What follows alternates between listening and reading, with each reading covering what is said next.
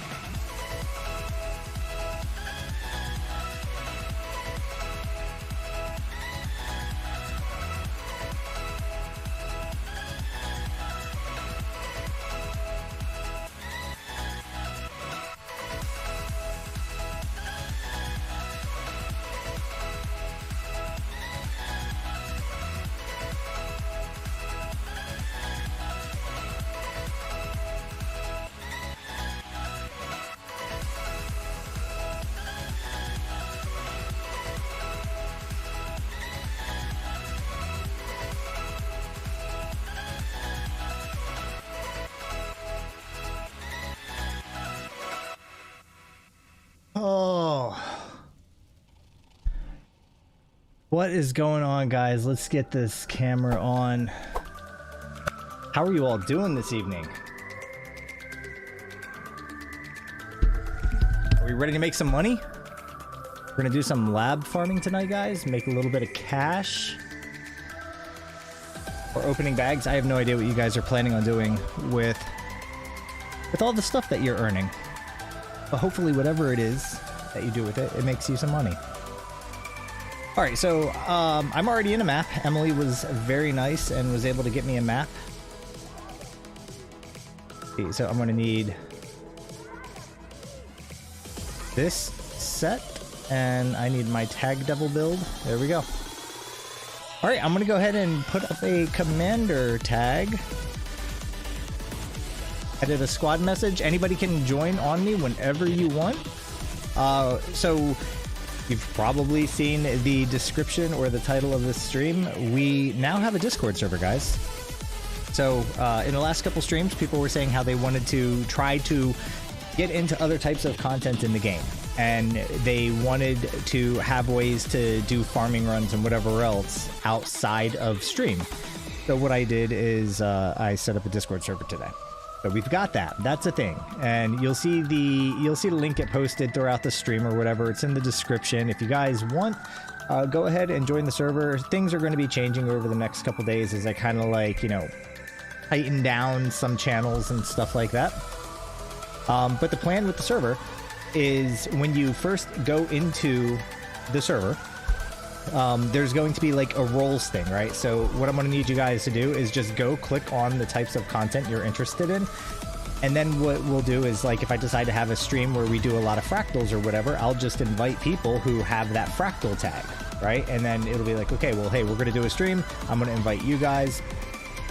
Yeah, so that's the way I have it set up now. The idea is I want to be able to give people an environment that is just kind of, you know, no judgment, but, you know, maybe little judgment, right? You know, like, I guess if we decide to try a raid or whatever, you're going to need to at least know how to play your class sufficiently well.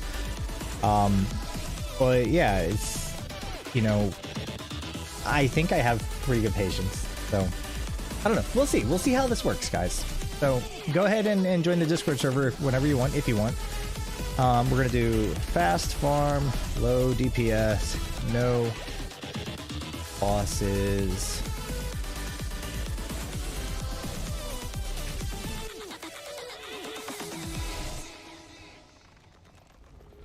God, I just heard a kid screaming upstairs.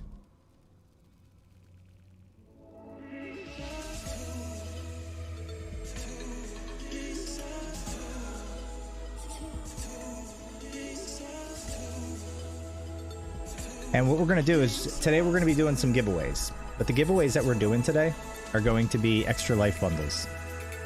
So here's what I need you guys to do. If you're watching the stream right now, make sure you go over to the little stream button and hit the like button. That will help push the stream to people. So we're going to be doing extra life bundle giveaways during breaks. So I might only be able to give away 2 of those or so today. But I'm going to be spacing the breaks out a little bit more.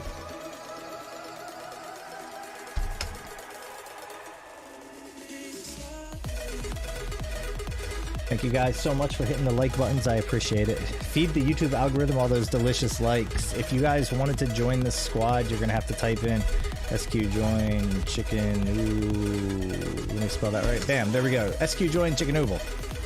There we go.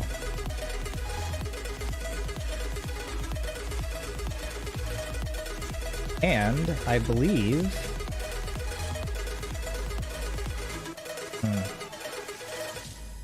there we go. We got a dorm. Nice. I'm seeing some regular people here. This is what I want, guys.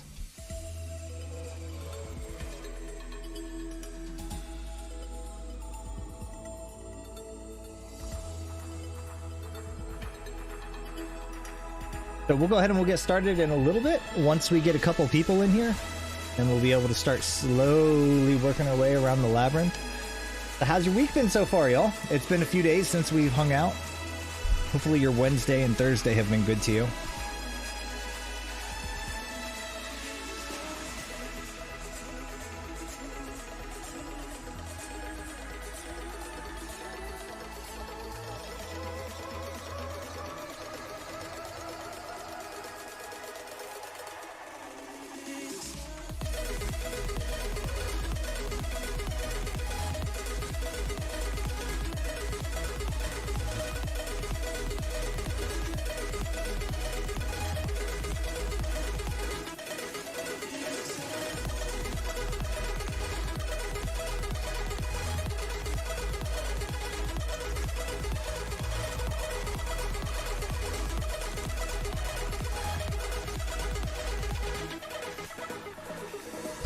Alrighty, there we go. Going to try to promote this to the map a little bit.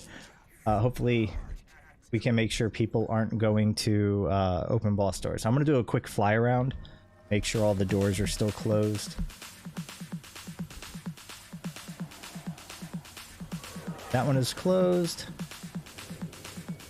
This count is open.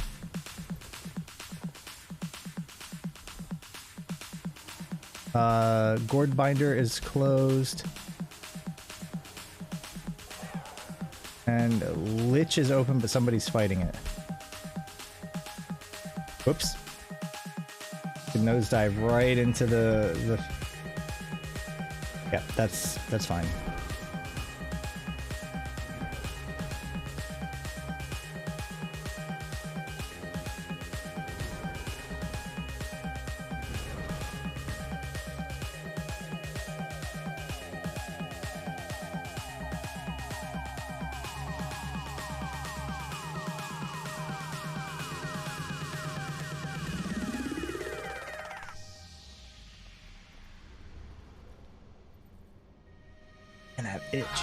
I itch. So what have you guys been up to? Somebody go ahead and talk to me.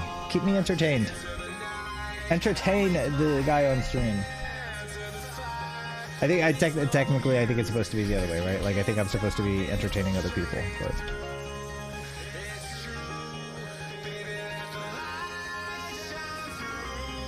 Alright, we're gonna try to do a mount race on the roller beetle. Let's go.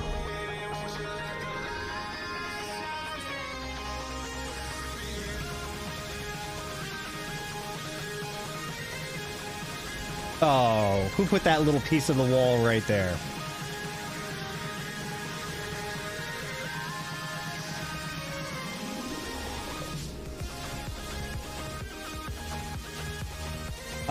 So going right up the mountain works, I suppose.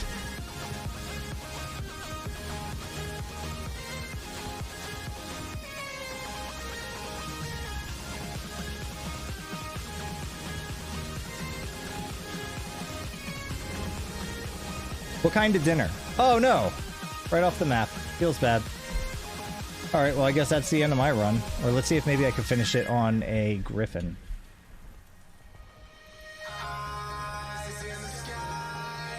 So what kind of food did you give him?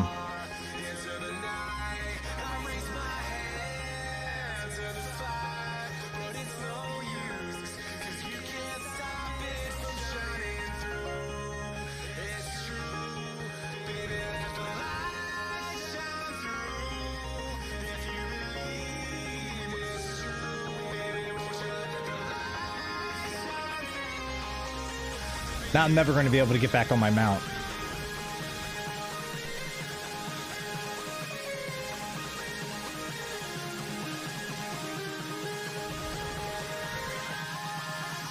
Man, I really would like to be able to get on my mount.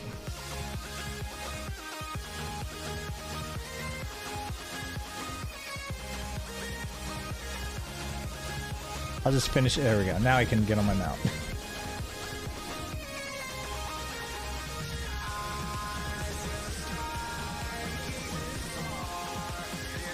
Did I miss a checkpoint?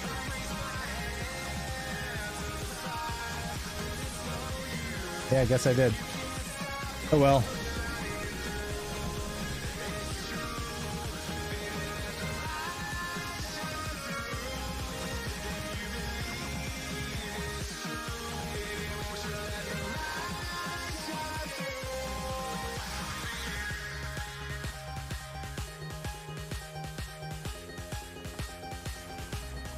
Yeah, you know, I haven't been able to actually complete the entire race on the roller beetle yet. I always have trouble around that one really tight hairpin turn right before you get to the gourd binder area, and then making that left once you pass the gourd binder door.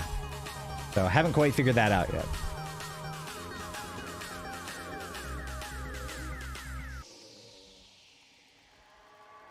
Alright, so Oliva delivered to her friends some filet Oscar. Well, that doesn't sound very nice. How did Oscar feel about that? Scalloped potatoes, roasted asparagus, and creme brulee. Sounds very fancy. Sounds very, very fancy. Hopefully it was good. Hopefully everybody enjoyed it.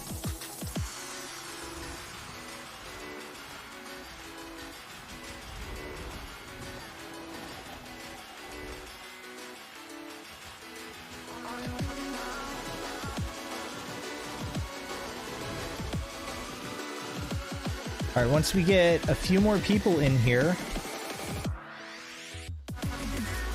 All right, what I'll do is I'll put us in looking for group.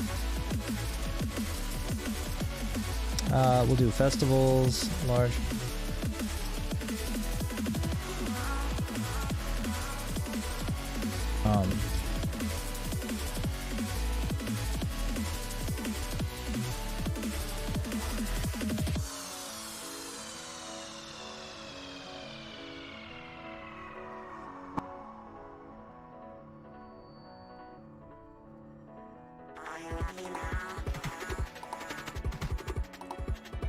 There we go.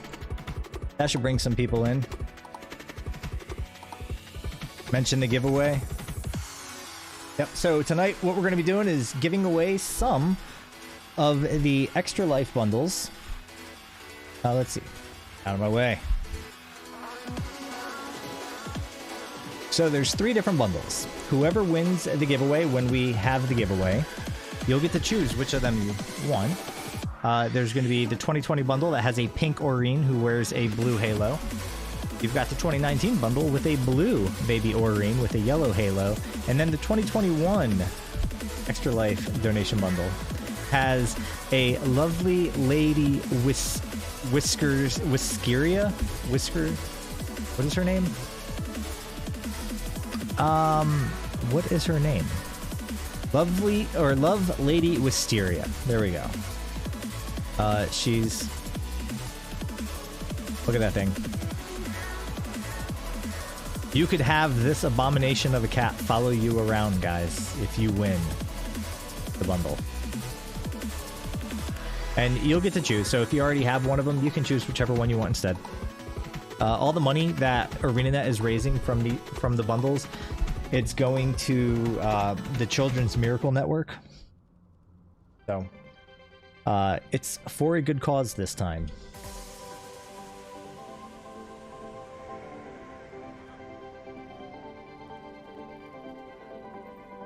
And if you haven't heard yet, we have a Discord server now, guys. So somewhere down in the description, there's a link to the Discord server. We're going to be using that to organize things to do on stream, right? Like, I think it would be fun to run fractals with you guys. I think it might be fun to attempt raids with you guys and stuff like that. So if you want to get in on that, go ahead and find that Discord link. It'll also be announced in the... Oh yeah, there you go. Good job. Good job, Nightbot. The Discord link will also show up in chat. So join up if y'all would like to join up, and we can do some other events other than farming the labyrinth.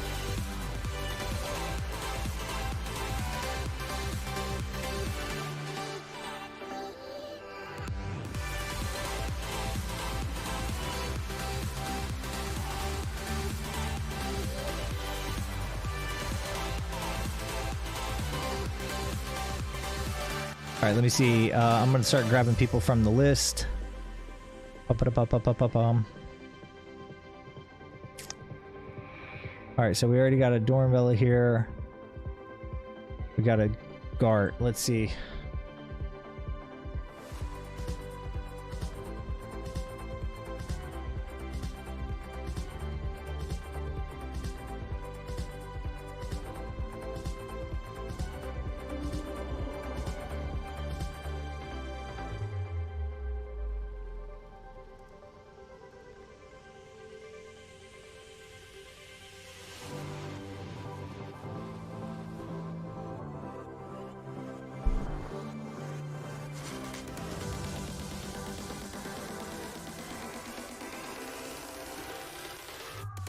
All right, cool. Gart's going to be joining us in a little bit. Looks like Serena is at the character select screen.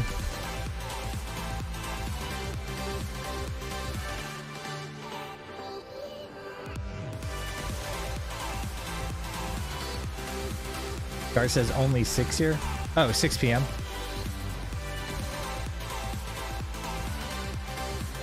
I guess that would put him on the West Coast.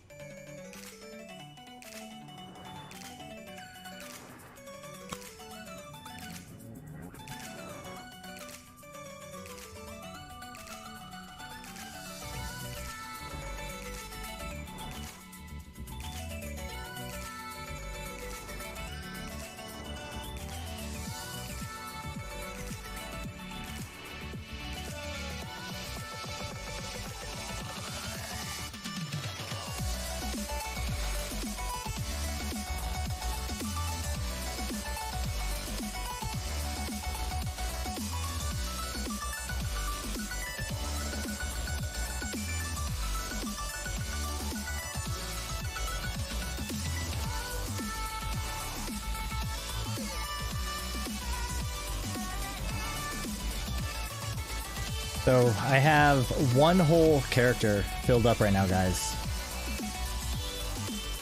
with bags. It's like 92 slots, bags, I think. Let's see, 92 times 150. Yeah, so that character alone has 23,000 bags, and then I've got several thousand more in the bank here. There's some... and there's some others elsewhere. I've been earning some too, doing some PvP in the evening, so... Yep, I'm almost to the goal of 30,000, and then we're going to open them all on stream, and it's going to be interesting. I have a feeling I'm going to lose a lot of money, but, you know, keep the hope alive.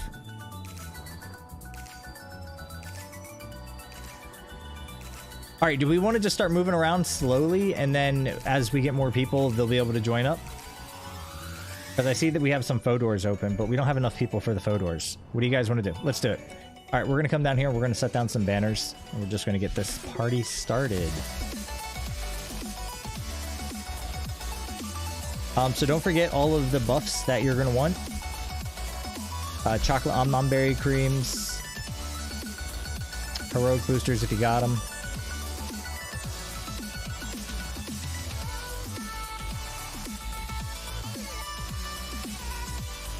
I need a couple Black Lion boosters. Where are my banners? Here's one, and here's the other.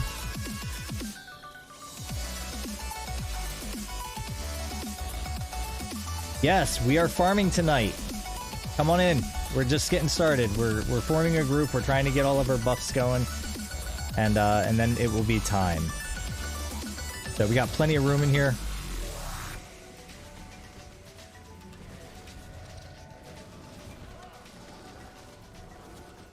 We also have a Discord server now. I put together a Discord server for us today, and that will let us organize other events with each other and do some other things on stream. Yep. So the link is somewhere. If you type in !Discord, you'll see the link. You guys can join up on that whenever you would like. I know some people were talking about wanting to get into Fractal, some people wanting to do strike missions and raids and all the rest, and I don't do strikes, I don't do raids, so I figure this will be a good chance for us to all figure it out together.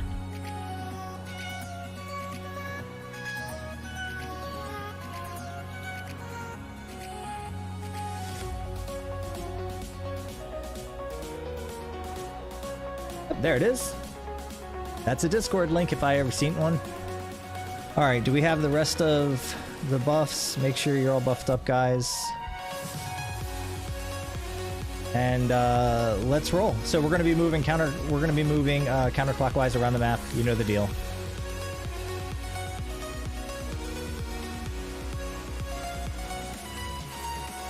Make sure you have good damage gear on.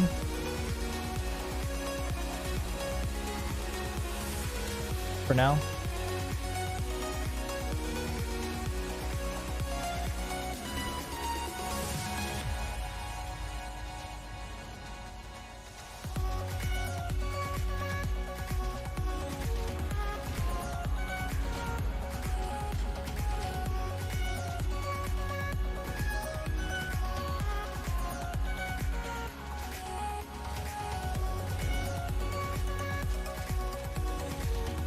We just need to make sure, because we don't have a full squad yet, we're going to have to just take our time and make sure everything's dying.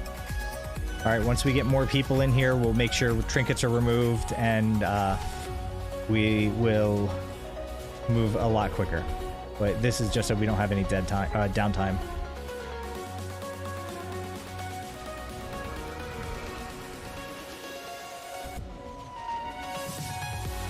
Alright, we're going to go out the western side over here. We're going to head down to Gourdbinder.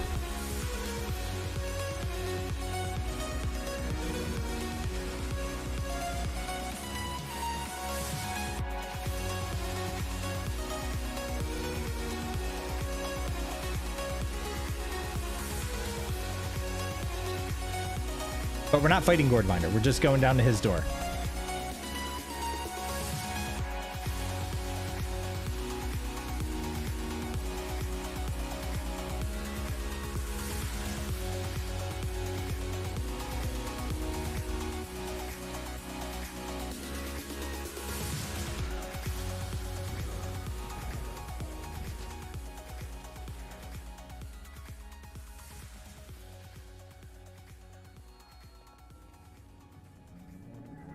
Nice. A Gourdbinder.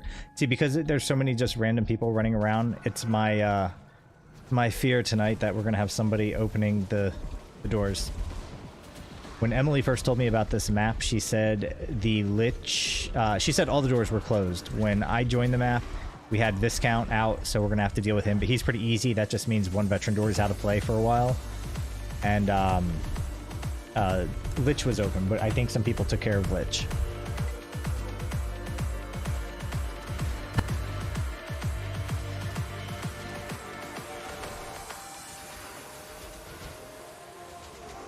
Lich is dead. Nice!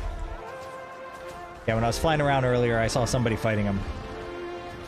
Love to hear it.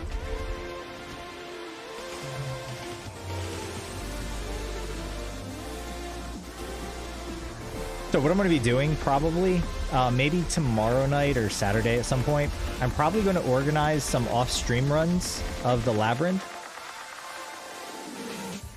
So I'll be posting that stuff in Discord when we do it. So if you guys are looking for a couple more Mad King farms during the off hours, find me in Discord. We'll be doing it on the Discord server.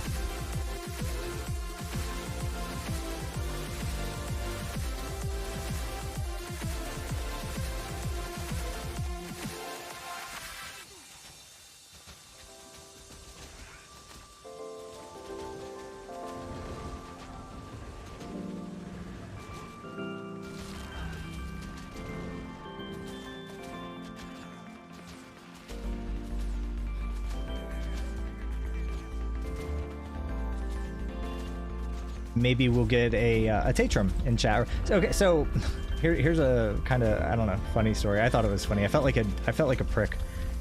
So remember how like last on Wednesday, Tatrum was helping us out. He was killing the bosses and doing all that stuff. And I said, let's send our guy some bags or whatever as a show of thanks.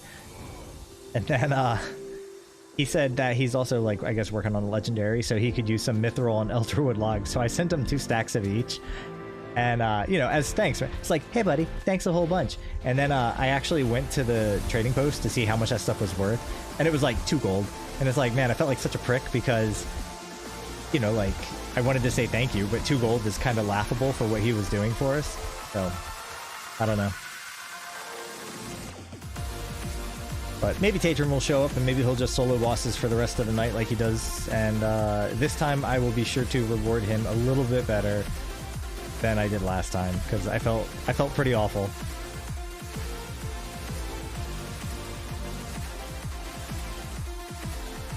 All right, looks like that faux door is closed, which is good.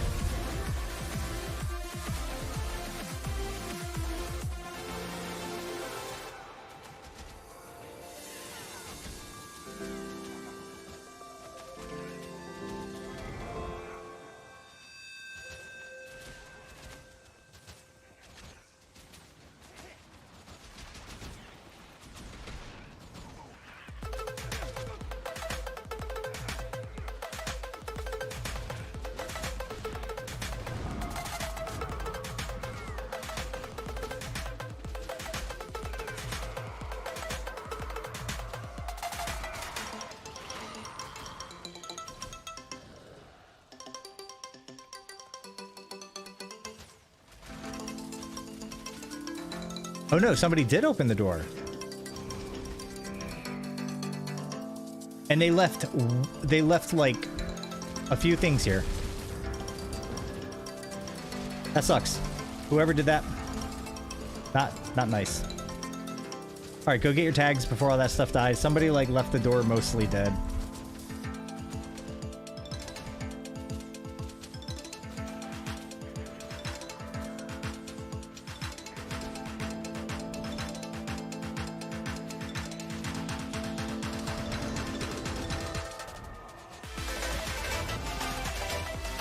I know it was a perfect map. You only find the best maps. I'm not mad at all. This is still a good map. I appreciate it. Thank you for finding it.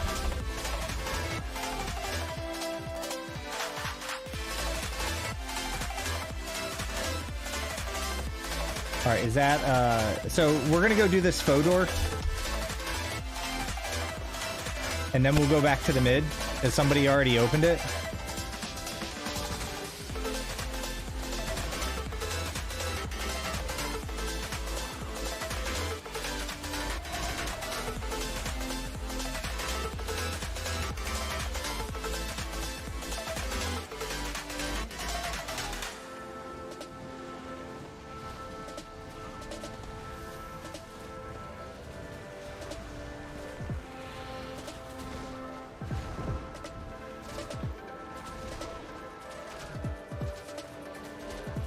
Let me see if I can just get them in here.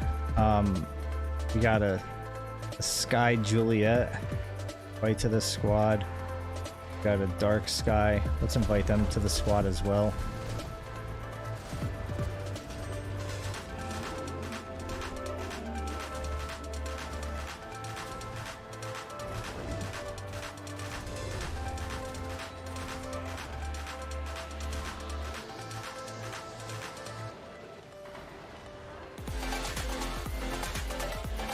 Oh wait, damn it, there's another door. Are they going to the door?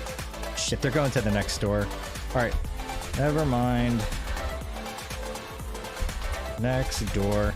So these two are gonna like really kind of... Well, it's not only that we need a couple more people, we need people to follow us.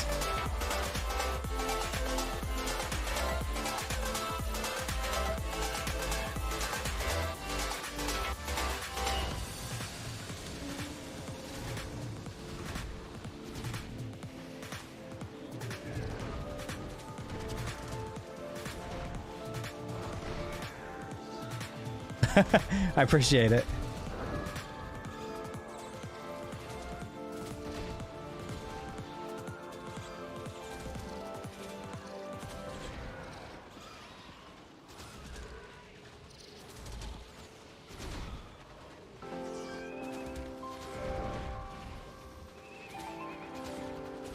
Ah, so frustrating. Come on, guys. Get in the squad.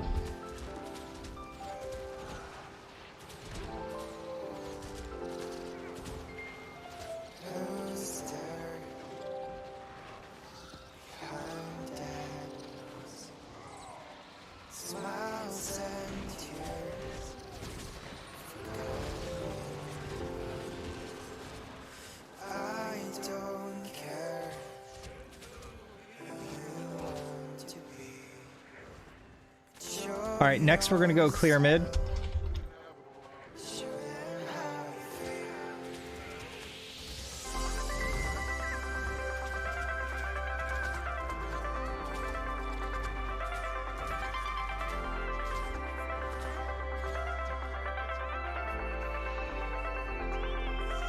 Are things dying? Yeah, it looks like things are dying pretty... They're dying. Doesn't look like they're dying quick. And as long as they're dying, that's okay.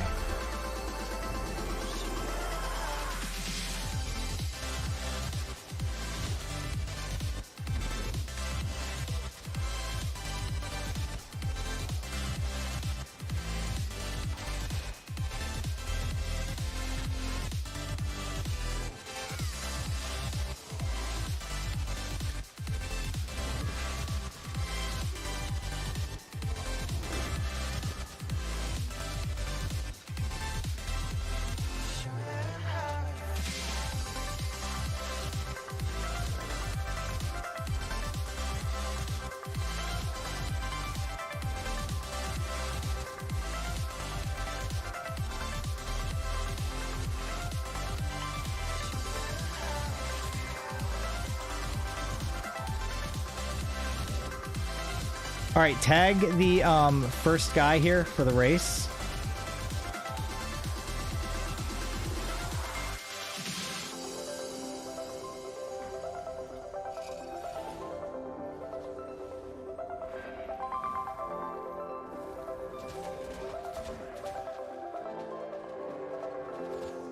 Nice, welcome to the Discord server. Hopefully we get to have some fun with it.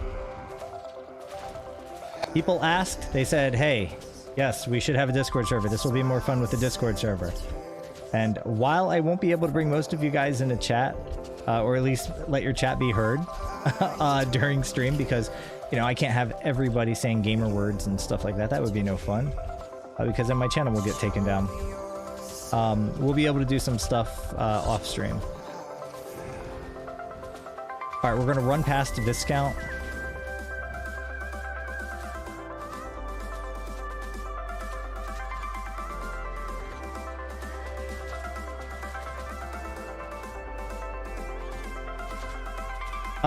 Where is Oliva?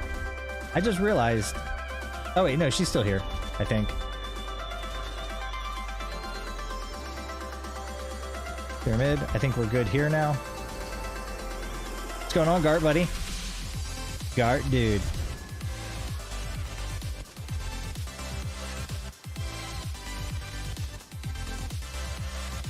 So tonight we're going to be doing some extra life bundle giveaways.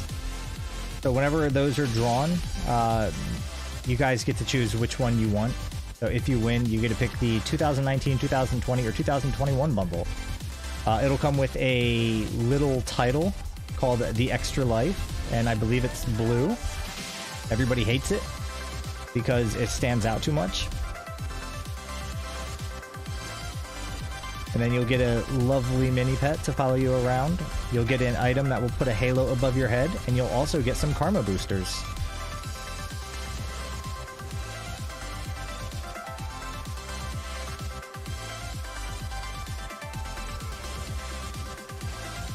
Don't forget to tag the banners as we run past. So Gart, what's for dinner, my man? Assuming you're a man.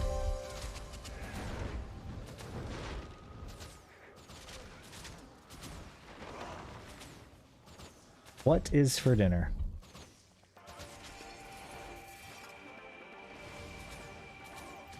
I had tacos. Chili, nice. So you said it was 6 where you're at, so that means you're on the West Coast, yeah? Are you in the South, where it's nice and toasty, or are you up north where it's nice and chilly?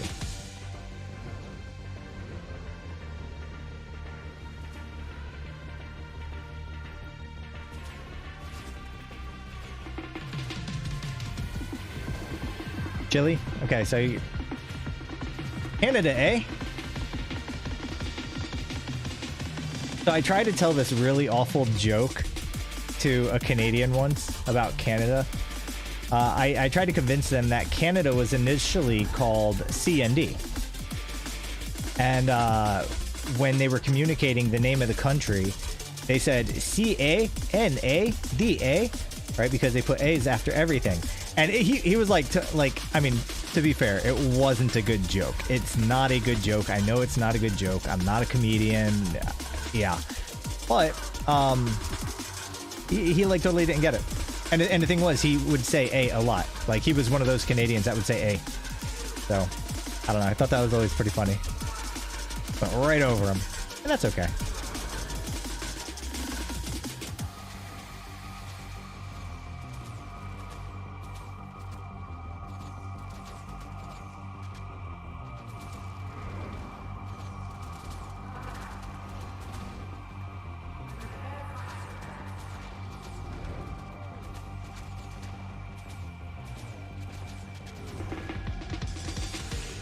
I don't know. I don't know many Canadians. I live in Virginia. We don't see many of those guys down here. My first idea of what a Canadian was from South Park, right? So if you guys remember Terrence and Phillip, they were Canadian, and they had like flappy heads. So as a kid, I just figured Canadians had like their heads cut off right here, and they just kind of like hobbled around.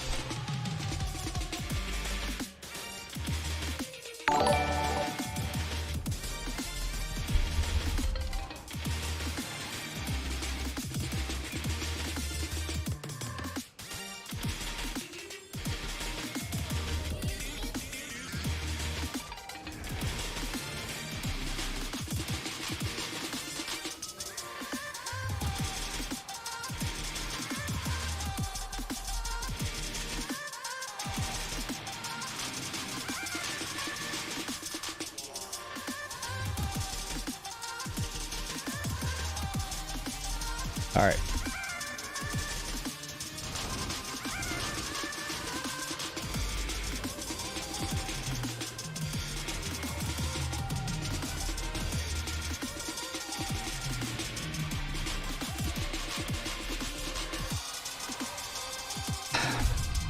Not killing Steve. Solo him if you want.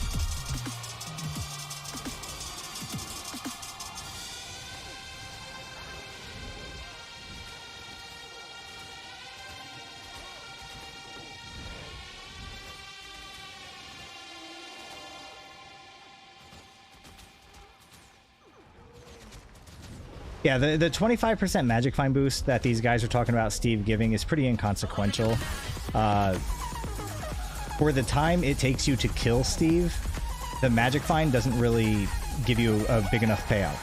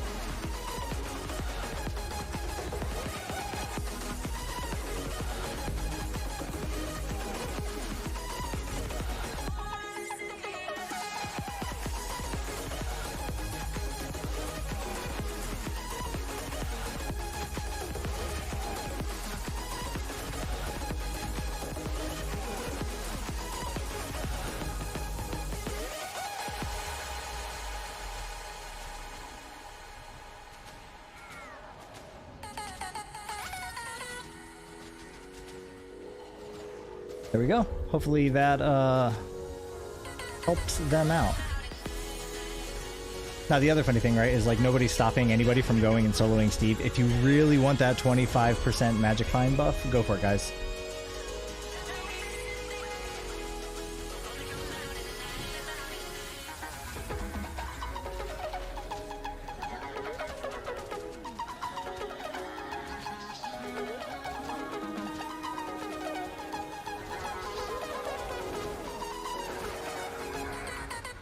Gartner said, if you can kill him, Thess, yes, but he's in light gear and will probably take too long. That's exactly right. It really comes down to, do you have the gear to actually kill Steve really, really, really, really, really quick?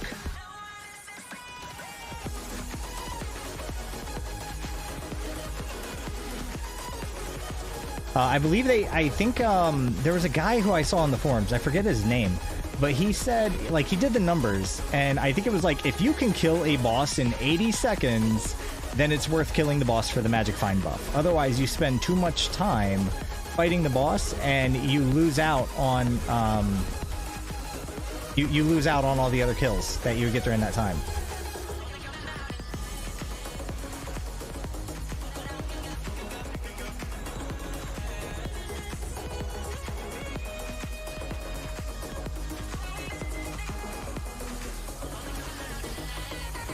But yeah, it's like 80 seconds to kill a boss is that's that's fast.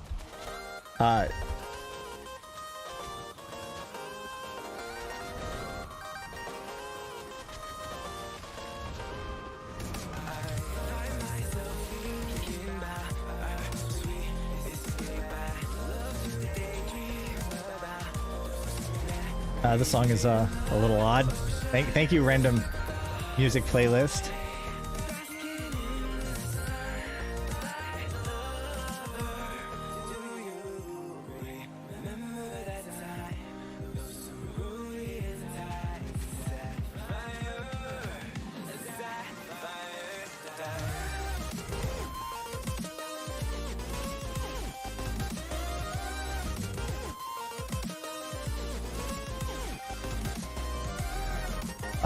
Tiago says, the efficiency here comes from running really fast and killing trash mid every 30 to 40 seconds. Yes, that is true. I believe so. Last year, I haven't actually done the. So last year, I was going to work on a video talking about like the most efficient route, and what I did in preparation of that video is I was following a squad of players around, and when they would clear mid, I would just hover like in the sky on my sky scale, and I was timing how long it would take for things to respawn. And I would take multiple, you know, like multiple recordings, and then I put all that stuff into some spreadsheet that I have somewhere. And I like broke the map up into 9 different sections, or no, 10 different sections. I had the middle, and then I had each of the corners, and then the northeast, south, and west side. And so I kind of had a general idea about how long it would take for things to respawn. And then I went through and I tried to figure out how many enemies were in each of those zones. And then from there, went to figure out, you know, like, okay, well, if you have the 30 or 40 enemies, it's somewhere like between 30 and 40 enemies in the middle. If you have them respawning every 80 seconds, then by not hitting the middle as often as you can, you actually lose out on hundreds of kills per hour. It was too much work just to get to the answer of, yes, go to the middle as often as possible. All this data and analytics is making it hot in here. I love it. Tina says, I now understand why you're a software engineer. Yeah, well, the funny thing is I'm not really good with numbers, but analyzing problems is, you know, something I try to do. Right, like I used to be good at theory crafting builds and stuff because I would look at efficiency and stuff, but in this game I just feel like there's too many variables. Like in World of Warcraft it was pretty easy because you had your best in slot gear. And, you know, so you get your best in slot gear, and then it was like, okay, well, this is the most efficient build. And there was no debate. But this game, there's just way too many variables, way too many different ways to play, you know. So I don't theory craft in this game. It's too much work. I'll leave that to Valen and Teapot and all those other guys. I go to meta battle and I'm like, what's gonna work here? Now, apparently, I was told recently that meta battle is a clear mid. I was told meta battle is actually out of date on several things.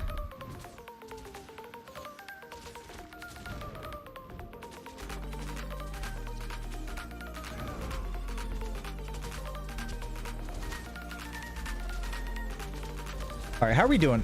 Stuff is dying, right? Yeah, it looks like we're doing good. Okay.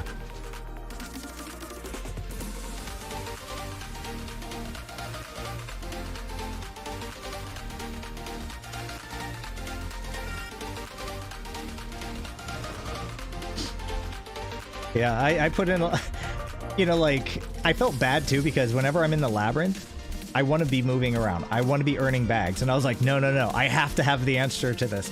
So I spent a long time just following squads around, you know, hours. The other thing, the other thing I tried to figure out was exactly what was the respawn timer for doors.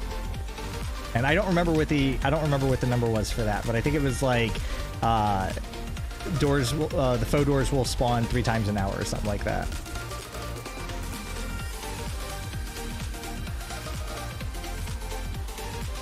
What the hell's the, oh, here it is.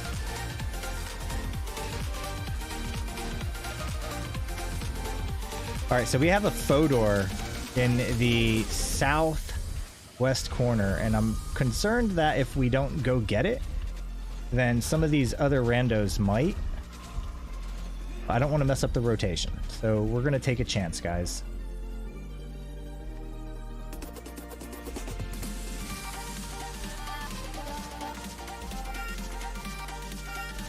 We don't have any other veteran doors, so we should be able to get over there within the next 3 minutes.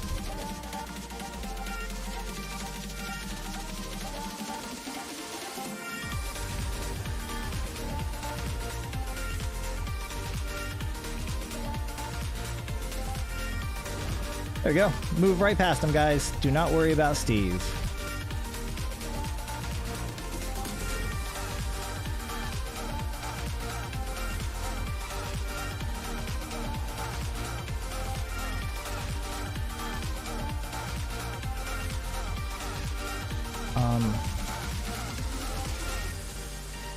All right, let's slow down a little bit because some of this stuff is not dying. So Steve is going to run with us for a minute. Actually, you know what? We have those 2 ET people here. Maybe they'll be our sacrificial Steve distractions. So keep moving.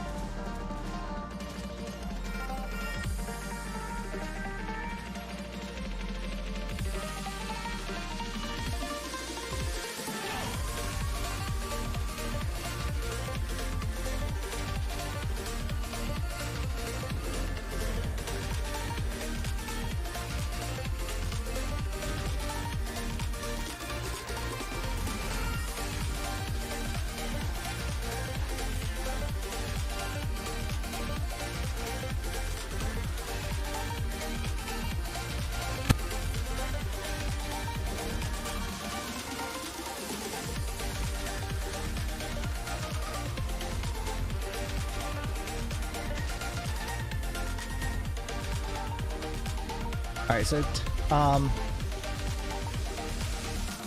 with their eyes, Gart. I would suspect it's with their eyes. So Gart asked, he's curious how everybody else in chat watches the stream. That's what I'm going with. Or Braille, right? Like, we have a couple blind people watching.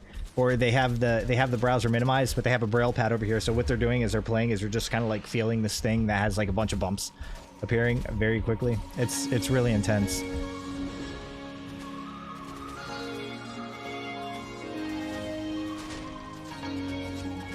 A long time ago, when I was in middle school, we had a project.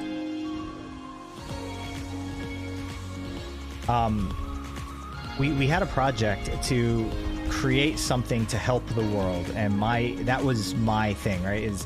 It looked like a light bright that had a bunch of pegs on it. Okay, so you remember those things where if you stick your hand under it and it has like all the pins that come down, and then like the pins will create this relief map looking thing of your hand? The idea was something like that. Except there was a camera on the backside, so it would look at something, and then I have no idea. Like, I was in middle school. I don't understand how that stuff would actually work, but the idea was it would create a 3D impression of a scene, so a blind person could just kind of like feel their way through it. And we thought that was, like, we thought it was a cool idea, and we're kids, and we're like, yeah, there's no way in hell anybody would ever be able to invent something like this. So it was just an idea that we had thought of. And I have no idea if it was even a thing at the time. And, I didn't have the internet. That wasn't around when I was a kid.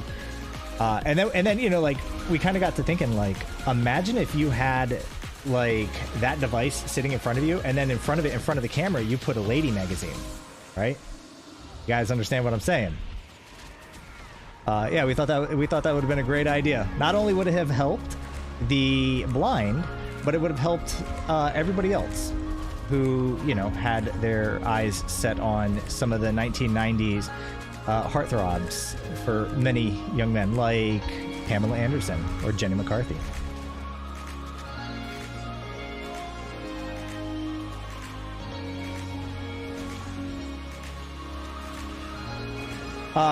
Gartner says, do you have a 2-monitor setup? If not, what do you do?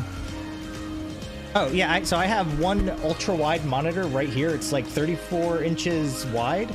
And then up above it, I have a 22-inch monitor up top. Or 22? 24, maybe. I don't know.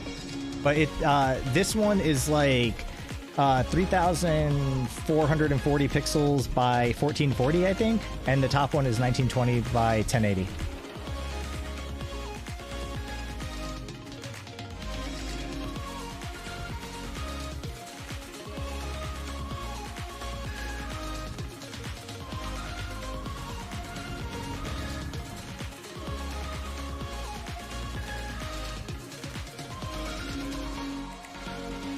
So the Great Dark Asura, the guy who is complaining about not killing Steve, I think is complaining that we're not opening the doors fast enough, like that somebody might come in and bot that.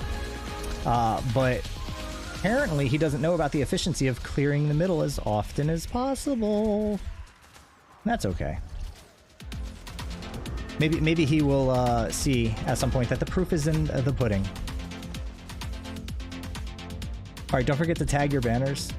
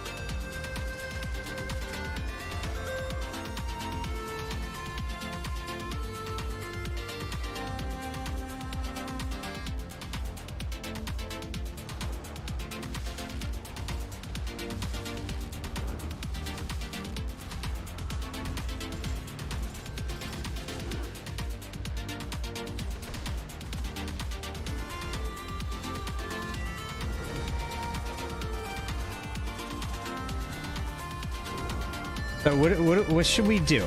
Okay, so here's We have 2 faux doors next. And we have 2 people who aren't in squad who are kind of like just doing their own thing. Do we risk it and clear mid and let them open a door, or should we get both doors? That's the question that I have for you guys. What do you think? What do we want to try? Ordinarily, I would be clearing mid. You want to do mid? We'll take our chances.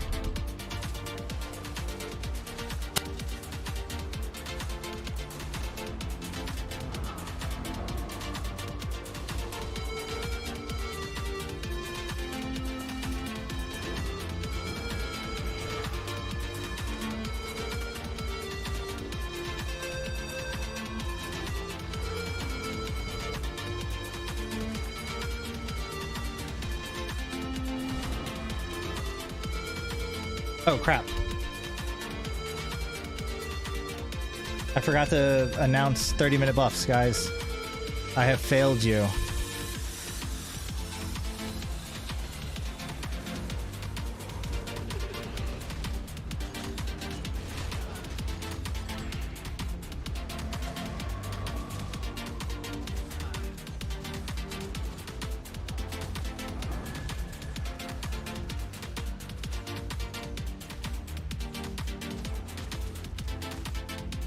All right, let's keep moving.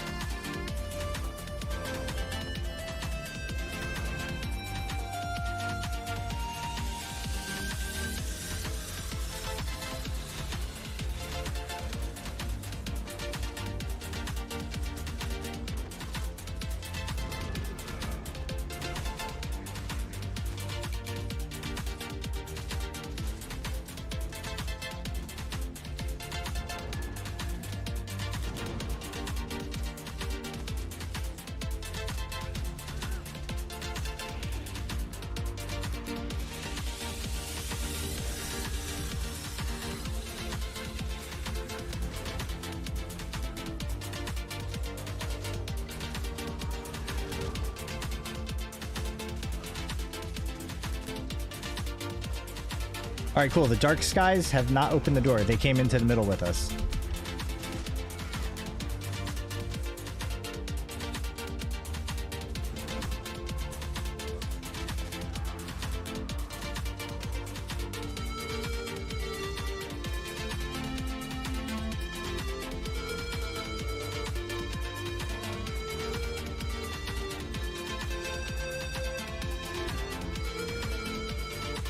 Nice. So it looks like we have, it looks like those 2 sky people are actually working with us.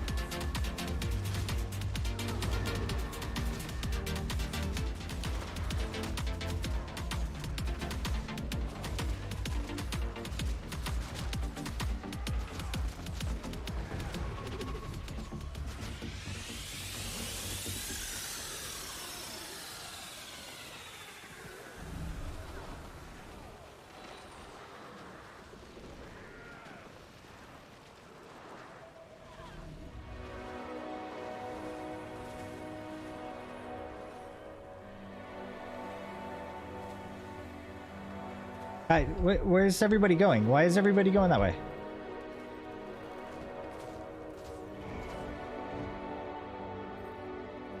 It looks like people went to the next door. All right, that's fine.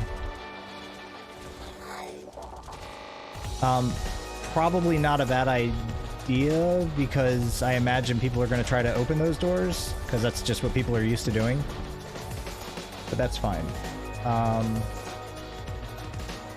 Whoever's in the northeast corner, are the doors, is that faux door still closed? Skila, what's up?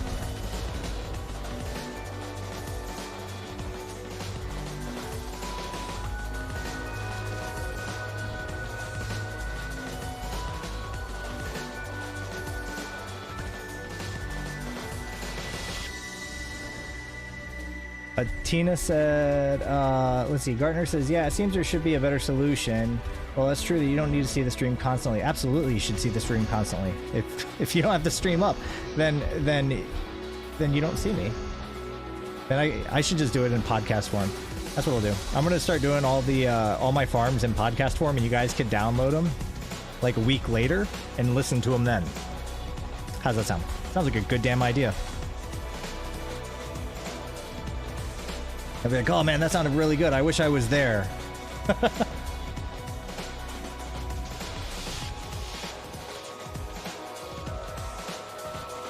Oh god, man. You know, despite not having everybody in the squad, people are being really good about doors. And that's good. I like to see that.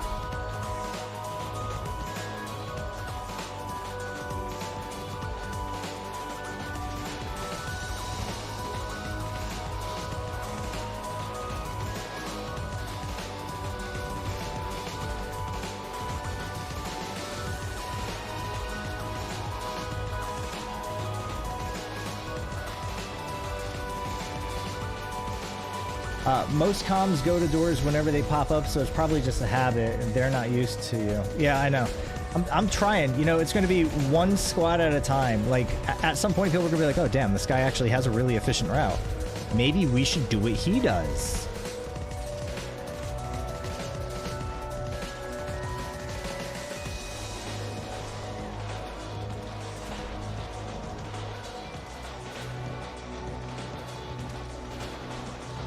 I'm feeling out of it tonight, guys. I should probably drink more water.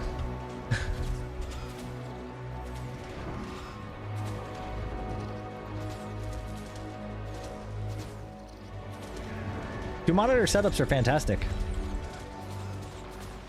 If you have the desk space and if you have a computer that can run two monitors, and if you can afford it, two monitors are great. Three are better. I think 4 is getting a little ridiculous, though. Go mid.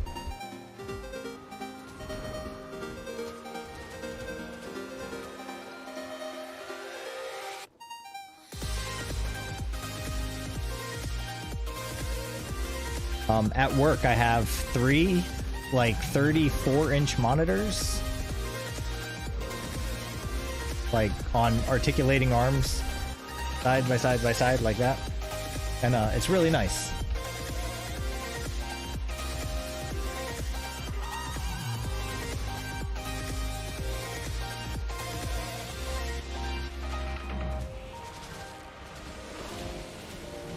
And then for the video editing and stuff like that, I ended up getting the a curved ultra wide, because my desk sits in the corner of a room, and I face the corner because I've been bad. Yeah, so the monitor is curved, so it kind of like nicely curves with the wall. And when I'm working on videos, right, because video timelines are really wide, so it helps to have a really wide monitor.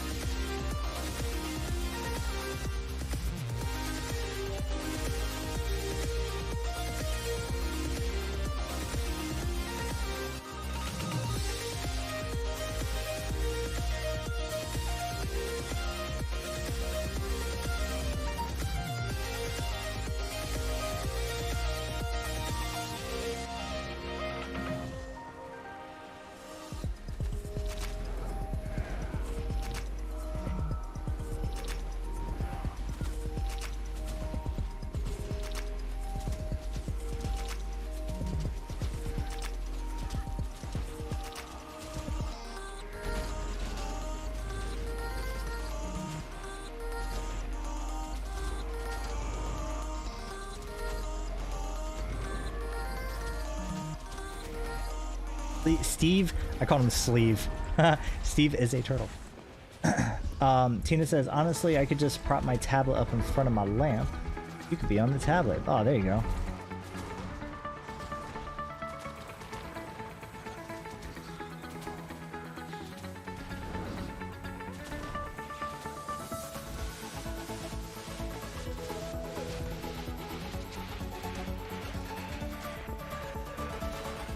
There we go. Let's keep it moving. Aliva, how long have we been doing this? I don't feel like I'm getting a crap ton of bags. Am I?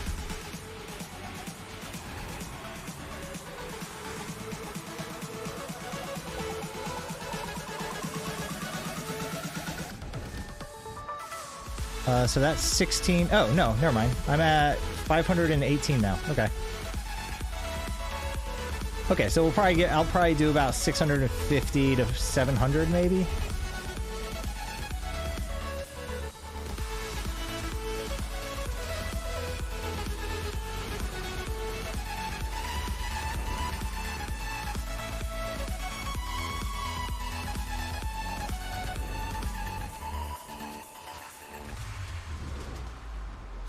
I love having timekeepers.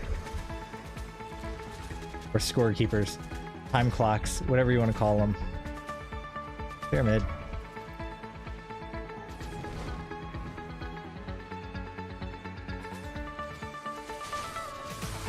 Oh no, your game crashed. Hopefully you can get back into the map.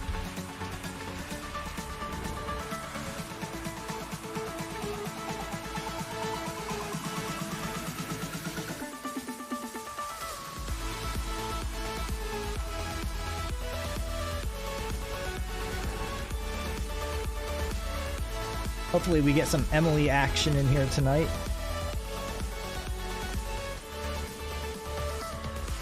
Oh, you're using the farming tracker?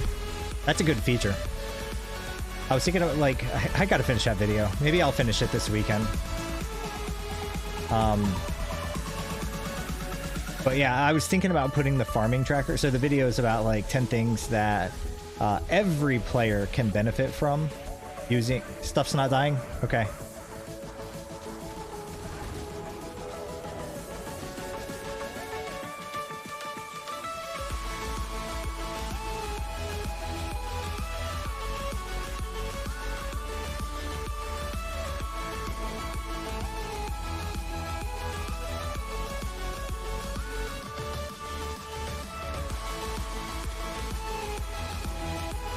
Why are people dying?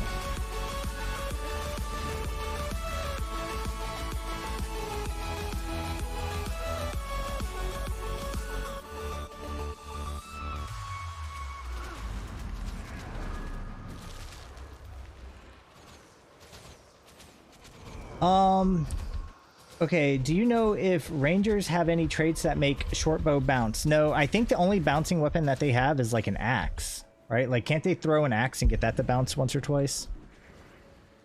But it has like a 900 range.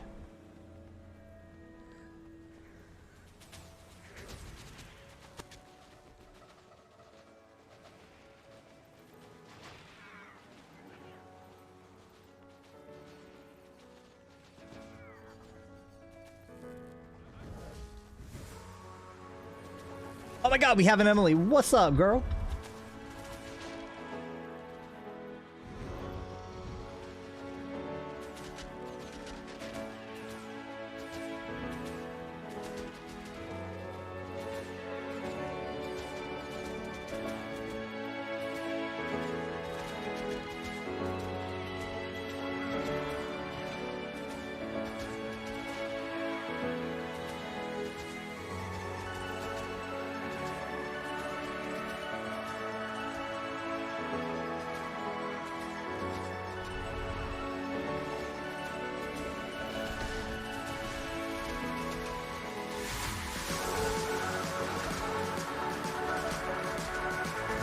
But yeah, for the people who are here and haven't yet seen the message down in chat, we have a Discord server now, guys.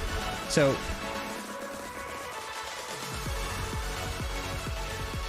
probably for another...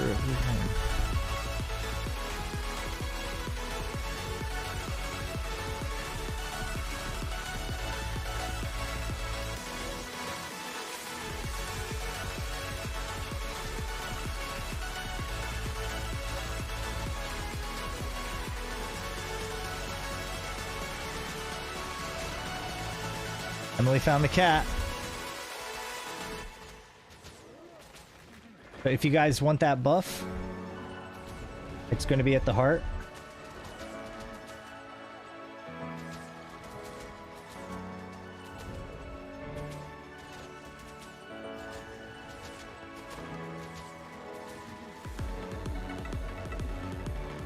Don't worry about the dead. Just keep moving into the mid.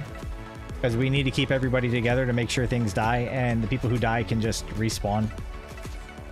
Oh no, Emily. I'm sorry. Where the hell are you? There you are. Appoint lieutenant. There we go. Now you can make all the hearts you want.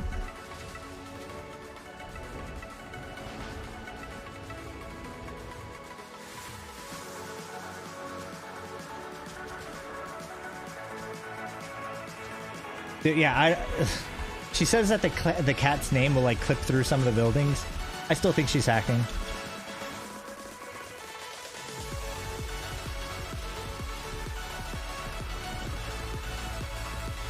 But yeah, anyways, like I was saying, we have a Discord server now, guys. So what we're gonna do is, for streams, I know some people wanted to get into strike missions, some people wanted to get into raids.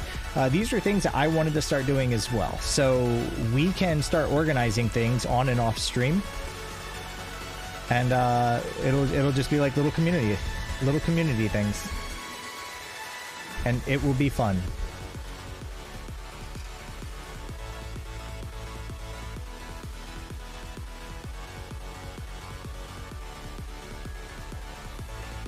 If you don't see the link, I go to smoke a ball. All right, have fun. So if you ever need the Discord link, it's going to be down in the description. It's also going to be, if you just type !! Discord in chat, it should show up.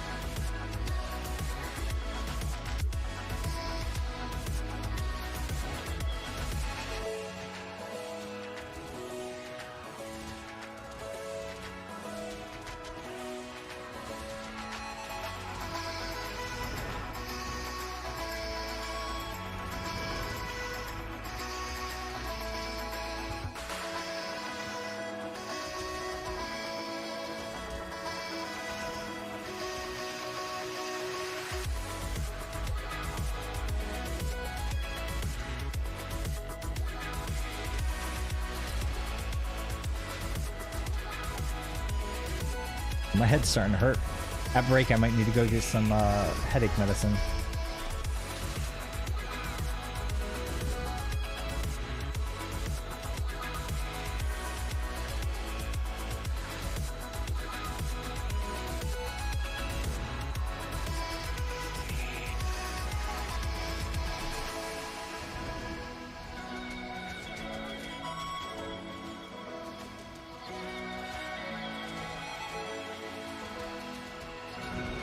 Emily says, is Diet Dr. Pepper your headache medicine? No, I have one of those right here. The thing is, I haven't been drinking it.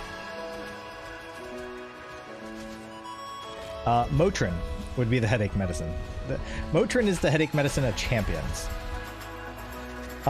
Because it's neat, right? It's kind of like, if you have a headache, you could take 2. If you have a really bad headache, you could take 4. If you got a really bad headache, you could just take 6.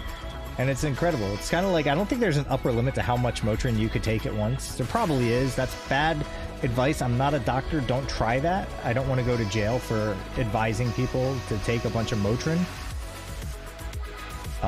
Your blood would probably just turn to water, because I believe Motrin acts as a... I think Motrin thins your blood, right? So when you have... When you have a headache, what happens is your blood, because you're dehydrated, I guess, your blood turns to like maple syrup, and it gets really thick. So, you know, it's trying to, your heart's trying its hardest to pump blood around your body, but when you have maple syrup in the brain, it just hurts. So you have to do something to thin all that stuff out. Emily said don't take more than 4. Okay, I won't. Emily's a doctor. Actually, she's not, but she seems to be a pretty reasonable person who makes good decisions in life, so I'll listen to her.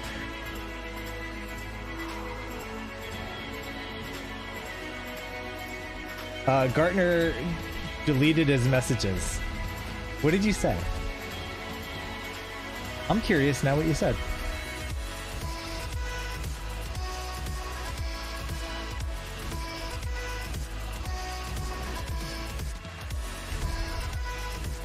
Emily is she's actually not a doctor. She is a cat finder.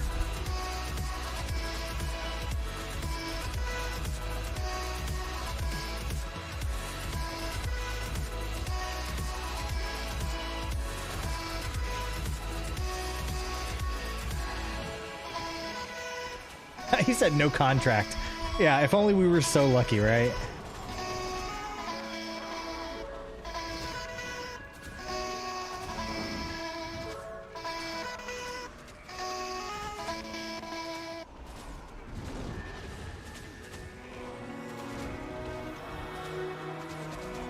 All right, Steve telegraphs are easy. Just dodge to the side.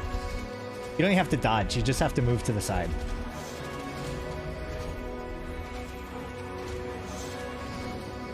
Stay focused on the door.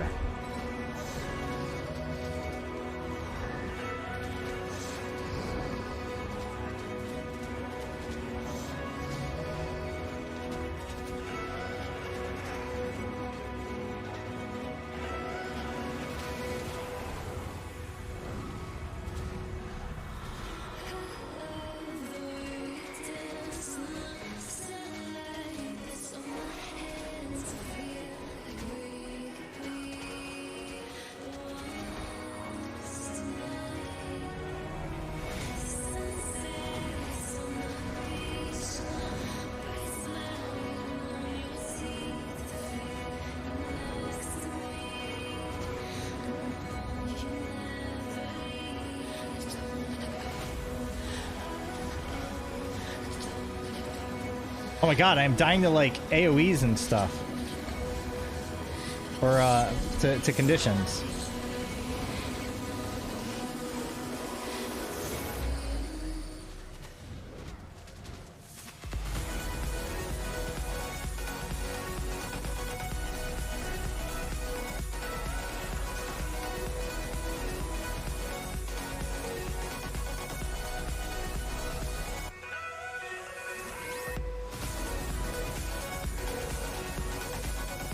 Wow, I'm down to 53 health, guys.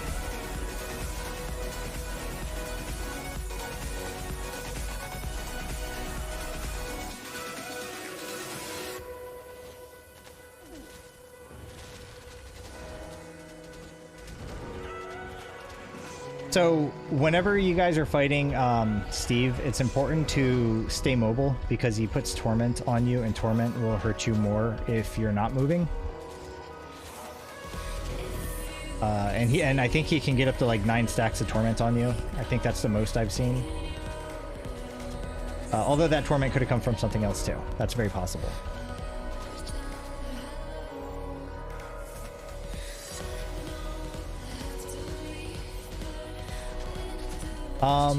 So Tina says, I imagine Emily as a cat lady with like 10 cats at home and picks up cats on her mantle, probably one in her lap and one on her shoulder right now. Yeah, I don't know. I mean, the thing is, she's not crazy, right? Like, she's not the crazy cat lady. She's actually a really nice person, so. Yeah, we don't have a Steve here, so let's go.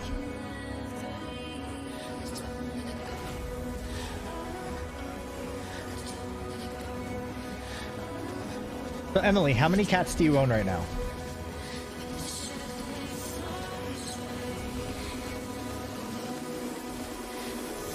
So, can I tell them why you have cats? Like, is that okay?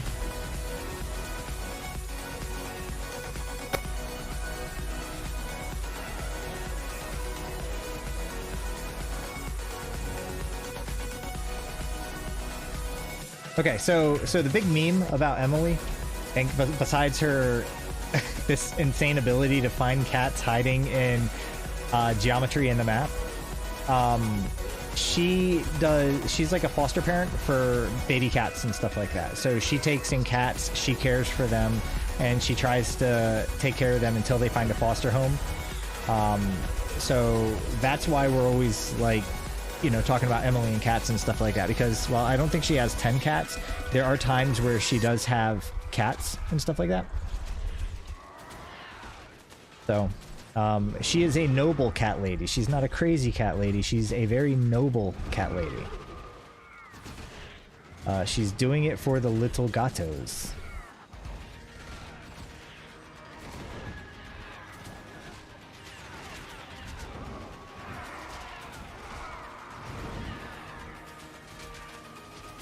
Anybody who's willing to take in something and care for it when they don't have to, you know, that's a pretty cool thing. So she's the noble cat lady. There we go. Tina says she has much practice finding kittens. That's probably exactly right. Emily be like, it's time to feed the cats or whatever, and then, you know, she just like walks down the hallway and she sees the cat's name sticking out through a closet door, and she's like, oh, the cat's in the closet. And that's where she developed that skill, is by seeing the cat's names above their head. All right, guys, remember, keep moving, keep moving, keep moving.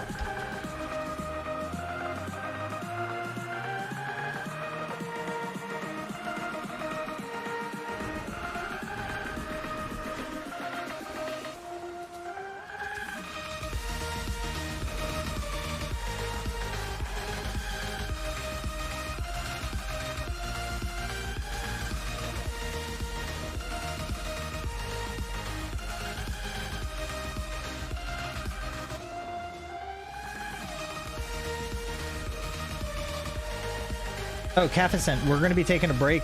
Well, you know, I'm actually going to stretch the breaks out. We'll go another 30 minutes, but I'm curious to see what people are getting for their bags per hour. So if you've been here since the beginning, we started 57 minutes ago. So in 3 minutes, if you could let me know how many bags per hour you received.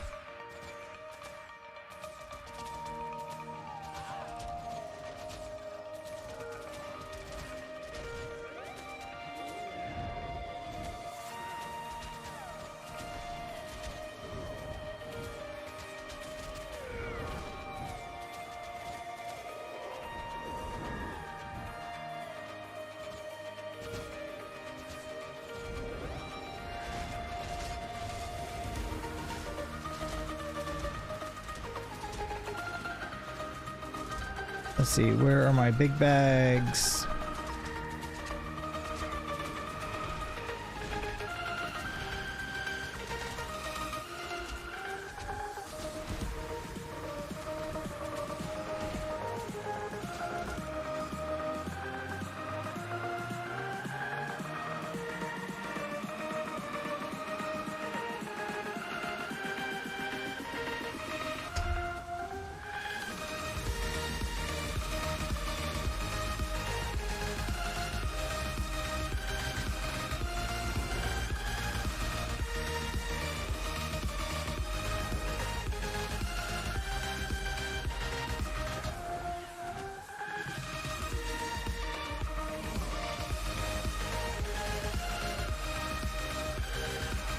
Eight bags just started.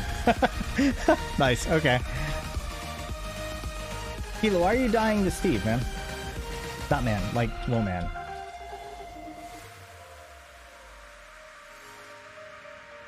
Jeez, what am I doing? I have action cam turned on and I'm getting all twisted up.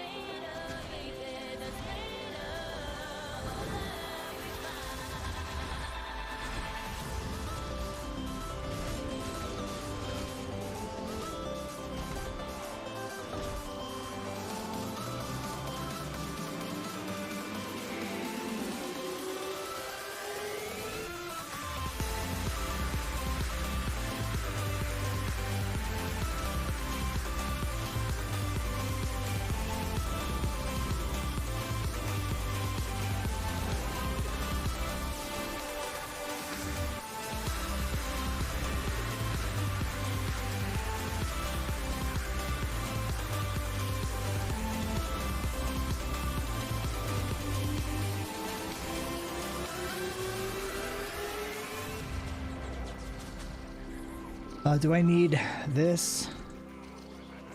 Oh, I think I already have that buff.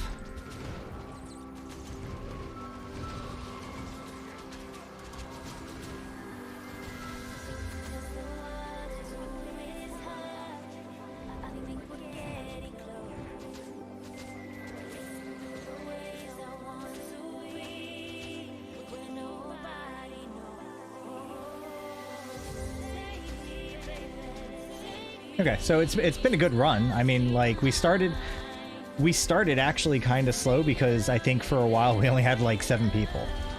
But now that we got a big squad, I bet you if I had a full squad from the start, then this would have been totally an 800 bag hour.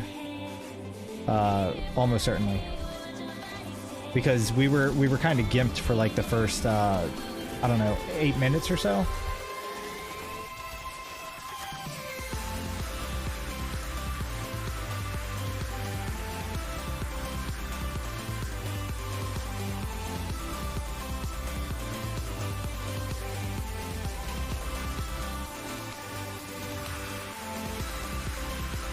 Alright. Well, it seems like people are getting bags though, and that's all I'm looking to make sure is people are getting bags.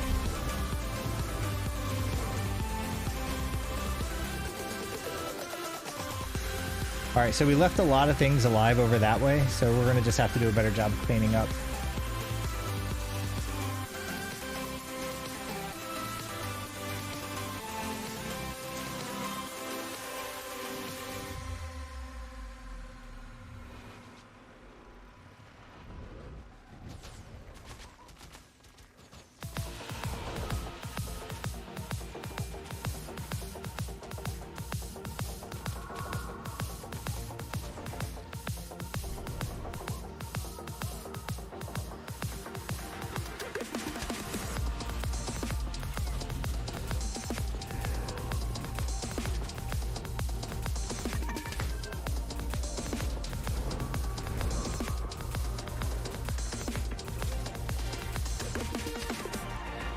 Oops, I think I just dodged right into Steve.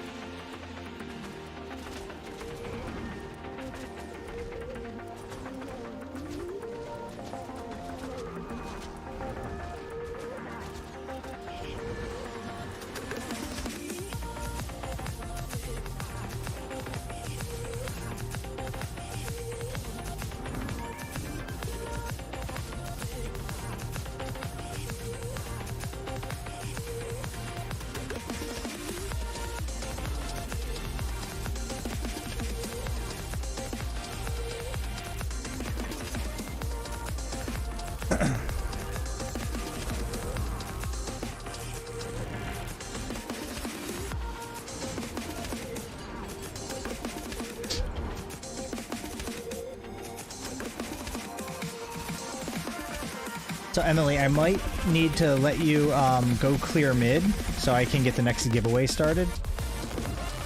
So after this door, I'm going to appoint you as squad leader so everybody will follow you. And I'm just going to go like yeet myself off the side of the map.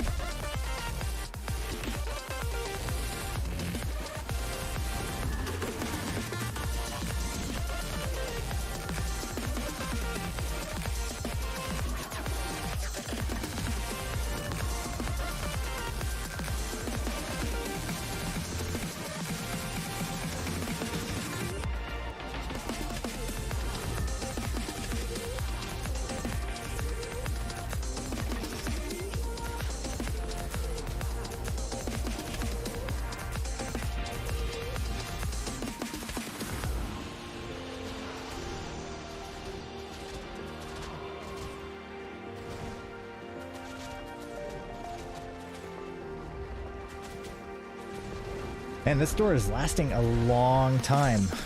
All right, Emily, you have been appointed.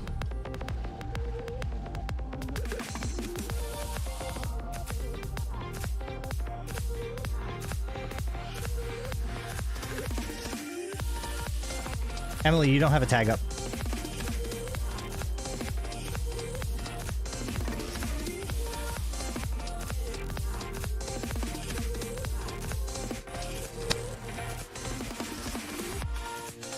me see. Nightbot. So we're going to get a giveaway going.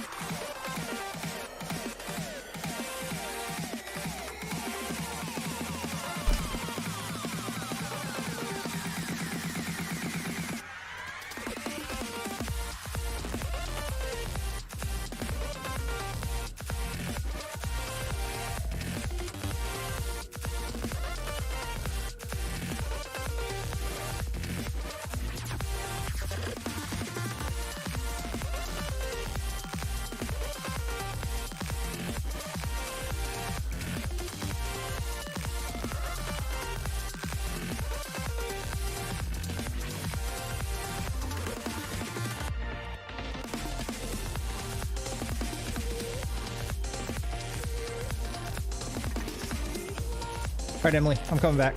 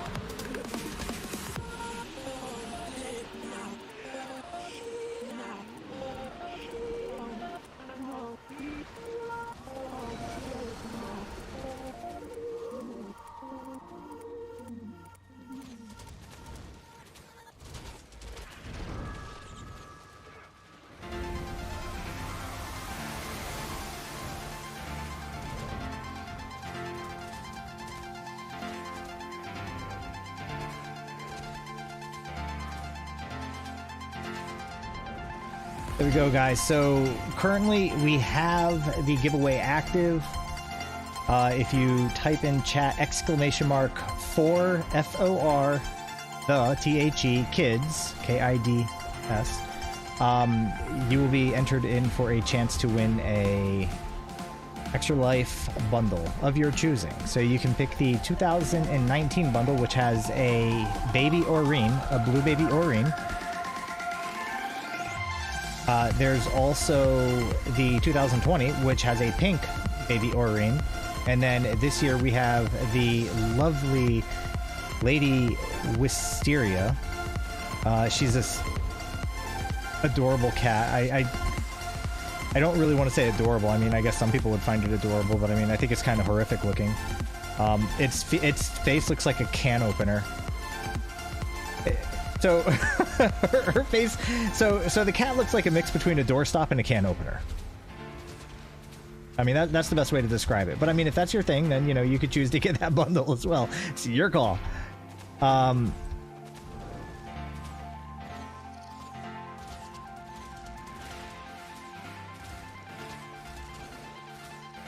So Tiago said, that vet door with the candy giant, can we open it and tag and let the giant kill them all? I don't know if that would work. I really don't know if that would work. I mean, it might work.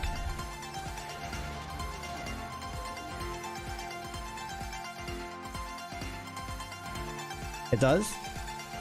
All right, we'll try to remember to do that on the next pass, okay? Next time we go back there, let me know. I've never even thought to do that, guys. So that's, I mean, do you get, so is the idea that the door closes and you get loot for the door closing? Not necessarily any loot from the mobs, because you're kind of far away from them, right? So I don't think you would be able to auto-late that stuff. All right, so I see some For the Kids in chat. Good to see, good to see. Gart said that face is a crime against humanity. I hope like hell you're talking about the cat and not mine. Because you're gonna make me cry, man.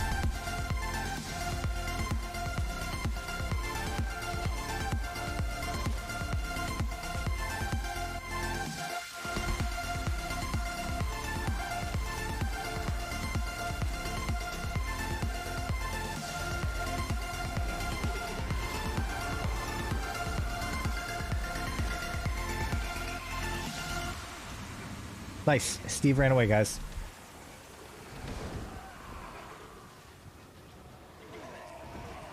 Yeah, we'll give it a try. I'm down with trying that.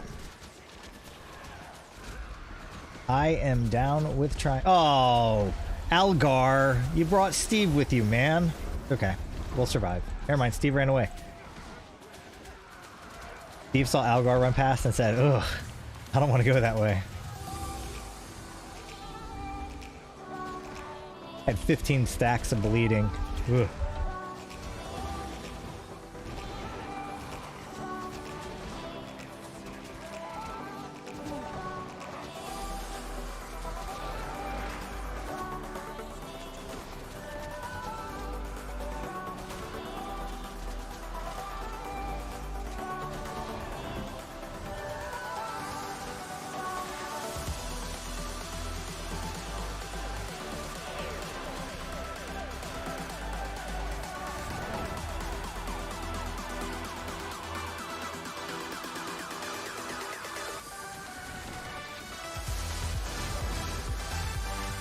And if you guys are new to the channel, just to give you a little bit of information about myself, my name is Chicken Noodle, guys. I am a small-time YouTube channel and small-time content creator on the platform. I make Guild Wars 2 content. I try to make stuff that is primarily for new players or casual players. I think the game does a really bad job of explaining things to players, and I think if people understood more about the game, then they would probably enjoy it more. So when I make videos, I try to make sure that I either have a video that covers a more basic topic that I'll have to reference in the next video, or that the video doesn't assume much about your prior experience and just kind of starts from the very basics and builds up from there. So if you know anybody who would benefit from something like that, I try to not speak at too fast of a cadence. I don't really put a lot of jokes in the videos because, I don't know, people, I've been told, get distracted by jokes. So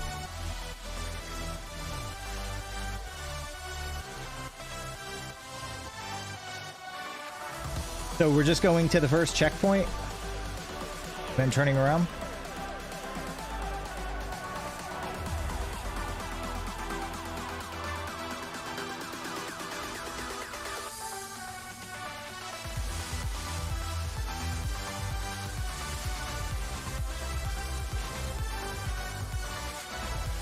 Yeah, I think a lot of people got confused on that one because I just said tag race and I saw everybody started going around that other corridor. So I stream on Tuesdays and Thursdays. So if you enjoy this stream, stop by on Tuesdays and Thursdays. I just set up a Discord channel today, so that's getting posted somewhere. That's getting posted somewhere in the description and also in chat from time to time. You can also type in !Discord to join the server. What we're going to be using the server for is organizing things off stream. The Labyrinth farm is a pretty easy thing to do on stream and get a lot of people in on it because I have 25 people that I can bring along with me. But I'm going to want to start organizing raids. I'm not a raider, and I would love to start figuring out how to do raids and take a relatively new, inexperienced group into raids as well. I think that could either be an interesting experience or a total failure and a colossal shit show. So we will see how that goes.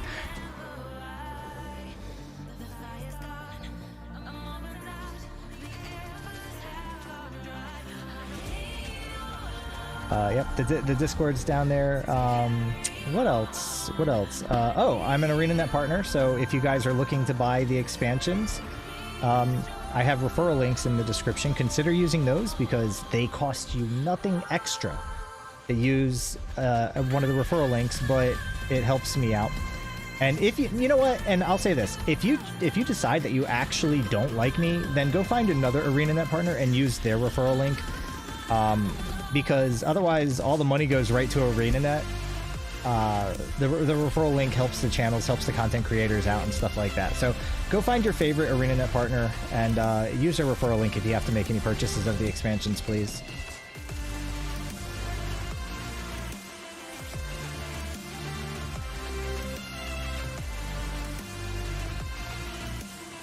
And when you join the Discord server, there's a thing called like roles, I think, like roles and interests or whatever.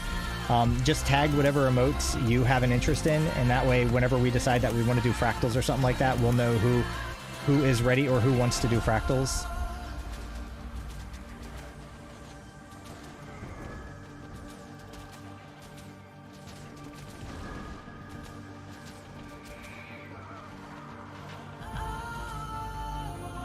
Fractals. I'm almost to level 100 in fractals, guys.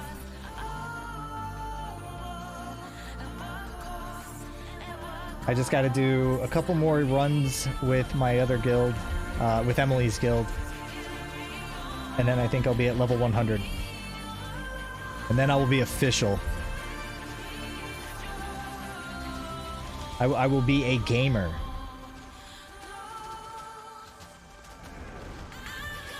I'll only be able to do tier 4 fractals on a heal brand right now. I've got to work on another set of I need to work on another set of ascended gear soon. I just don't know who I like. What do you think, Emily? The Scourge? Shut your face. She said such a pro. Whatever.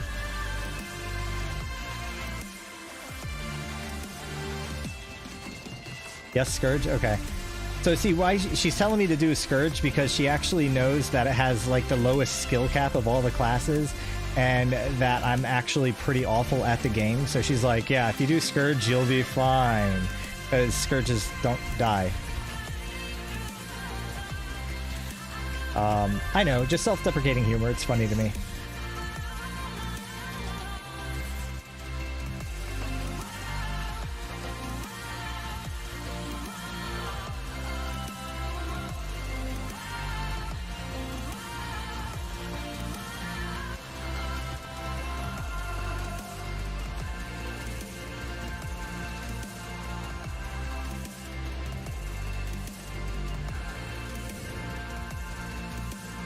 All right, let's see how this works. So we opened up the veteran door.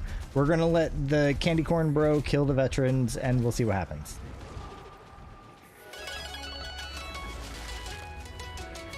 Rowan, where are we leaving them dead at? Like trash, or are we talking about the veterans that we just spawned?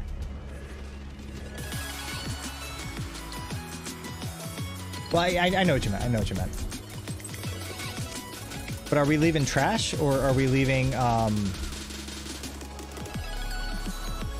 like those veterans alive? Trash? Okay.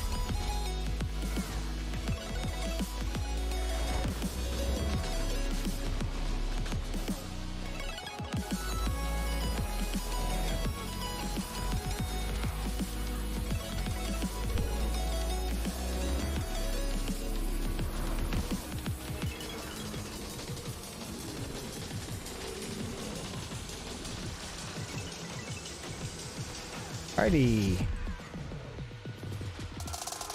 So we'll go at a slightly slower clip. See if we can't get everything dying.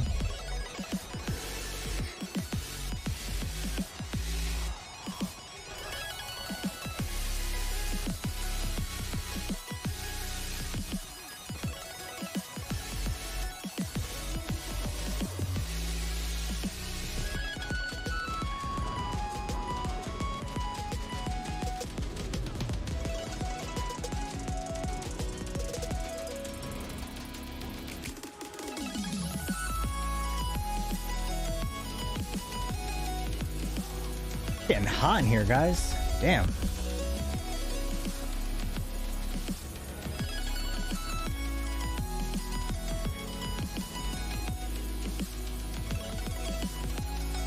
All right, are we okay back there at the tail, or did we leave a lot of stuff alive again? Because I see we have like 5 or 6 people who are kind of still stuck back there.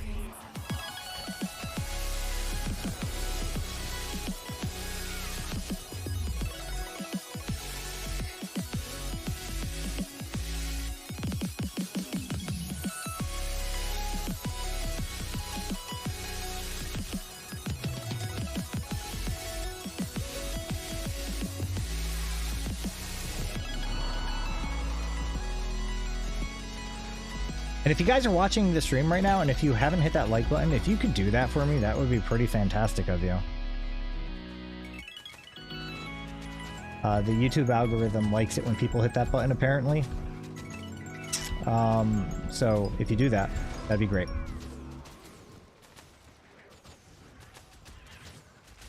And thank you in advance if you do. Hate it. I don't know when I said we're actually going to do the drawing or when we're going to take our next break, so we're just going to keep running around a bit until my headache gets to be a little bit too unbearable.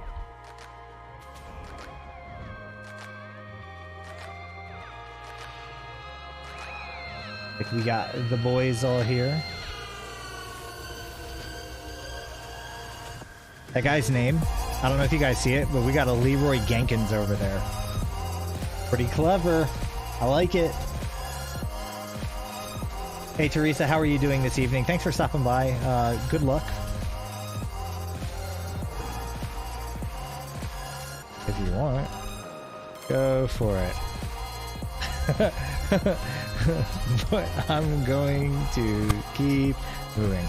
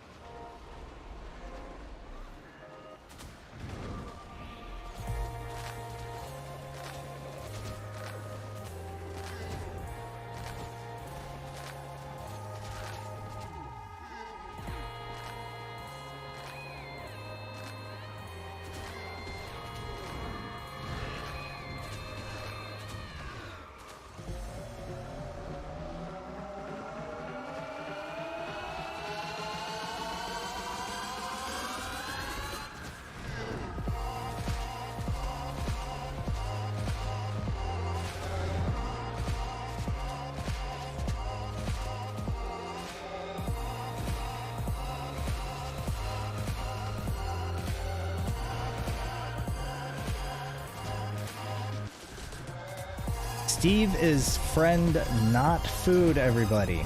We do not want to hurt Steve. Banners are over? Okay, I'm going to put some banners right over here. Bump and bump. There we go.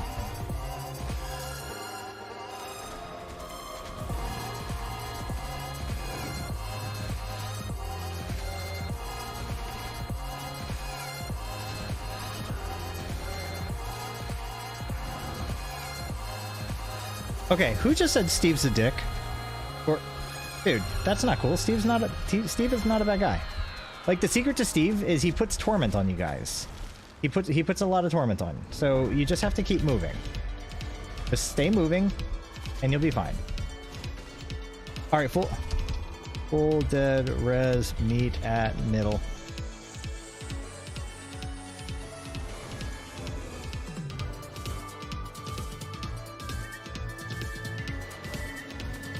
Gart says, I'm bragging, 17 kills and 3 deaths in PvP just now. The question is, did you win? Because in the words of the mighty Vin Diesel from Fast and the Furious 1, it doesn't matter if you lose by 17 kills or 1 kill. Losing's losing. You won? Nice. Nice. Well done. And actually, Vin Diesel didn't say that. He said something, it doesn't matter if you win by an inch or a mile, winning is winning. Okay, guys? He was a prophet of our time. I believe I heard that the Fast and the Furious movies are actually based on the life of Vin Diesel. So the scripts are kind of like books in the Bible. Except they're, you know, the Book of Vin Diesel. Something like that anyways. There's a lot in those movies that you can learn, right? Like how to drive on 2 wheels, how to never give up, how to take on the government, how to drift in parking garages. And that's about it. Everything else I think is fake. We family, yeah.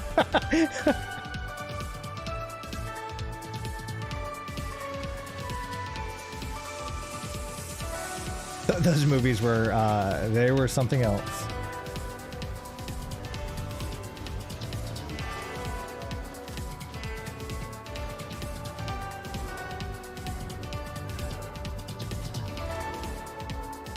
How it is important to wear a seatbelt. We're talking about you, Paul. Yeah.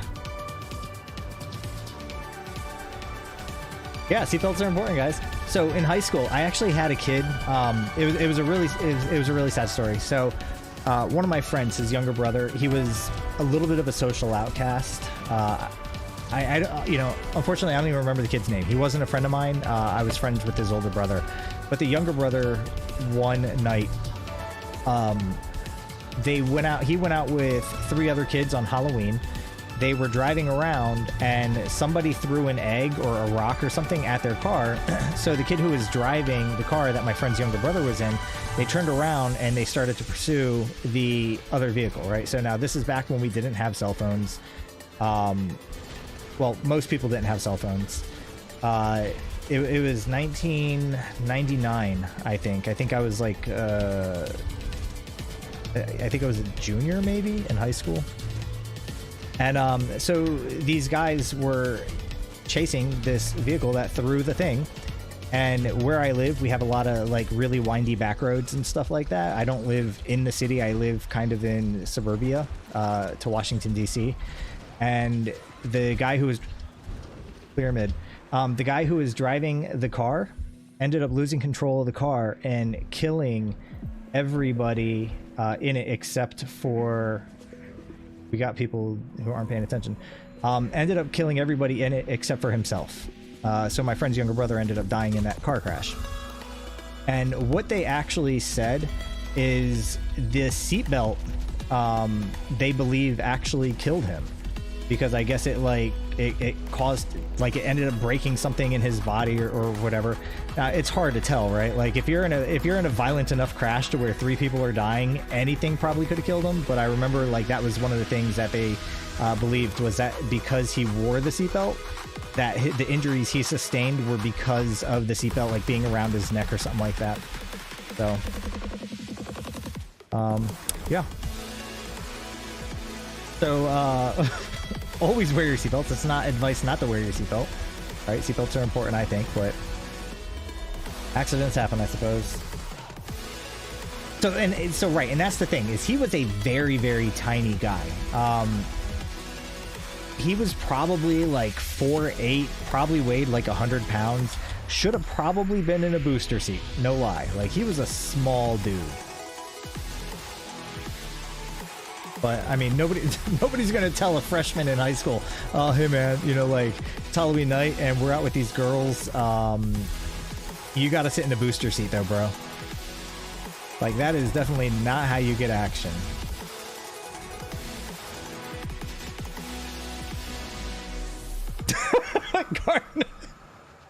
Gardner says, "I love this channel. Such good life advice. Take unlimited Motrin and don't wear your seatbelt."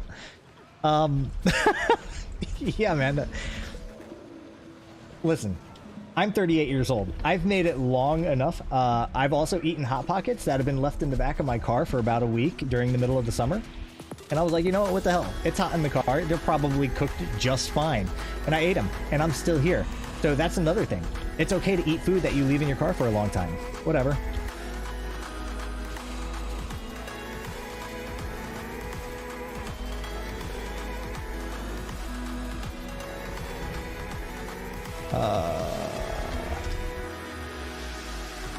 Check your 30-minute buffs.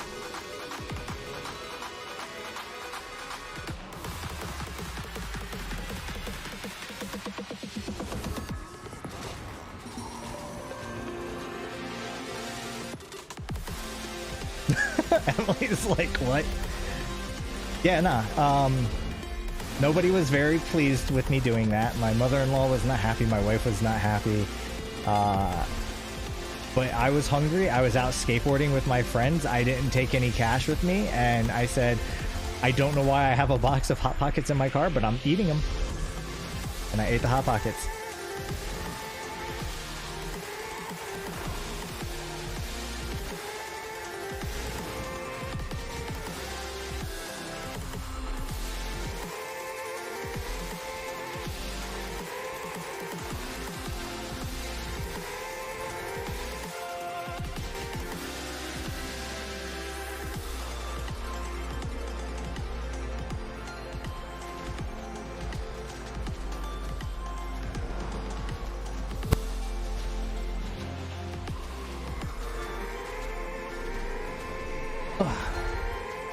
Yeah. Who just said this is crap? It looks like there's a... Who is that? My thumb says thank you.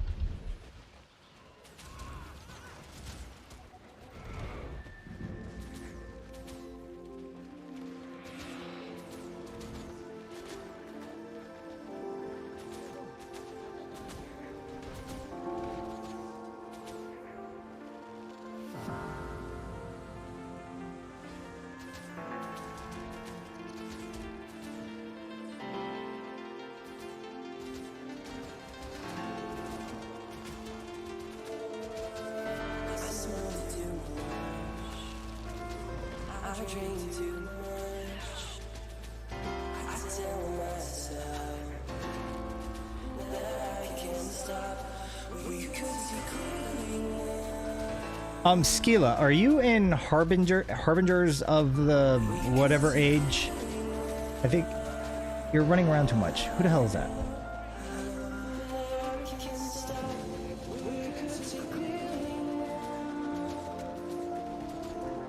Because I saw somebody running around within that guild.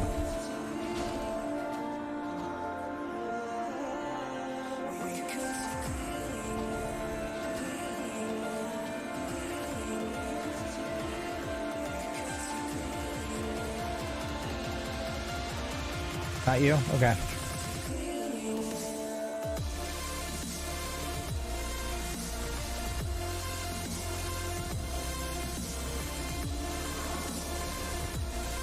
Yeah, I used to be in that guild quite some time ago. They were an okay group of people. There was a little bit of drama. And then I think that's about when I bounced. They were good people. There was just a little bit of drama that started happening. There was a point where they wanted me to like take on more of a leadership role in the guild, and I was like, absolutely not, guys. Like, I really don't want to take. They're a guild who does that like multi guild alliance type thing where they they have like 3 different versions of the guild, and why did you kill all these things? But yeah, so they have several versions of the guild, and it just got too big and too political, and lots of drama at the officer level, and I felt like things changed after they asked me to lead things, and I was like, I don't really want to lead anything, guys.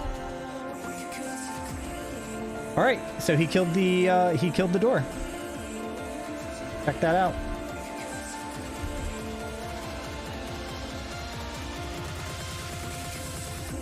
But yeah, I mean, that was just a moment of drama. Everything else with when I was with them, it was a great experience. So if you're thinking about joining them, I did enjoy the guild while I was with them until they started to ask me to do more than I wanted to do.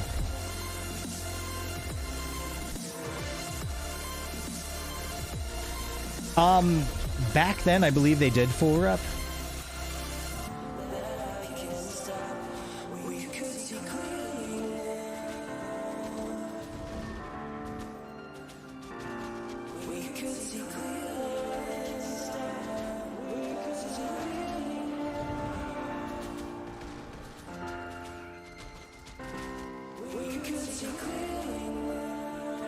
Yeah. Full reps are like, I'm in Emily's guild, which is freaking awesome. It's like just a really close group of friends.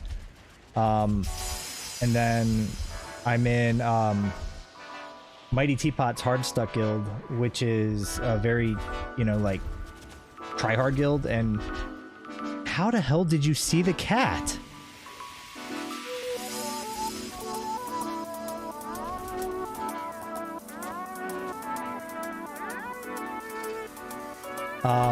And then I have a family guild. It's just the wife and kids and family friends. So the kids would have a guild hall to play hide and go seek in and stuff like that. So I have that as a guild. And then I might actually create a guild. The noble cat hero sees all cats, said Skilly. Yeah. I know. The thing is, I don't have I don't have like NPC names turned on, so I don't see them because they never show up.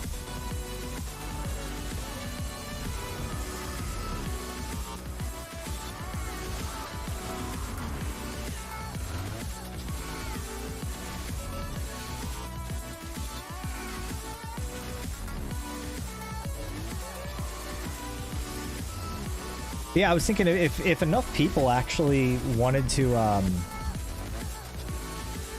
you know, if we could get enough people in the Discord server, it might be fun to actually just turn it into a guild. But I don't know. We shall see.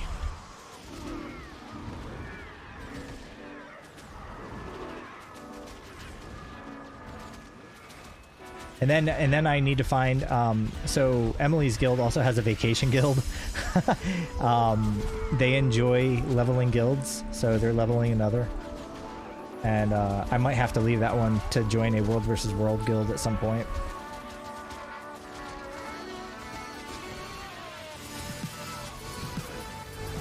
Or maybe I create a World versus World guild and figure that out. What do you guys think? Would that be funny? Would that be comical?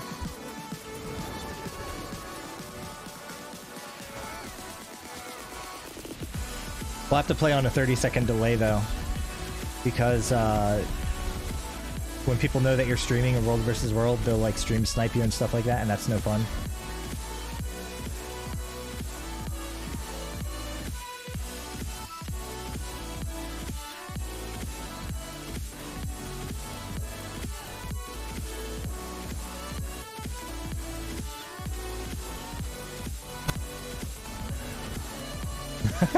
Everyone's like, thank goodness. Oh my gosh, all these lightweights. They can't game for hours and hours on end. You guys aren't sitting on the toilet right now like me. I have a hole carved into my seat and a bucket underneath me, and that's how I just keep going. Like that episode of South Park when Cartman was like, "Mom, bucket!" And Mom came in with the bucket, and he like crapped in the bucket while he was playing World of Warcraft.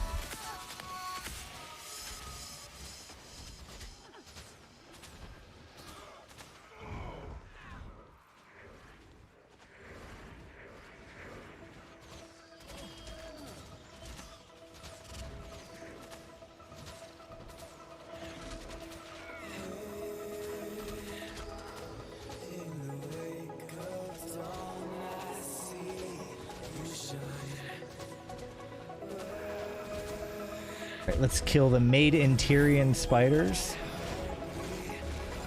Nuke them down.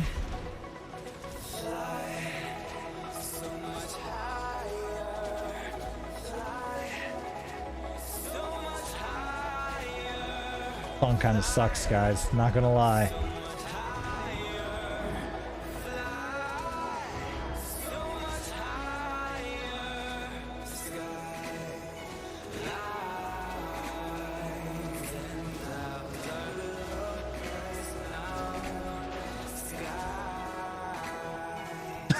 She said disgusting. Yeah, I know. This is awful. Whatever the hell this song is, I need to skip it soon.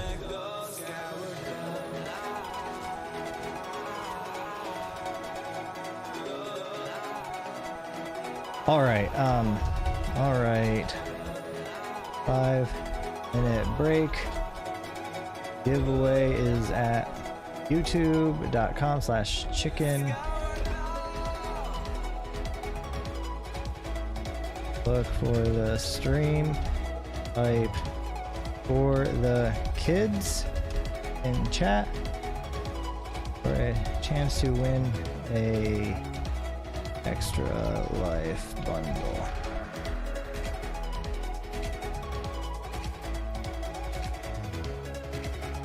All right, here's bank access, guys.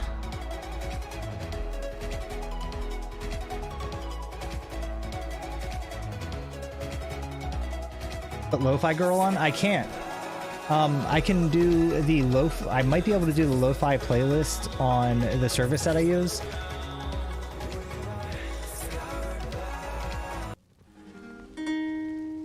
Here we go.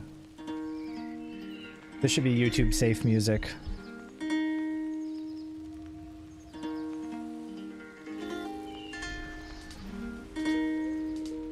All right, guys, I'm going to be right back. I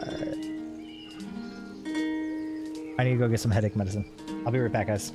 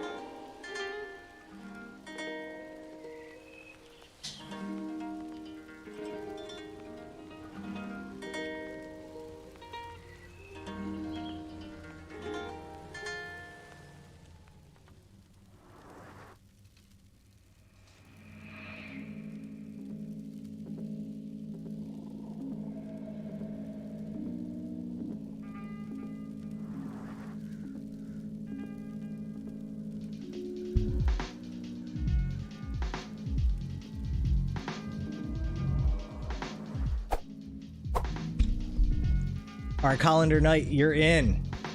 You are in the giveaway. Thank you for stopping by the stream tonight. So hopefully you guys had a pretty good run that time. We'll get started in just a couple minutes. I'll drop some more banners. We'll rebuff, get all of our foods and everything going. It looked like our Great Dark Asura friend is going to be putting down a bonfire, which is hella cool of them. I appreciate it when somebody can help out with all that. I started the festival with like 160 or 170 Black Lion statuettes. I'm down to 6 because I have provided way too many bonfires. I can't afford it anymore. I've been buying my heroic boosters, buying my Black Lion boosters. I can't afford it. So when people help out with bonfires and stuff like that, I appreciate it.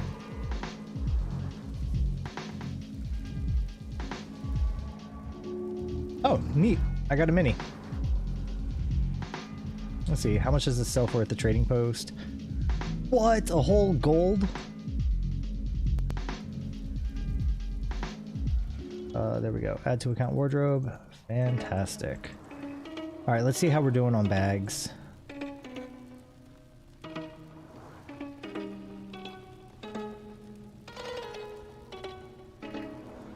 So we're at 1,169 bags for the night so far, and it's 11 o'clock.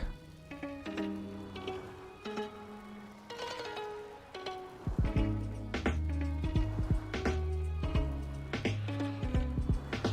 know, we have all the merchants up and stuff. I should probably sell some things.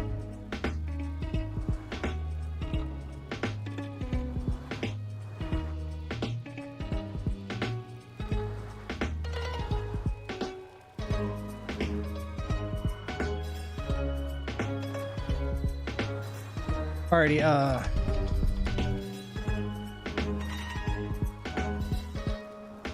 so I just called last chance for the giveaway, so that means in the next 60 seconds I will be drawing a winner. Tina, if you're looking to get in on the giveaway, make sure you type !" for the kids. Yeah, ! for the kids. There we go.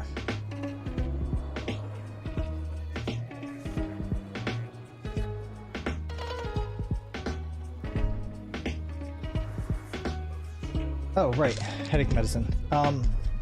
So Emily, you said I need to just take 4, right?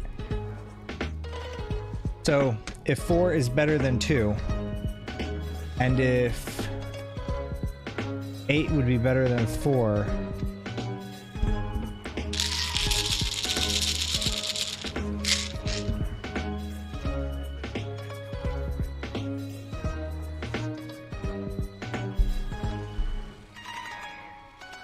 all right, that'll help.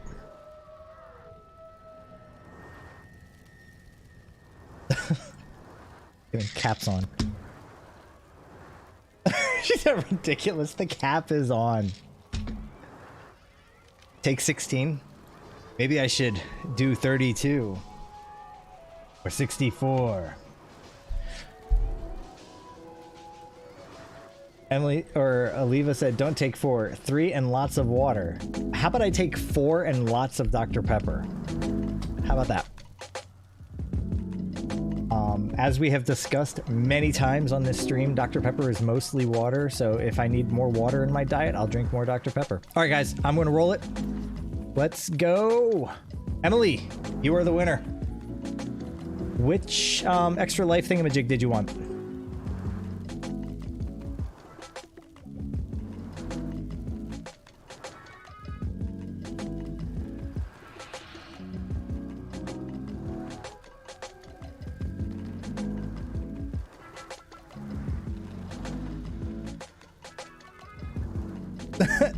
So down in chat, the Issei of Midgard said bleach is mostly water, therefore we are bleach. Aliva said you're supposed to take it with 8 ounces of water. Whatever. Fine.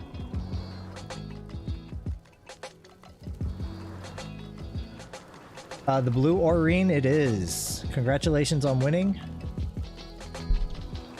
Extra life. All right, so now you're out of the running for the next one. I want to make sure somebody else can win that one. Heals. We're going to gift the blue one to Emily. Wait, what? Oh, wait. That's right. You're on a character where you have multiple letters in the name. Congrats on winning a blue Aurene and a halo. There we go. Yep. There you go. All right, guys. So at the next break, we'll do another one of the giveaways. Mr. Dark Crypt say, "Grats, I will win something someday." Yeah. So here's the thing you guys may not realize, right? Like, is on my Twitter account. So if you go to twitter.com/chickennooble, I think also down in the description I have a link to it as well this time. On my Twitter account, from time to time, I do gem giveaways. So if you are interested in that, that's another way you may be able to win something. Since we have the Discord server now, what I'll do is any of the giveaways that I do, I'll put them in the announcement section. So if I'm doing like a gem giveaway or something on Twitter, I'll announce it. So if you guys, I mean, you should follow me on Twitter, but if you guys don't follow me on Twitter, if you join the Discord, you should see that stuff over there.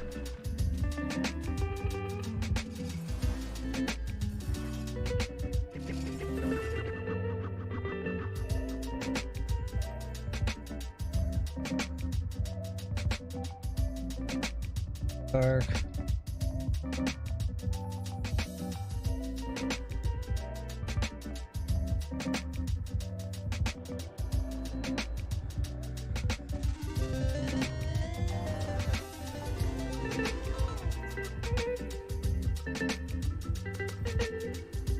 Oh.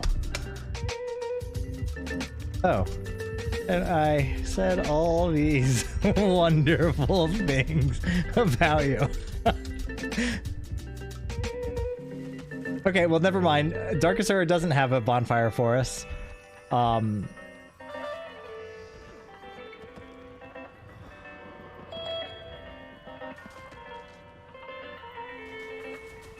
So let's go ahead and juice really quick.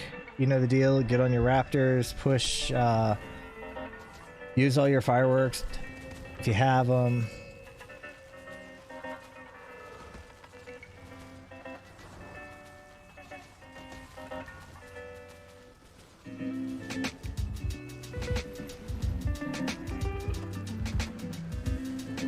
Oh my god, somebody...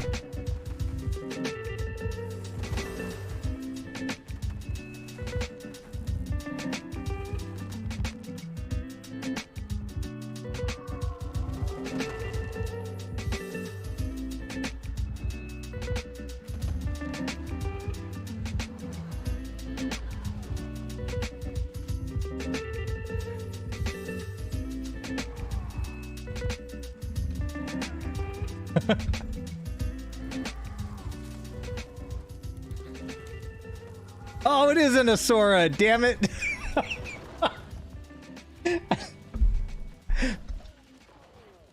Thank you. Put my foot in the mouth on that one. Like, you're a great person unless you play Asura. And then the guy says me. Sure enough, he's an Asura.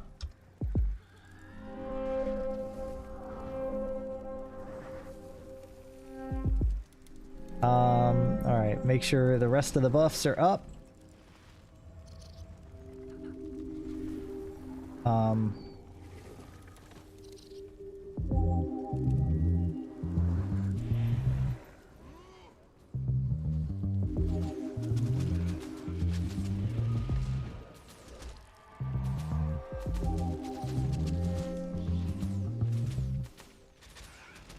Collender says, do we have to do for the kids to be entered again? So the keyword's going to be announced in a little bit. I'm going to wait a little while before we do the next giveaway, and it's going to be something other than for the kids. I'm going to have to think of something else funny and cute and clever, and we're leaving everything behind.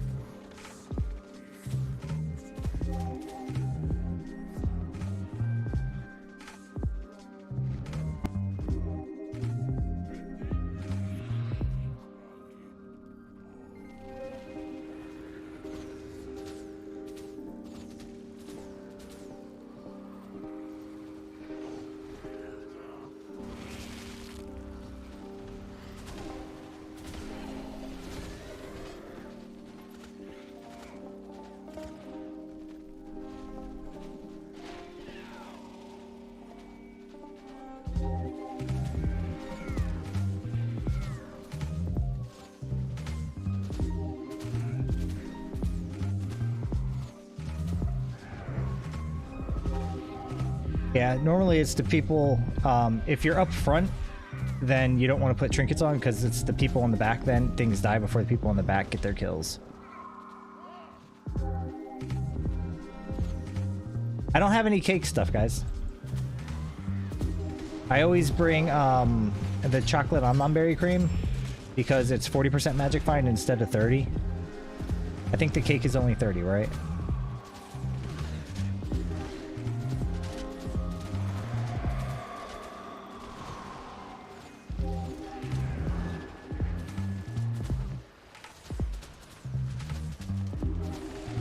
Emily, did you get the Orine? Hey, Trum, what's up, my dude? You ready to come in here and do some Stevage?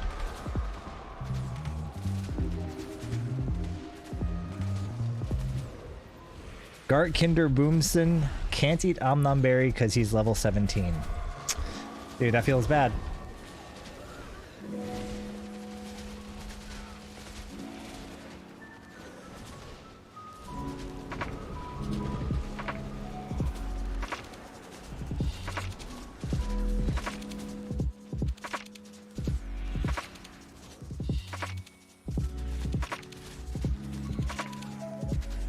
All right, just wanted to make sure you got it. Last week or the week before, I was having trouble sending stuff to people.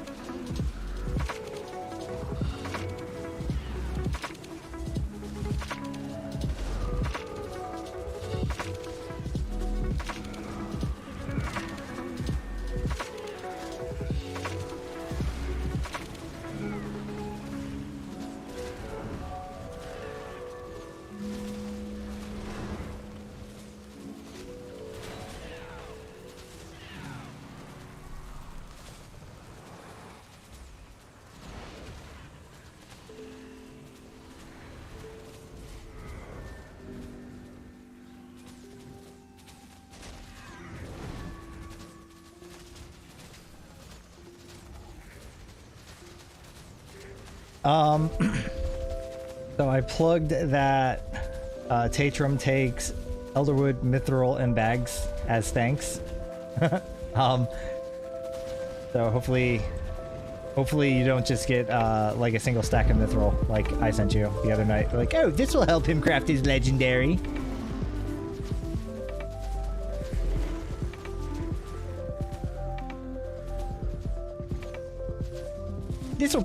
This will help him out. Let's go ahead and send him 2 stacks of Mithril. That's 60 cents worth of stuff, dude. Thanks. Thanks so much, man. I really appreciate you. Too funny. When I realized that, I felt like such a dick.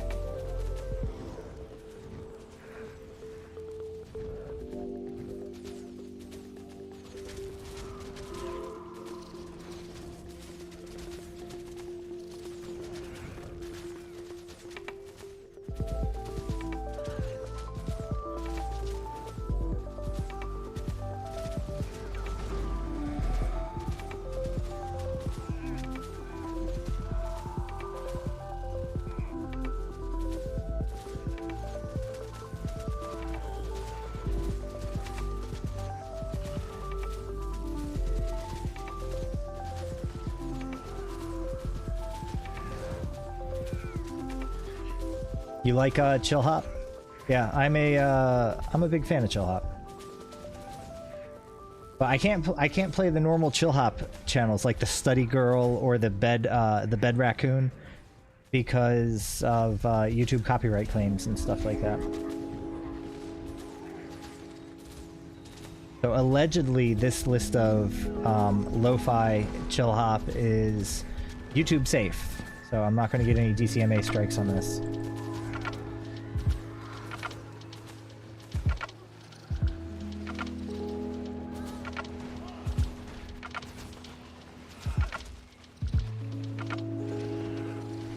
How do I have to re-up my 30-minute buffs right now?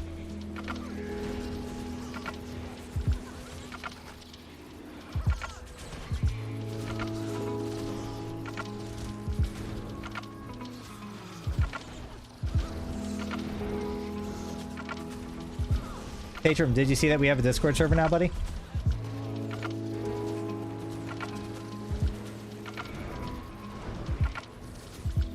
When I say we, I mean the stream, the channel.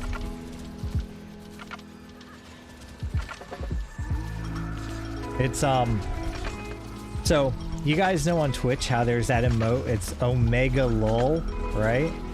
And okay. Pyramid.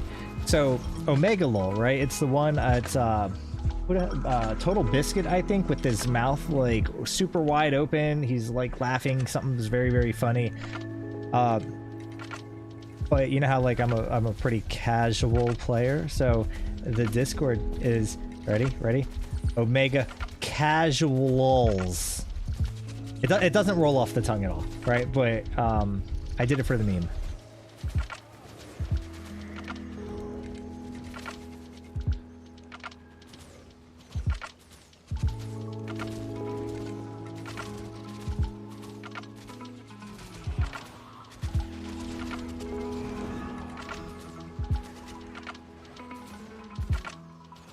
Damn, dude, that skeleton just kicked the shit out of Dorm. That was funny.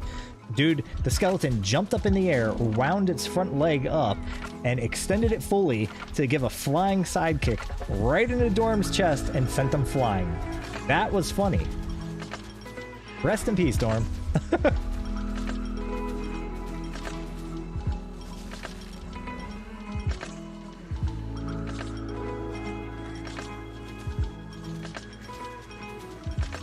A long time ago, I used to take Taekwondo, and I took some Brazilian Jiu-Jitsu, and I learned how to kick like that. And way back, I was in like 4th or 5th grade. I was actually on, I was on a Junior Olympic Taekwondo team. I never went any farther than nationals. I lost in nationals, but you know, like advanced past states and stuff like that. And as part of our training during the summer, you know, we'd have to go to the studio, and there were like 15 of us or something on the team, and we would train every day during the summer for about 3 to 4 hours a day. And there was lots of exercising, and then just lots of fighting and lots of practice and stuff like that. And one of the exercises, so when you're in the Junior Olympics, you have in Brazil we just call it jiu-jitsu. Yeah, sorry. Yeah, we call it Brazilian jiu-jitsu over here in the States because of the Gracies. But yeah, like one of the things that we had to do is, you know, we had padding like that thick or whatever that we had to wear on our chests. And the exercise was everybody in the group would line up. It doesn't matter your size. And you would have to stand there with your arms up like this, and you would have to just take kicks from everybody else in the group. And it was like 3 quick roundhouse kicks or whatever, or 3 quick side kicks. And the whole entire point of the training was to get over the shock of getting kicked, to get over the pain of getting kicked, and to learn how to maintain your balance if you get a big kick. And one day this girl came up. There was this girl on the team. There were a couple girls on the team, actually. But this girl came up and she gave me a big kick, and it hurt like hell, right? And so I laughed. And that pissed off my Taekwondo instructor. Now, my Taekwondo instructor was a 2-time Olympic gold medalist. Her name was Arlene Lemus. And she had legs the size of tree trunks, right? Like her thighs were like no shit, like that big around, man. She was like a monster. And she got in line because I was laughing, and I wasn't laughing at the girl, right? Laughing is a way that I handle pain, right? Like when something happens, it helps me breathe, and I don't know, like I wasn't trying to be disrespectful to the girl, but I laughed. And so Miss Lemus got in line, and when it was her turn, man, she just launched me off the ground with a single roundhouse kick, and it hurt like hell. I lost. I legit moved through the air from a kick. Landed on the ground, couldn't breathe, was out of breath and everything, and I still don't think she hit me with all her force. So, yeah, that was the thing that happened.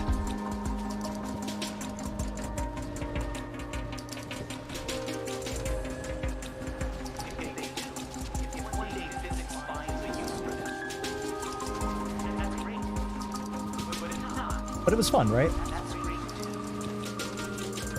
It was a lot of fun. being in like 4th or 5th grade and getting to travel up and down the East Coast, sometimes with my parents, sometimes without, right? Like that was a good time. We get to stay in hotels. Like once I got to go to Chicago, and I was competing in a tournament over there, and we were staying in some building like right down the block from the Sears Tower. And I remember the elevator didn't have a 13th floor. And I was told that I guess big buildings don't have the 13th floor because of some superstitious reasons. But I thought that was interesting. So my hotel room, they on the 4th floor rooftop, they had a swimming pool.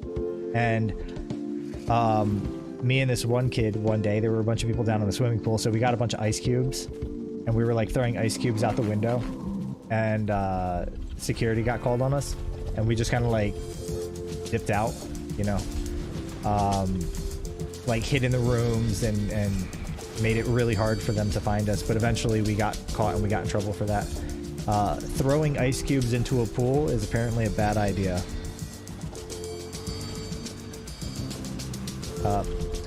People don't take kindly to that. She probably could have killed you if she wanted. Yeah, without a doubt. I'm very certain that she was not using all of her power. Like her power level was over 9,000, and I'm like baby Gohan. You know, when I first emerge on the scene in Dragon Ball Z, you know, I don't have a whole lot going for me, and yeah, she would have whooped my ass. Well, I mean, she did, right? Like, I mean, she kicked me and I went flying. That hurt like hell.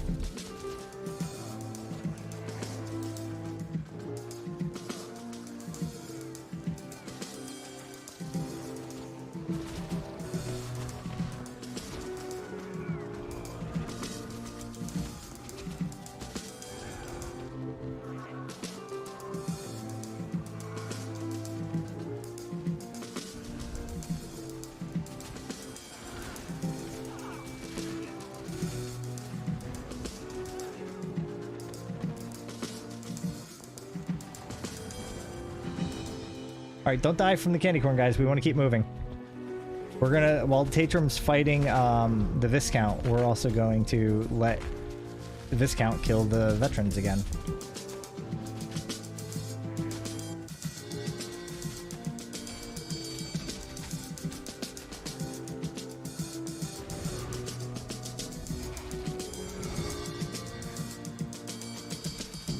It's kind of a groovy tune.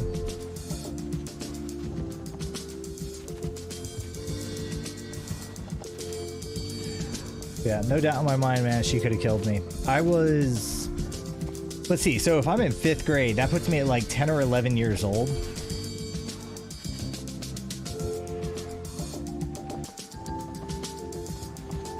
So at that point, I was probably like 100 pounds. And she probably had 100 pounds in a single leg.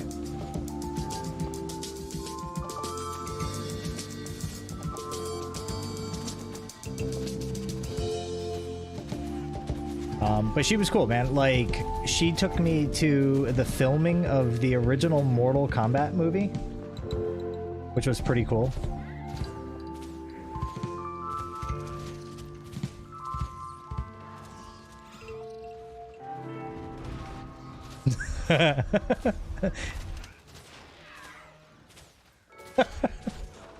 Is he mad about it? Tatrum, you can handle the mummies, dude. I believe in you. Alright, if the mummies are still there by the time we make it back around, we'll kill the mummies.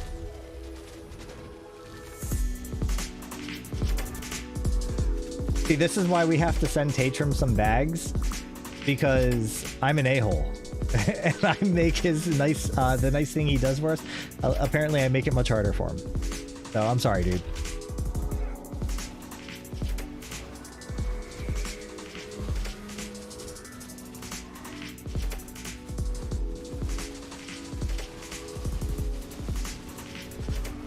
Tatrum.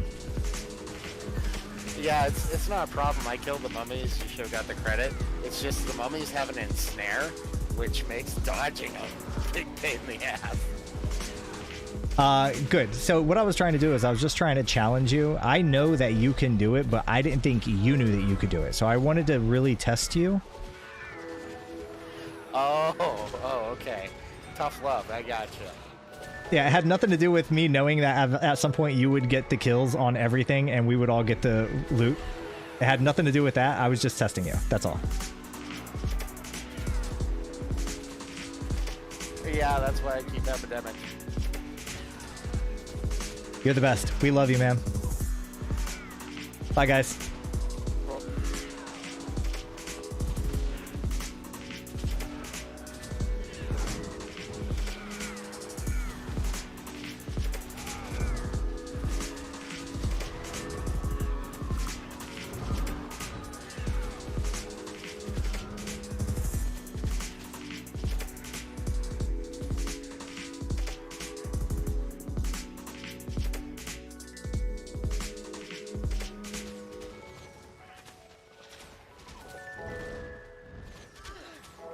Man,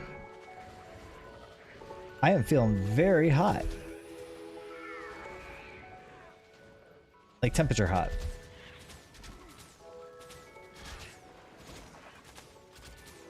I'm just like what I'm trying to do is I'm trying to put Tatrum through some tough situations fighting trash because I know he can't fight trash. Just kidding. Tatrum's awesome. He's very good. Obviously, the dude's just out here soloing bosses like it's not a damn problem. Obviously, Tatrum is good. Better than me, I would say. Except at Thief. I am the best. I know some of you guys know this. I'm actually the best Condition Thief and Silver 3 on my team in any given match. Just saying.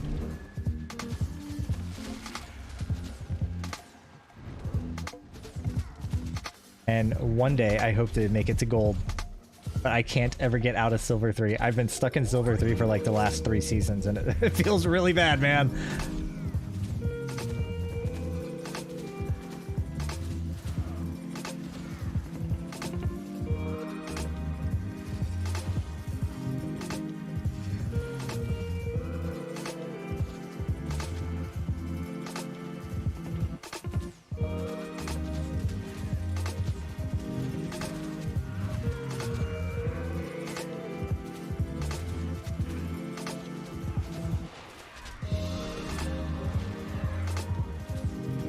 I love Emily's optimism. She's like the Parappa the Rappa of the group. You just gotta believe. Now that is a reference that some people in this group probably don't even get. Damn shame. Where did my drink go?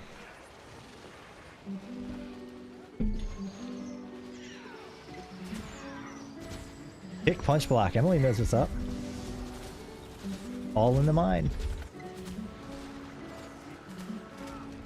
Gotta believe. I tried showing my kids like this game called Friday Night Funkin', which is kind of like Parappa the Rappa. It's like DDR for your fingers, but it's rap battles. And my kids love that stuff. And so I showed them Parappa the Rappa. I was like, listen, boys. I was like, you think Friday Night Funkin's cool? Check this out. This is what Dad grew up playing. And they were like, yeah, it's kind of lame, Dad. I'm like, you're not my son.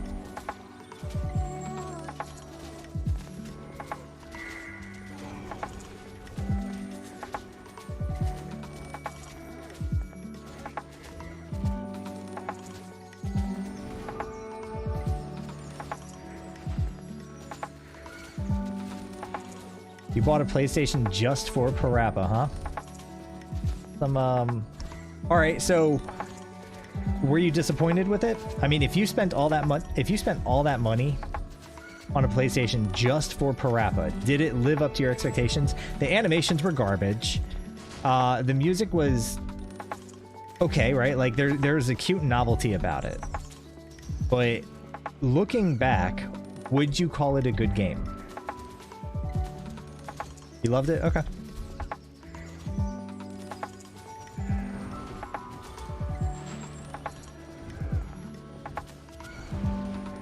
I think I ended up buying a PlayStation. What did I buy a PlayStation 4? I don't know what game actually caused me to buy a PlayStation. I had a Dreamcast at one point, and I know the game that forced me to buy the Dreamcast was a racing game called Tokyo Extreme Racer, and that game was hella fun, man. Like the whole entire, so it was you know, like an arcade performance tuner type game, but it took place in Tokyo on the Tokyo highway system. So the way it would work is you would get a car and you would race people, but the way you would race people is you would just drive around the highways, and if you saw another nice car, you would roll up behind them and you'd flash your high beams at them, and then it would be like 3, 2, 1, and you would win the race by going, you know, by getting a much greater distance on the person you're racing. So it's like if you get a mile ahead of that person, then you win. And that game was so much fun. And I've been looking for race. I've been looking for some type of Tokyo Extreme Racer-ish game.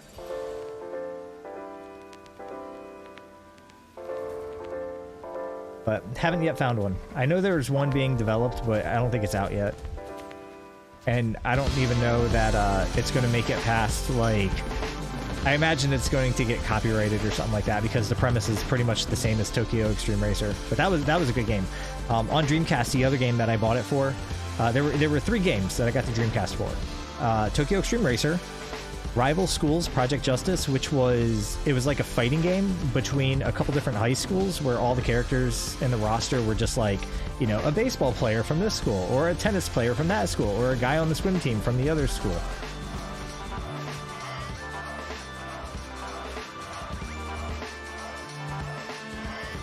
Yeah, that was a good game. And then I also got a Record of Lotus War, which was based on an anime that I watched in high school. And that game actually sucked. I didn't like it.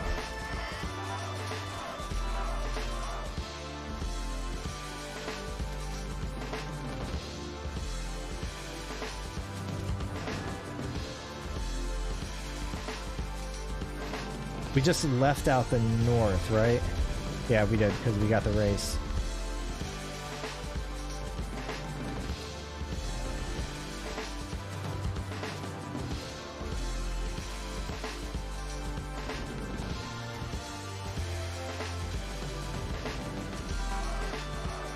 I think alright, best PlayStation game. PlayStation 1 game. What was the best game on the PlayStation 1? What do you guys think? You had a library of like 1,800 games to choose from. What are you going to go with?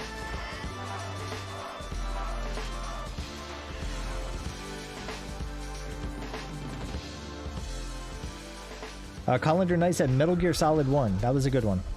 That was a really good game. I remember getting that game in one of the like demo. Do you remember how they used to have the magazines, and you buy the magazine and there was always that demo disc that had like 15 games on it? I remember playing Metal Gear Solid first off of one of those discs, and me and my friends were just so blown away by that first level that they put on the demo disc that's all we played that weekend, was the first level of Metal Gear Solid, because we didn't have the full game. Crash Bandicoot. You guys know that they did a remaster of Crash Bandicoot, right? It's on the Nintendo Switch. I don't know if it's on any other consoles.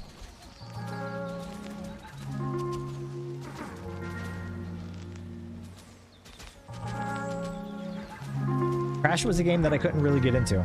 I tried it a bunch, but there was something weird about the perspective that just didn't really draw me in.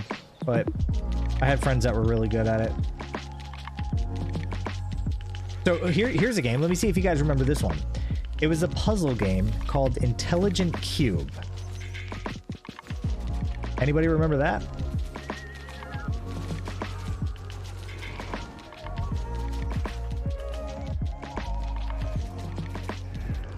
Caficent says, yeah, but the PS1 just have the feelings. Yeah.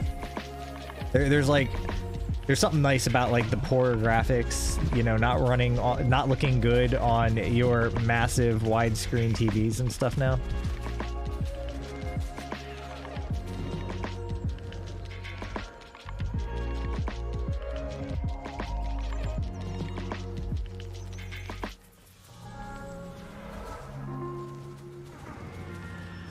Wait, how?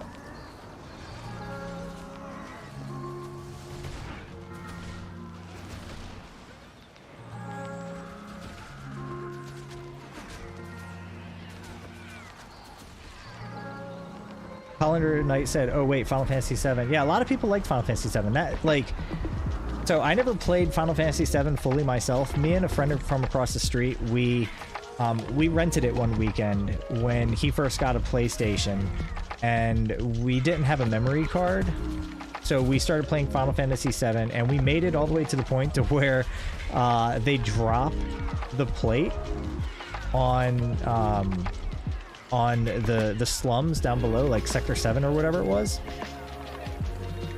and we ended up dying in a fight there. And then it was like, would you like to reload your game? And we were like, what? Like, up until that point, we were Nintendo, we had SNESs, right? Where it had like an internal memory.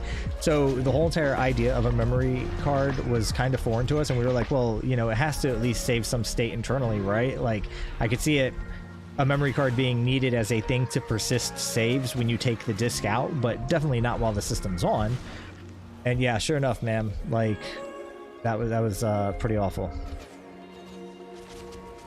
So we played all the way up to that point. We got hours into the game, didn't die once. We made it to that scene. They dropped the plate, and yeah, we had to start all over. Then we went out and we bought memory cards. We were like, oh, these are actually really important. Yeah, so Intelligent Cube. So that game, the way it worked is you had a long corridor. It was like a long platform, and there were cubes that would kind of come toward you, and they would like just in a row, they would like donk, donk, donk, donk.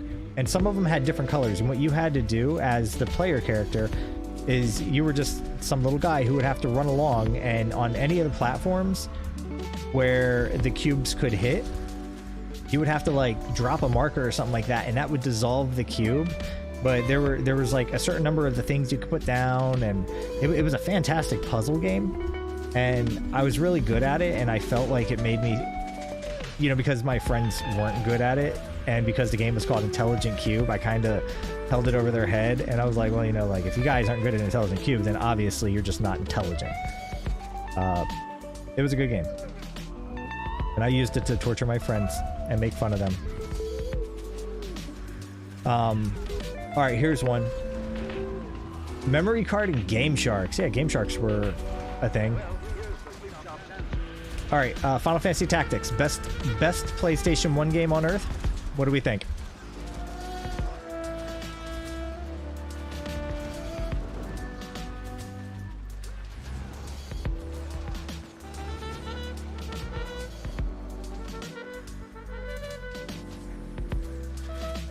Now I'm going to go out and I'm going to say it. Final Fantasy Tactics is probably the best Final Fantasy game in the entire franchise, in the entire universe. Better than Final Fantasy 14. I'm going to say that. Haven't played Final Fantasy 14 long enough to know that... I played it just long enough to know I didn't like it. But a lot of people love Final Fantasy 14. Great game if you can figure out how to use the calculator. Yes. Yeah, like that game gets unbelievably broken toward the end game. Like once you get Beowulf and Orlando and stuff like that, you're pretty much unstoppable, and the game's completely broken. Rowan said, my son is playing that game. Your son is a son of culture. I don't want to call him a man. Maybe he's a kid. Maybe he's a grown-ass man. I don't know. But yeah, Final Fantasy Tactics is good. It's really good.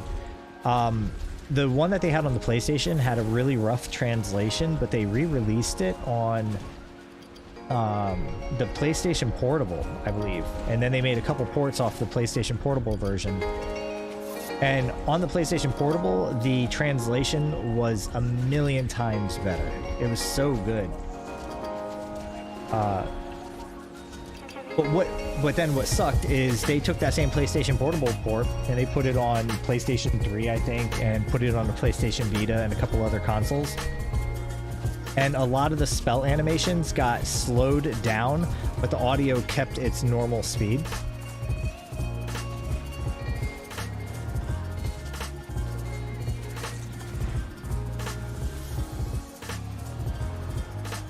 So it made a really poor experience, like especially when you would have these really cool summoners with your Black Mage in Final Fantasy Tactics, and then you know, like the spell animations would be like moving so slow, but the sound of the animation, clear mid, would be at normal speed.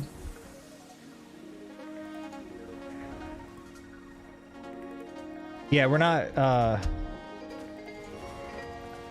I'm not opening any bosses.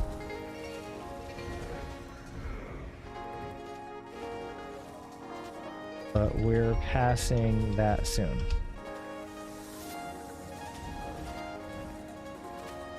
Yeah, so I guess he's going to open up the Fire Lady and we'll get some tags on her. And then we'll keep moving.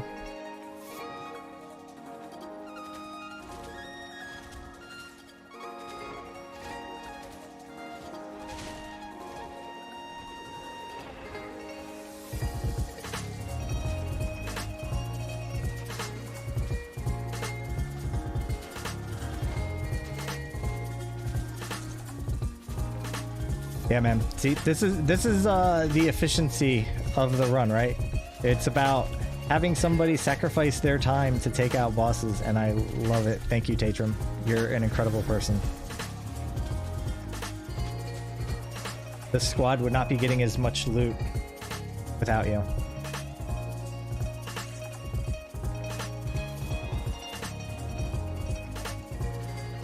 There you go. Sending the man some bags. If you guys have it in your heart to send him a couple trick-or-treat bags as thanks, I'm sure he would appreciate it.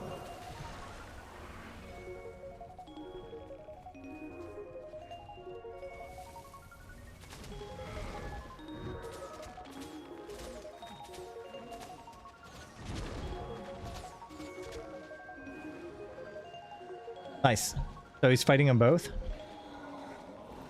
Yeah, he sure is. Is he going to survive?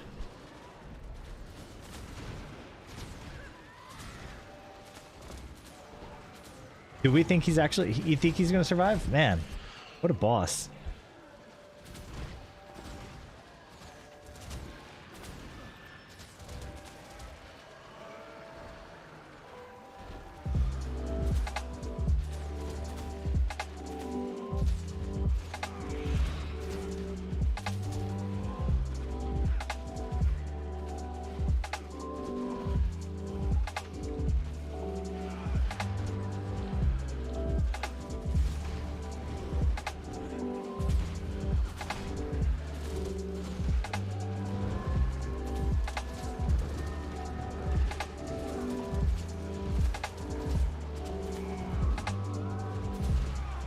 I was looking at new video cards.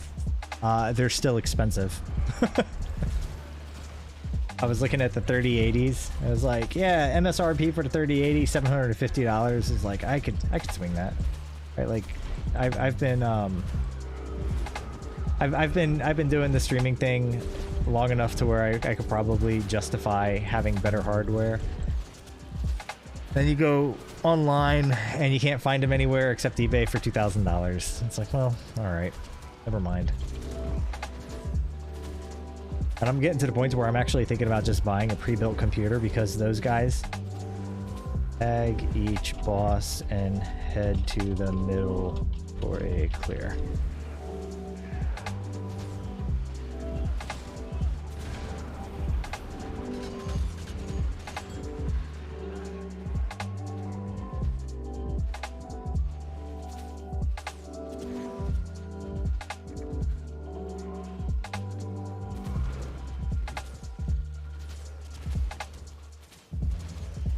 Thank you, Tatrum.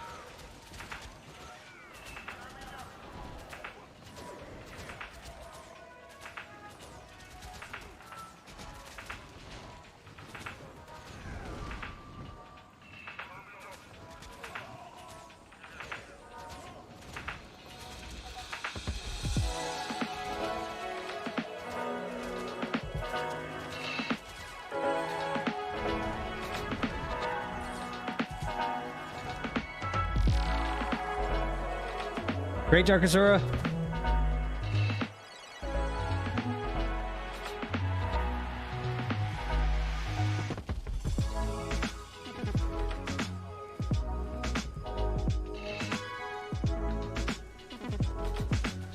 Thank you guys for keeping an eye on the buffs.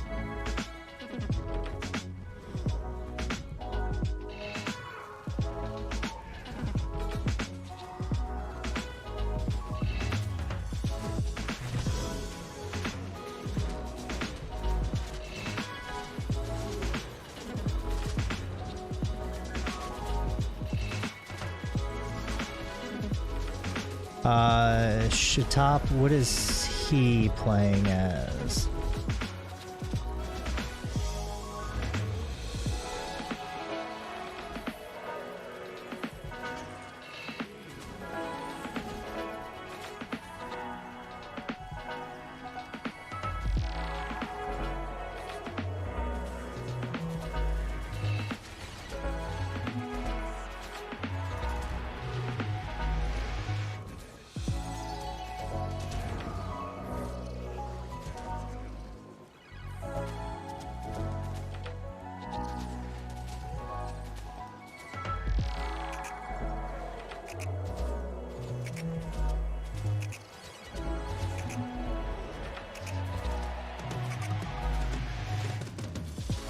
All right, we're going to take out this veteran door because why not?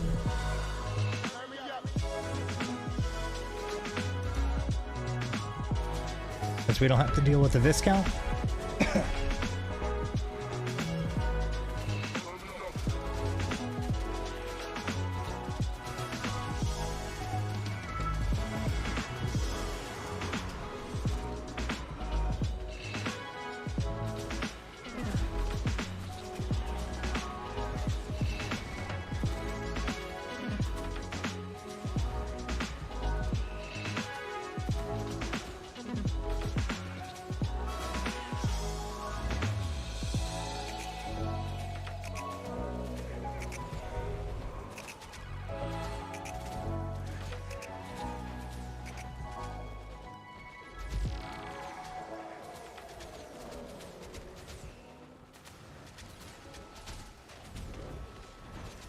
So it's nice. We have the entire map full in squad.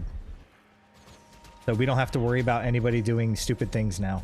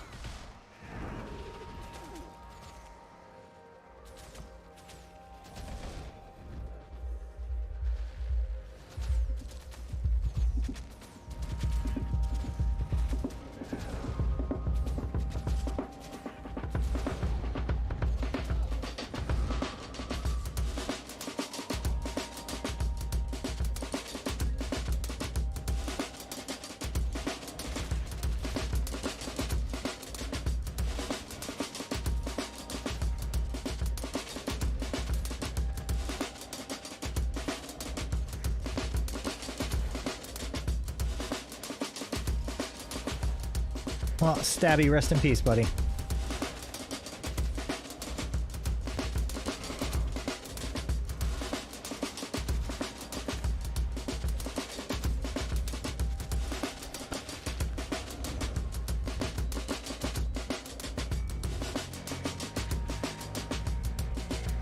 I just panicked. I looked at the mini-map and I saw the boss doors were missing for like Viscount and Lich and stuff. And I was like, oh no, somebody's opening the doors. Like, oh, right, that's our guy.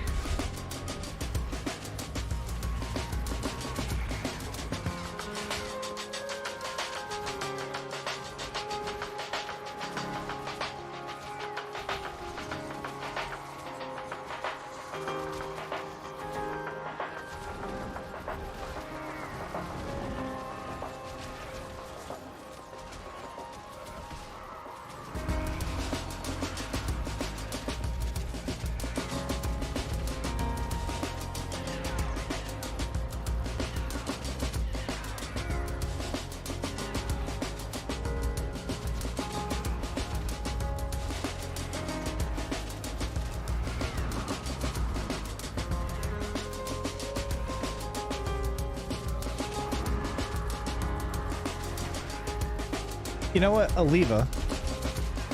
I just realized this entire festival you haven't joined us in the labyrinth once.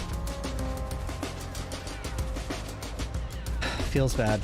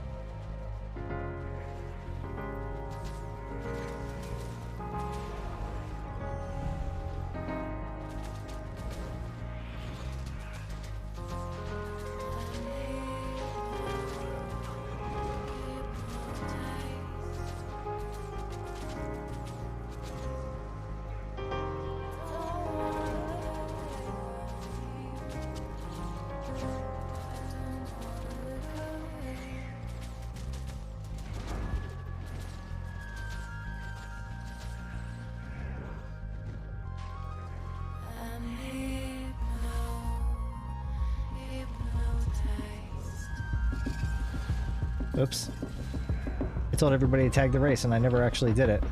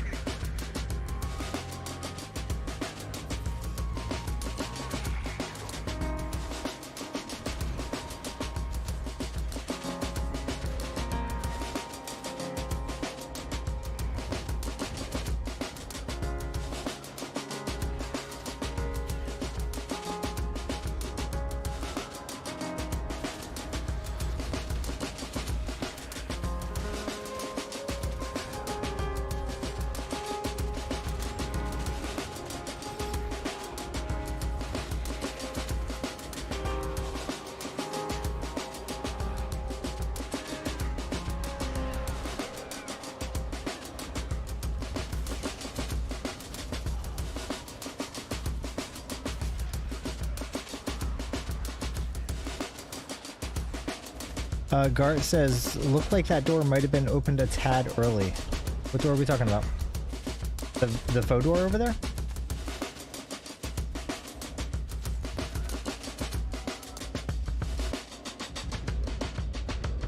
For best efficiency, everybody is supposed to be close? Oh,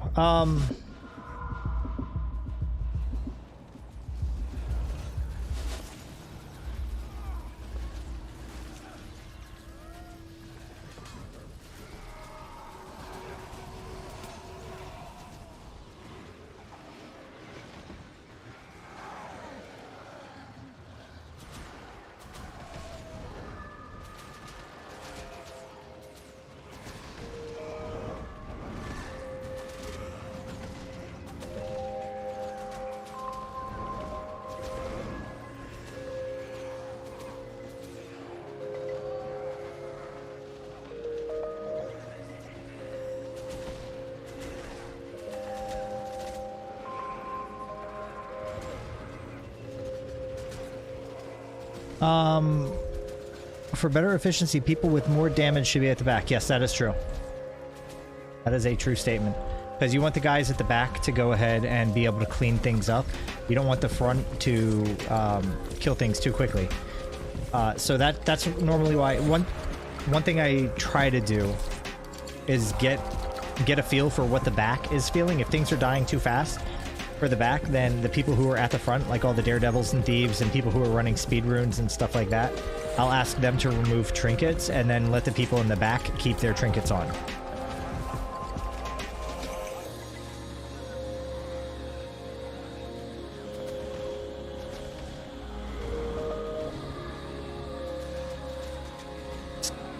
Skyla says, I forgot you were Baby Gart. Yeah, he's a low-level guy.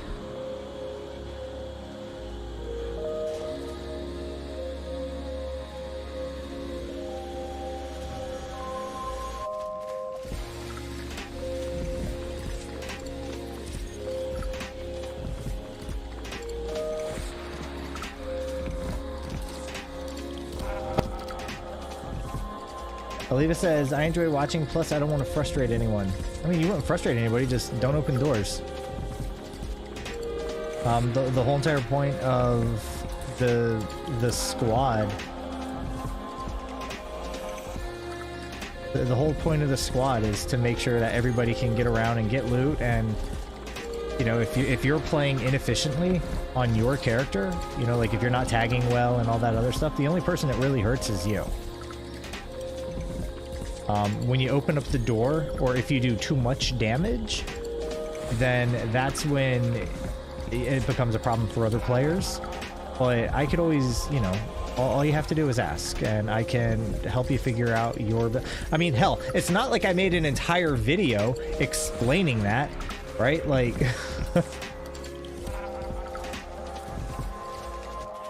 There's a video out there. It's made by a guy named Chicken Noodle, and it explains how you can optimize your character to run the labyrinth very, very, very, very, very efficiently.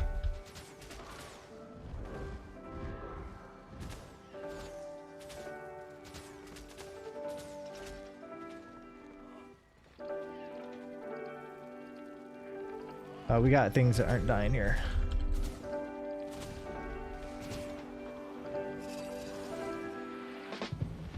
Gila says, I'm still using your thief. Okay, so the thief build is just a deviate. It's like a, it's just kind of like something based off of the Tag Devil, and the Tag Devil was set up by other smart people, so I can't really take a whole lot of credit for that one.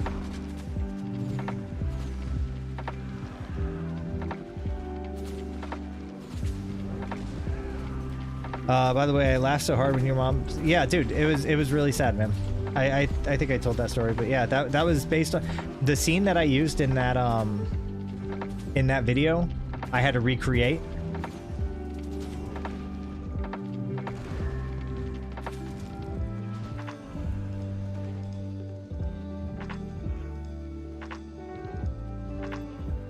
So I had to recreate that scene with my mom. But finding her in the God's Lost Swamp and stuff like that, that was a true story. And I felt... So here's the thing, right? Like, if you skip... If you're a new player, right? Which she was.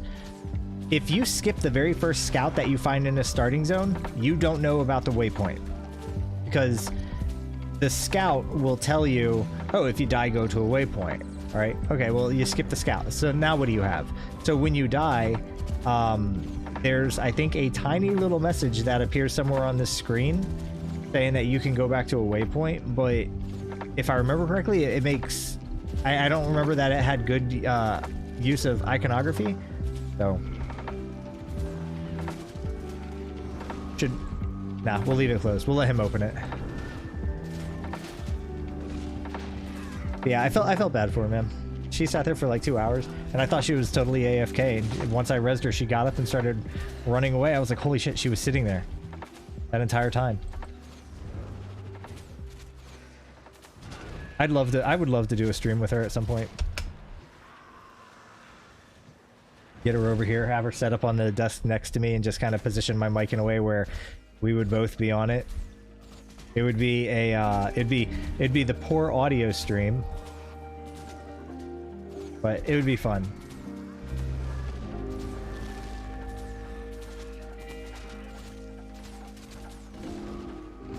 Esquila says, thank you, smart people. Yeah, the people over at Meta Battle, I believe, is where I pulled the Tag Devil from. Now, what's interesting, so I was trying to, this past Festival of the Four Winds, you know how they have the Queen's Gauntlet where you get to like fight all the juicy bosses, and they had some achievements where you had to,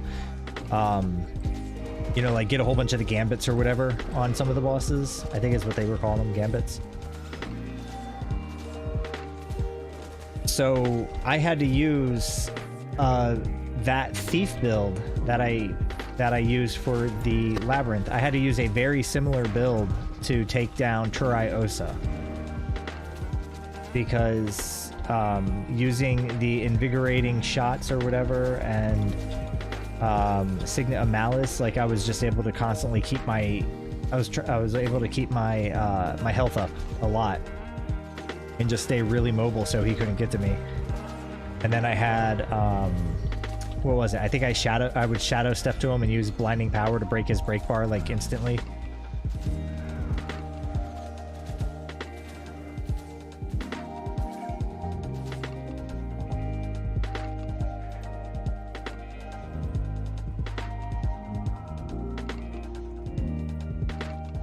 Oh, wait, why did I go this way? I'm sorry, guys. I'm just tricking you.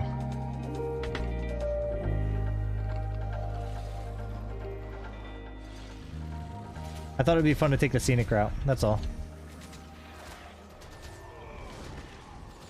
What is he talking about? Is she up? She's dead. Emily, can you explain what he is talking about?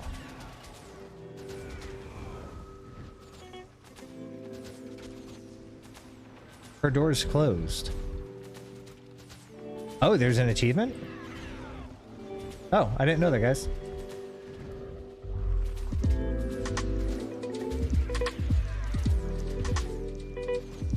Emily, can I make you squad leader for a second? I'm gonna go do that.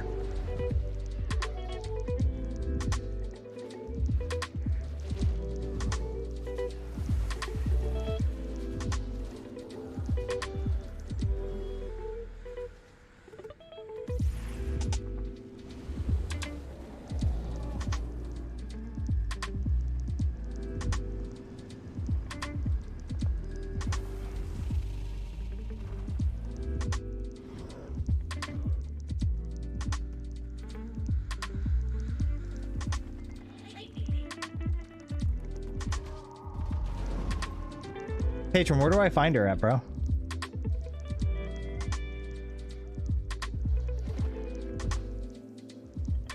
Oh, in the middle? Got it. Okay, thank you.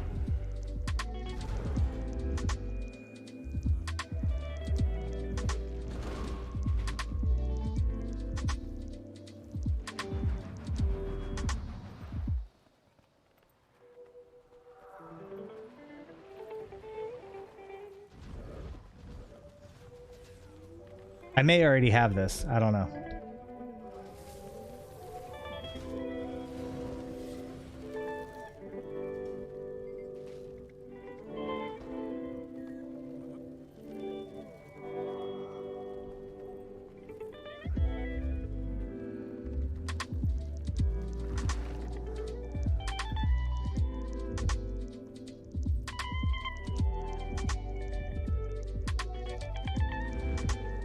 He's by her door. What?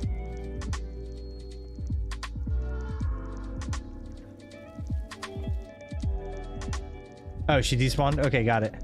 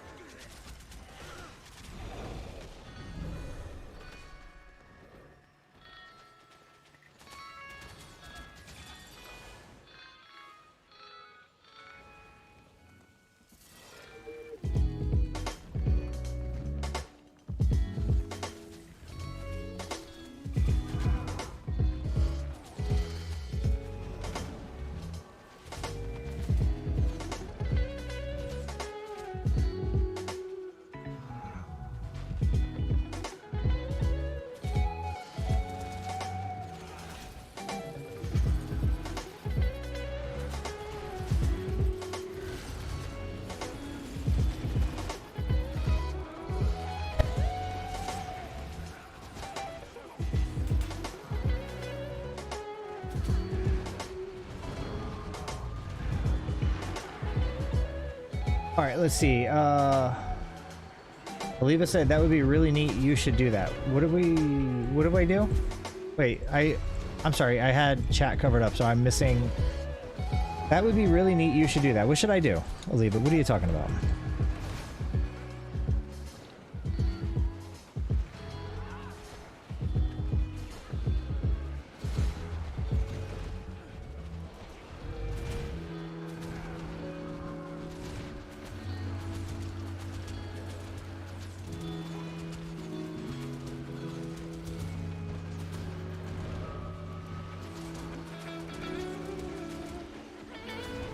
Oh, stream with my mom?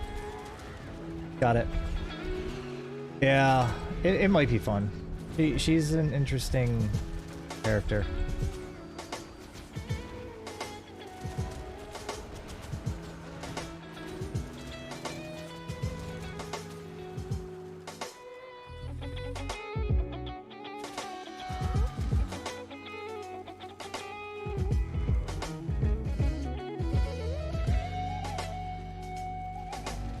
Dude, this is like so groovy.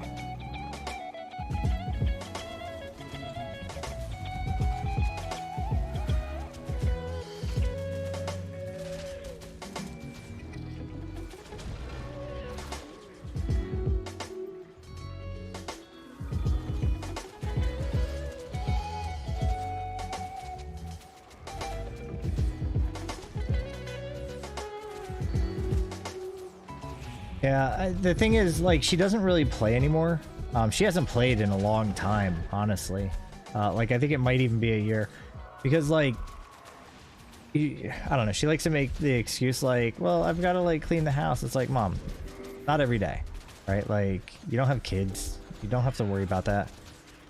But I think it was ultimately a very frustrating experience for her. And I think that's why she didn't like it. So if I were to stream with her, it would be a complete reset. And right now, I mean, you guys think I'm a nice person, so I don't want to sully that memory by hearing you guys have me get frustrated with my mom.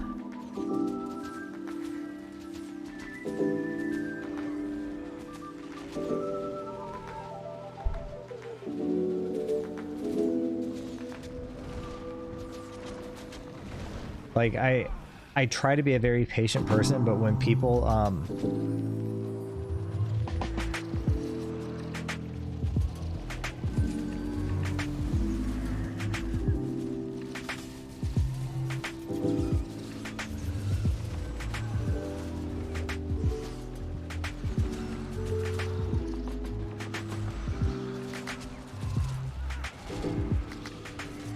right, let's go ahead and do the, I'm gonna get the giveaway going because I guess I should. This one's gonna run for a little while longer. We're gonna cancel that giveaway, and this one we're gonna say extra life.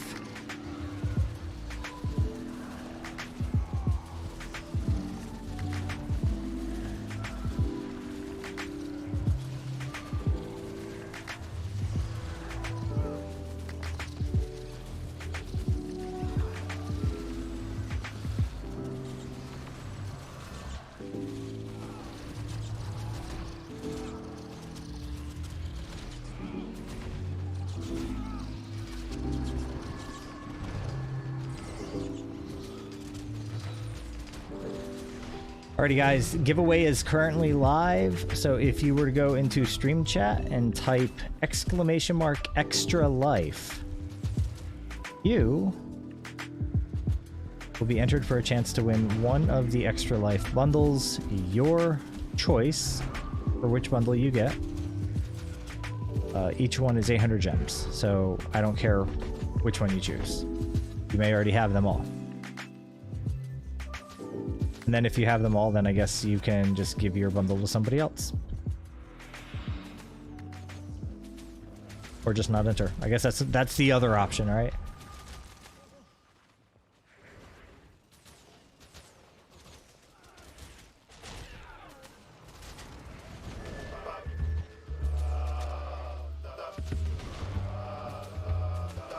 So at 12:45, we'll go ahead and we'll do that giveaway.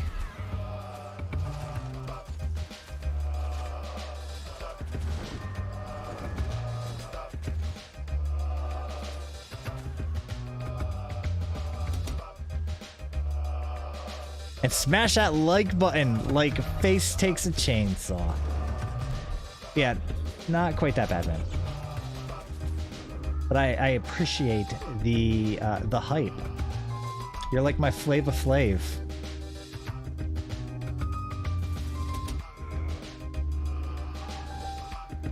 So to everybody who is new here to the channel, guys, what's going on? My name is Chicken Ooble. I like leading Labyrinth squads. I am one of ArenaNet's smaller partners. I have a small YouTube channel here. I stream on it every Tuesdays and Thursdays around 8:45 until whenever the hell I get tired. I normally create YouTube content kind of irregularly for new players, people who are new to the game, just starting out, people who have questions, that kind of stuff.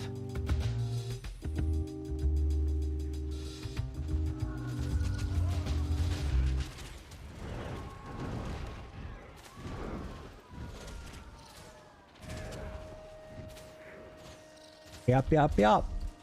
This is going to be the last Labyrinth stream that I'm going to be doing for the season, obviously, but I do plan on running some other Labyrinth groups. Now, if you guys want to get in on Labyrinth groups off stream, we have a Discord channel that we just set up for the channel. So go ahead and check that out. If you type !Discord in chat, you will get that. And then if you join that, brand new, just set it up today. So I'm going to be working out some kinks over the next couple days, but yeah, that's where I'm probably going to be organizing some things. People were saying that they wanted to get into raiding. People were saying that they wanted to get into fractals and strike missions and all the rest.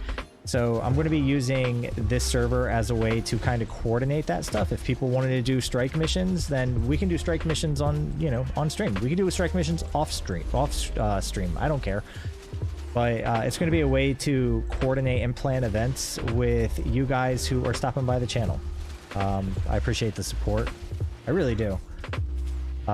This whole entire streaming thing, the whole video content creation, it started as a, you know, my kids, I have a 7 and a 10-year-old, and I guess at the time they were like 6 and 9 or maybe even younger than that.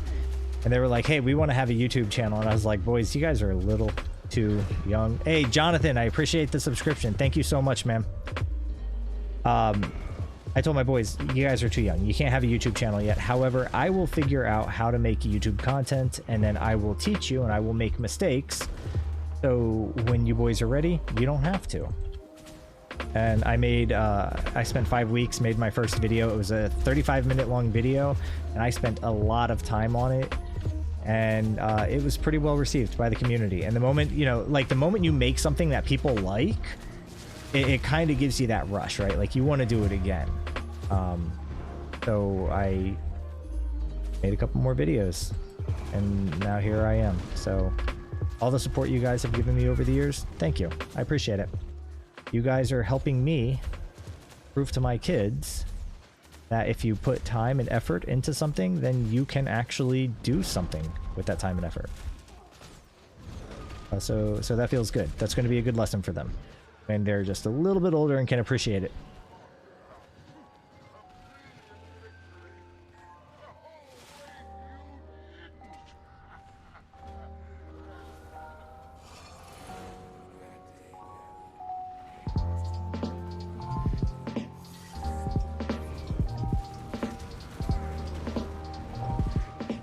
I gotta figure out how to get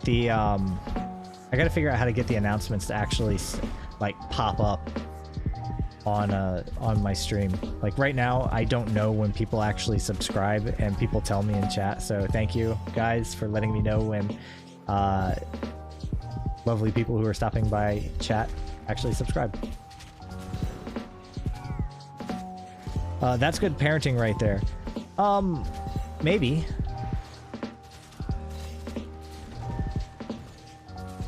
You know, like, I mean, the downside is there are times where the kids will want to do something, right? and I'll be like, not right now, boys. I've got to finish this video, right? So that, you know, maybe that's the downside of it all. Maybe that it has its ups and downs, right? There's positives and negatives, and even in that, there's a lesson I'm sure that I can teach the boys where, you know, when you commit time and effort into something, sometimes you don't always get to play. Sometimes you actually have to work longer hours to make a thing happen. So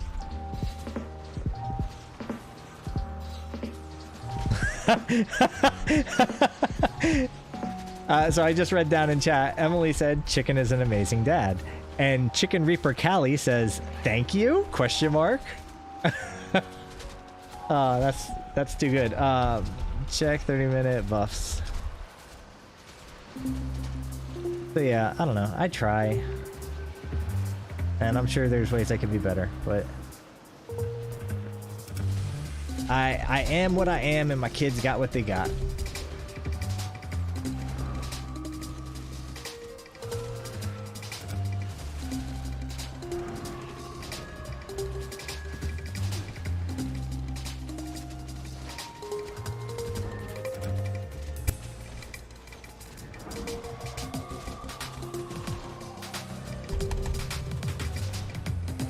All right, let's see. Did anybody not type in, or Mr. Dark Crypt typed in, give me a Dr. Pepper. We need extra lives, guys. If you haven't typed in extra life yet, type in extra life. But I appreciate you reminding me to hydrate. I'm calling it hydrate. Really, it's probably drying out my body.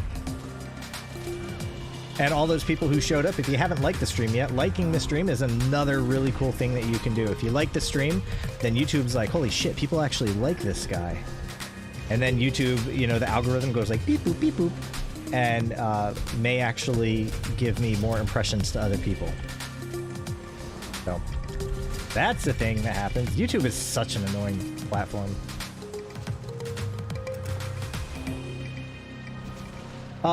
Tiago says, but that's part of what you were teaching. You have to trade time to be able to do some things. That's true, yeah.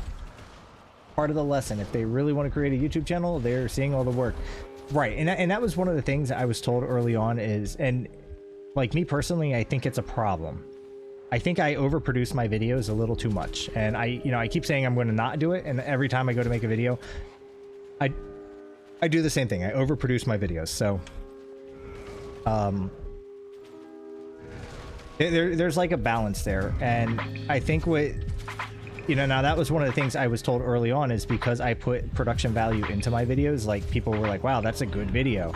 It's not just somebody talking into a mic without editing the audio, so I think I did good with that, and I don't know, but that all takes time, right? And so what I've told the boys is, if you really want a YouTube channel, if you want to be successful, I think one of the things you have to do is actually put some production quality into your work.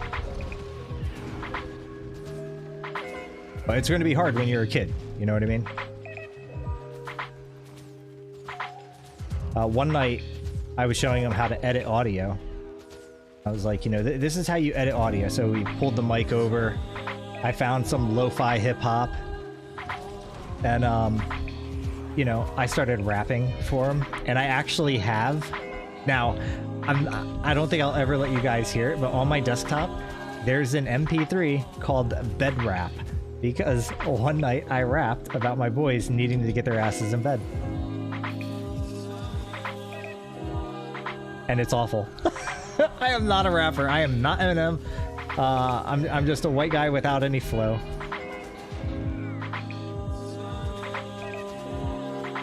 Tatron, we got a Steve.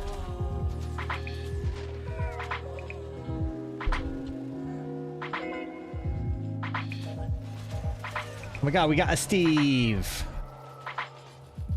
You need to hear the bed rap? I don't know. I don't know that I could do the bed rap, guys. That's so embarrassing.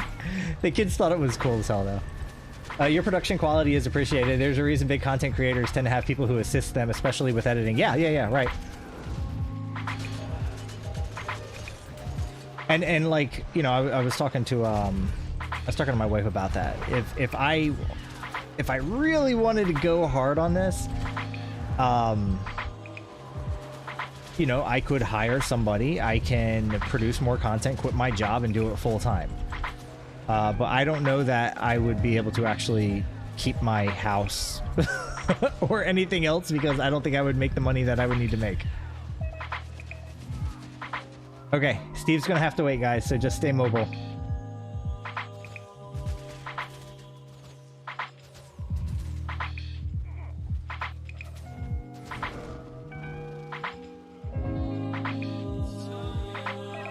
How you doing tonight, Barfing? Good to see you here, man.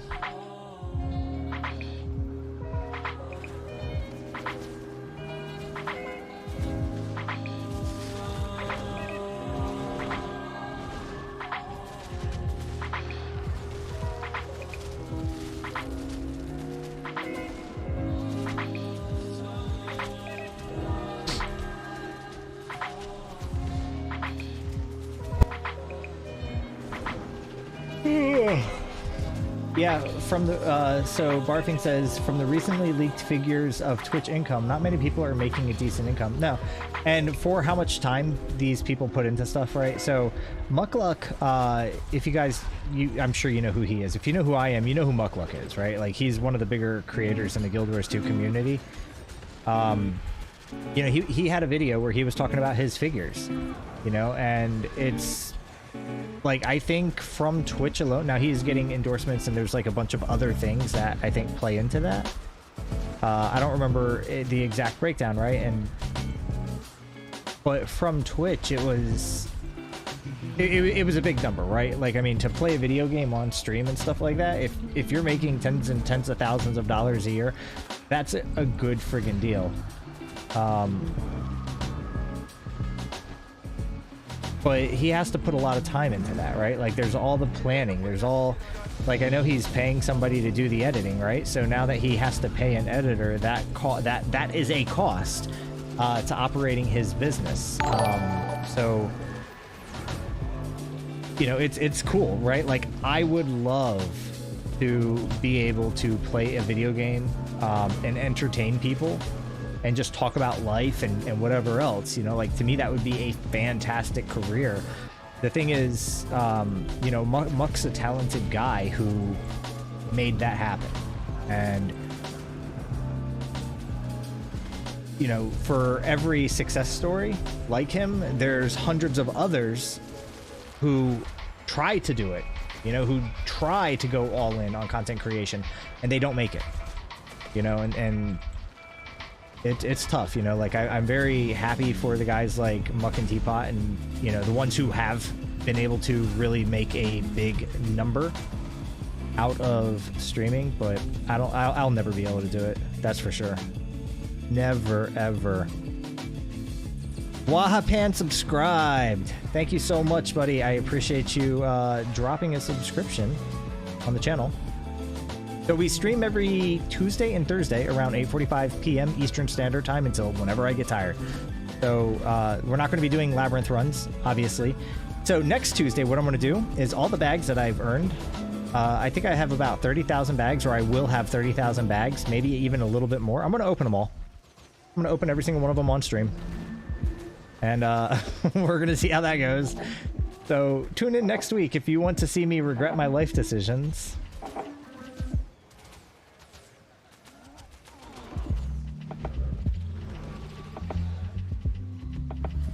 I'm going to open them all. I am hoping to get 3 infusions. You know, I'm going to set my sights kind of high.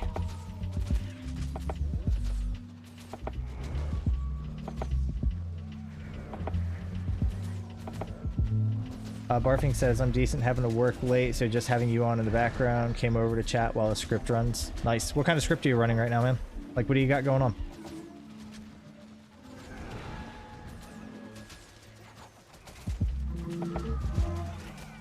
I just showed my PM. Like, my team is tasked with merging 2 systems together because they kind of overlap in some area. One of them is called self-reported training and the other is called something else.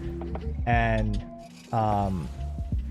so my marching orders were merge this thing called self-reported training into this other system. So I you know, came up with a design and said, yeah, I think we're going to be able to do this. We're going to get this far. And then, you know, halfway through the project, we're going to figure out what's missing and figure out the rest of it. So now I'm at the point of figuring out the rest of it, and things like didn't quite make sense. So I had a meeting today with my PM, and he was like, oh, right, I meant not merge all of self-reported training into this other system. I meant just merge this one little piece of self-reported training into the other system. I was like, oh, yeah, that greatly changes the requirements and expectations, my friend. So tomorrow I get to have a wonderful meeting with my business analyst and my tester and my UI UX person, and just be like, guys, how do we recover from this? Because we went so far down one road and we stripped functionality out of the other system, and now do we like put it back? But it sounded like today they're actually talking about delaying the release, our next release, by a significant amount of time, so that'll be nice. I'll have time to actually fix this, but it just sucks, right? Like because the PM didn't, I don't know. The PM communicated one thing. Me and everybody else heard that one thing that he communicated, but in his head, that's not exactly what he meant to communicate, so. Oh no. Thiago is disconnected again. That sucks. All right, so you're importing data from hurricane relief down in Louisiana. It was from paper-based forms, and yeah, that sucks.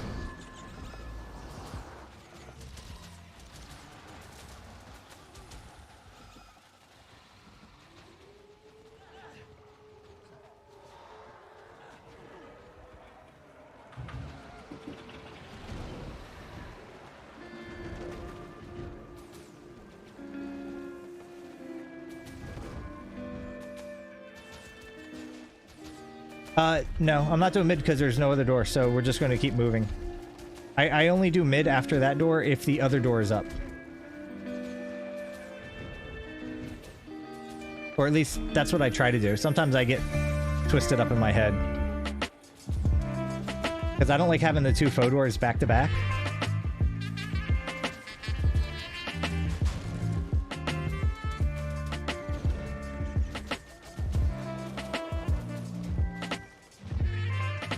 So now we go mid.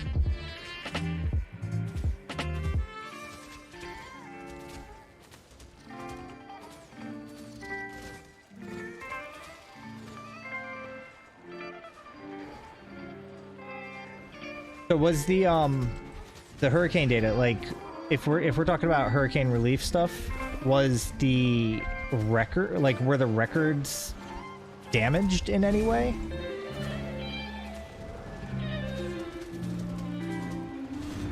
I'm guessing you had to scan everything in and like...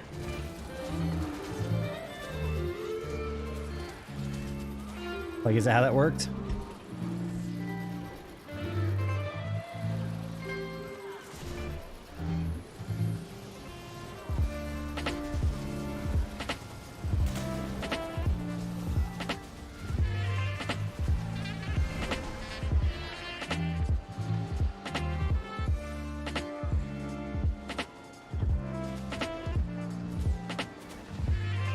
Have you ever had to work with OCR? It's what do they call it? Is it object character?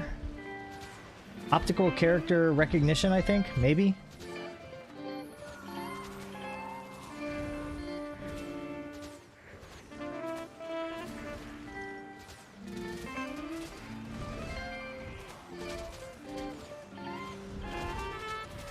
But yeah, if you haven't ever had the opportunity to work with that stuff, it's interesting, right? Because you can, like, you can have something to scan a whole bunch of files really quickly and then look at certain fields on the scanned files in an attempt to scan in the characters into whatever, you know, data elements or whatever it is that you need to scan them into.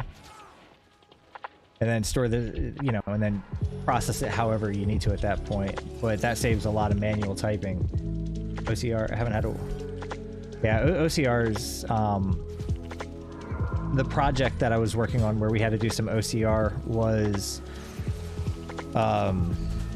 it was an interesting one. So we were working with devices and we were doing some experiments.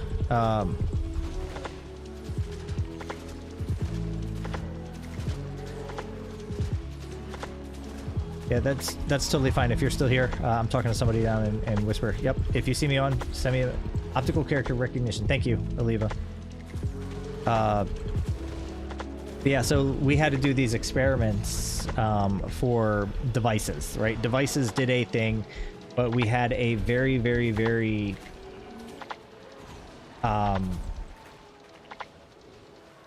science person process thing. Like, I don't, without going into details, scientists came up with experiments and they had to collect data using these devices, and we had to collect the data from the devices, but also validate that the data that was collected was correct based on the display of the device. And my game just crashed. Emily, take over if you can. But yeah, so what we had to do is we had this device that we were able to connect into and read a bunch of data from it. But then we had to set up cameras above each one of the devices, and we had to read the displays of the device in real time and try to capture the characters that were showing on the display, and then use that to validate the data in that timestamp that was being captured.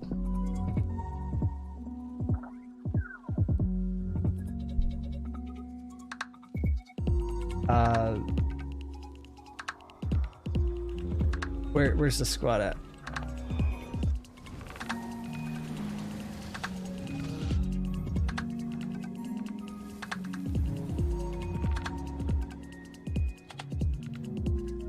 No, I'm actually not running DirectX 11.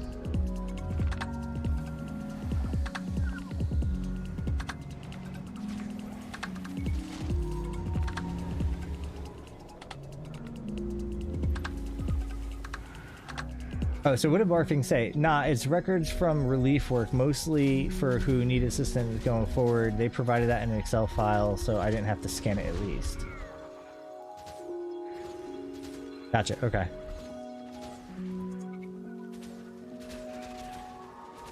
Is it time for mid? Yeah, it looks like it's time for mid.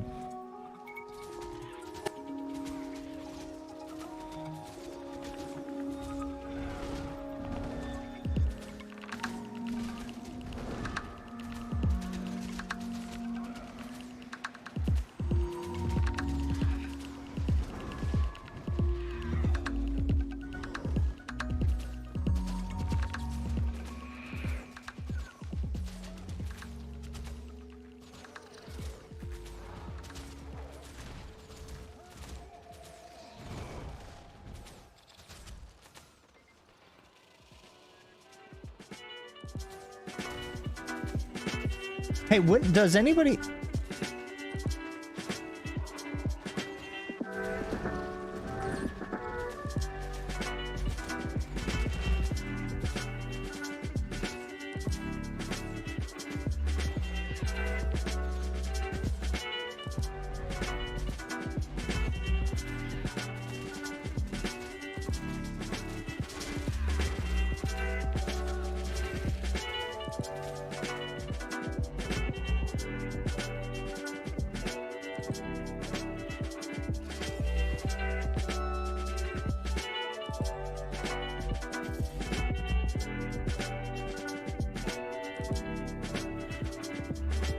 We're gonna come back over here and we're gonna do the faux door.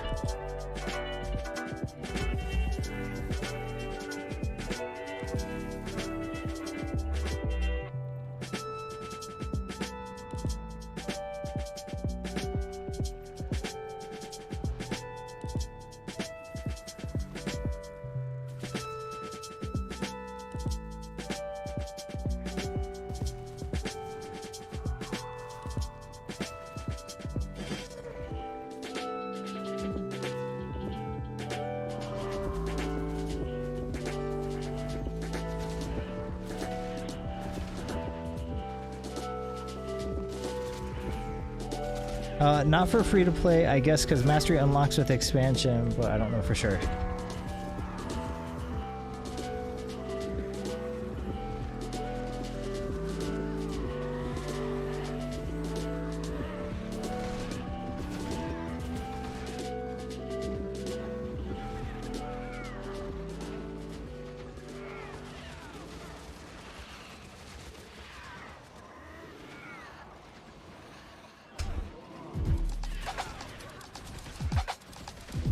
Are there any from Fractals that you need, Chicken? Oh, Chicken Reaper. I was like, wait a second. Why is she asking me if I need...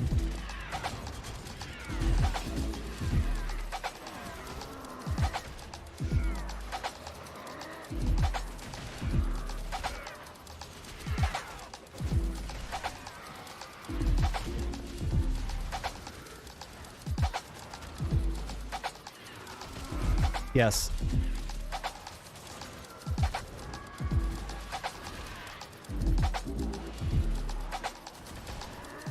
Auto looting is the most incredible thing in the entire game.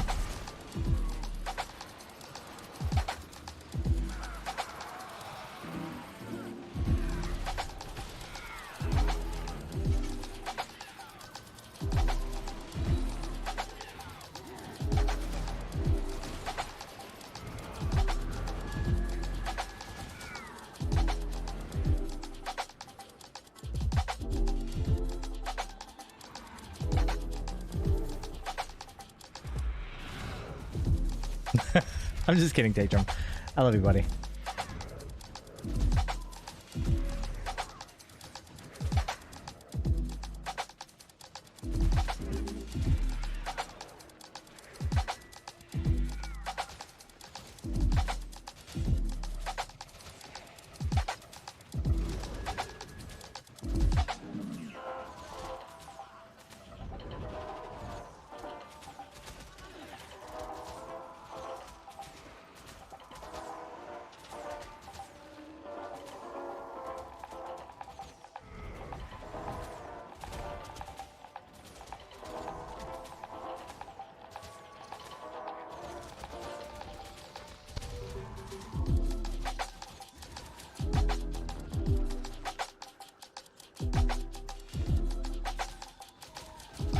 Barving says, I think I've had about 4 crashes total since the beta started, so not too bad. I do get some missing textures occasionally, or the shaders misfire or something, become solid colors.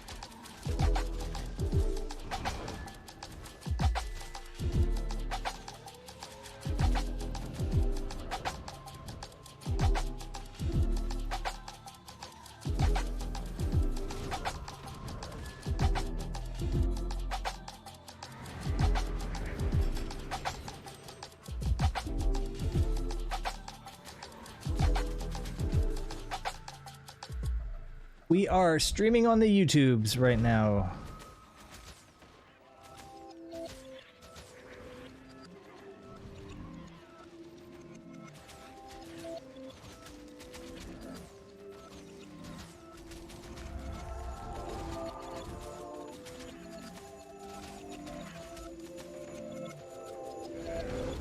Yes, we are. Probably for another 30 minutes or so.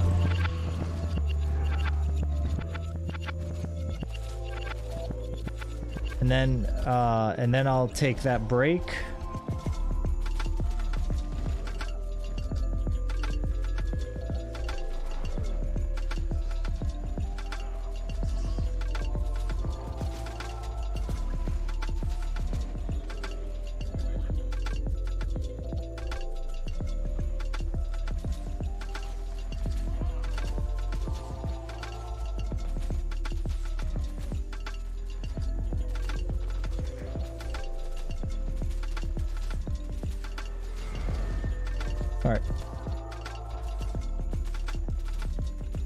Alright, sounds good then. Sounds good. I just want to make sure that, like, I don't have people, like, dying at their computers, like, oh my god, I just need to take a break.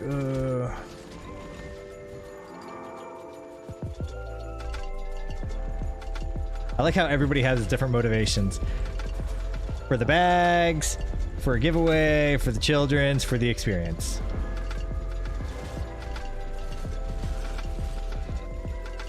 For the friendships we made along the way.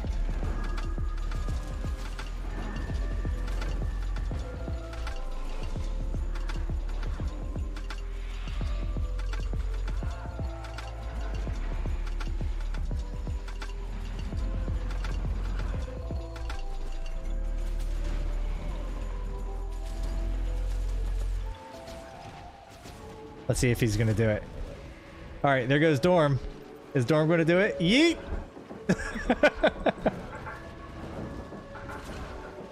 I am not entertained, Dorn. You almost had it, but you turned back. I thought you were one of my bravest warriors who didn't fear death. Alright, I see you jumping over there. Are you gonna do it? Oh my god, rest in peace, Dorn.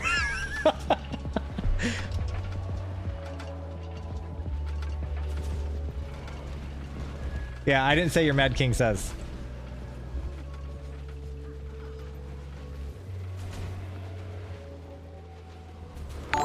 Now I'm in the stream. Yeah, you've been in the stream the entire time. You didn't know it though. Or you're saying you're like in the chat. Well, hey, if you're in the chat, then type in ! extra life, because I'm going to be doing a giveaway. We're going to be giving away an extra life bundle probably in the next 30 minutes. I started this giveaway way too soon, guys. I apologize, but I didn't want to take another break and then just go for another 30 minutes. So we're gonna grind out another 30 minutes here in the labyrinth, and then we're gonna do the giveaway, and then I'm gonna be going to bed. But hey, I appreciate you stopping by and subscribing. That's very cool of you. So whatever extra life bundle you get, or if you win the extra life bundle, I guess I should say, you get to choose which one you actually get. So there's 3 of them. I'll show them to you on stream, whoever that winner is. And then you'll get some stuff. I felt like that door took forever. Not a problem, right? But it just felt like it took a long time.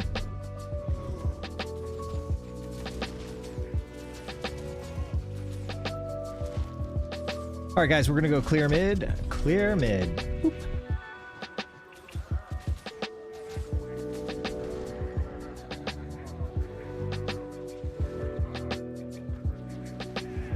Tag up your banners if you haven't tagged them in a while.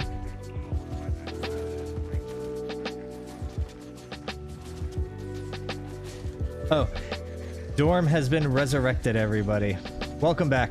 Welcome back, Dorm. Thank you for the entertainment. It's always fun seeing people in the squad kill themselves for my enjoyment. You know, and I gotta say, Dorm, you have provided 2 funny moments for me tonight. The first one was when that skeleton came up and like totally kicked you right in the face. That was hysterical. And then the second time was you yeeting yourself off the cliff. It's great. Great fun.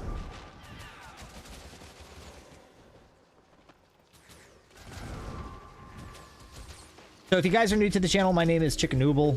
I am a small-time content creator here on YouTube. I am an ArenaNet Partner, and I stream on Tuesdays and Thursdays, and maybe at some point I'll stream a little bit more. So we put together a Discord channel today, and if you guys type in !Discord down in the stream chat, you will see the link to that Discord channel. You're more than welcome to join up. We're going to be using that to coordinate what we actually do on stream together. I'm not a raider, and I kind of want to get into raiding, and I know other people in the chat wanted to also do that as well, so I figured it would be fun if we figured it out together. So we'll probably get into that type of shenanigans at some point on stream. If you wanted to be part of that, or if you just want to know when we're going to be doing those types of things and when, join the Discord. Oh, look at Emily, man. She is amazing. Typing the Discord command in chat.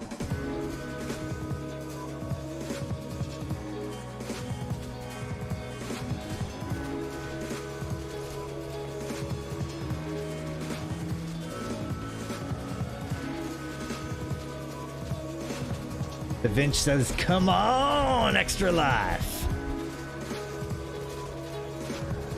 Best of luck to you guys who were entered. We will go ahead and... I'm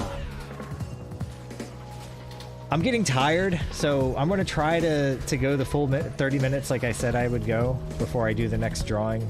That way, around 1:15, we could do the drawing and then just sign off. Where the hell's... Oh.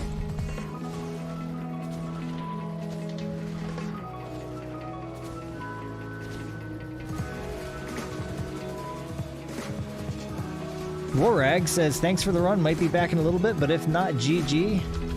Thanks for coming, dude.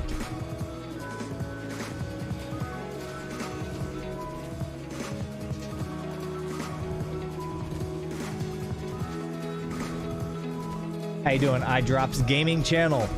iDrops, what kind of stuff do you have on your channel? Games, obviously, but what type of games do you play? Let us know.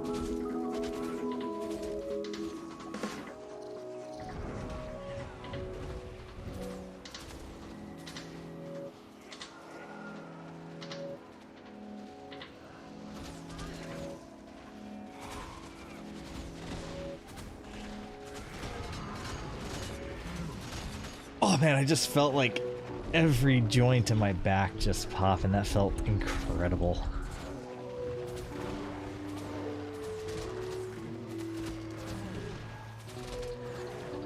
So iDrop says, I haven't posted anything in a long time.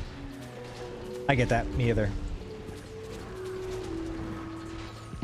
I think on Tuesday I was telling everybody what projects I'm currently in the middle of working on. I have like 5 or 6 videos that I'm working on right now. And I gotta get something finished soon. Otherwise, I'm just going to be, you know, filling up my folders with incomplete projects.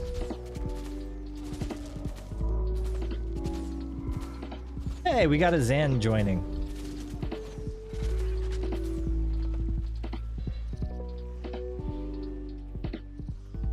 Love to see all the Coetus guild mates and squad tonight.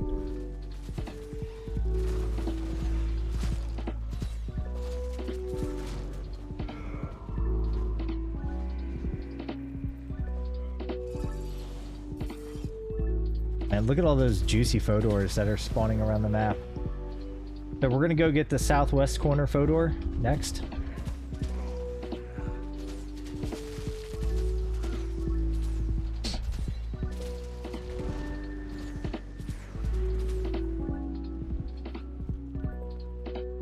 How are we doing on bags? Let's use all that.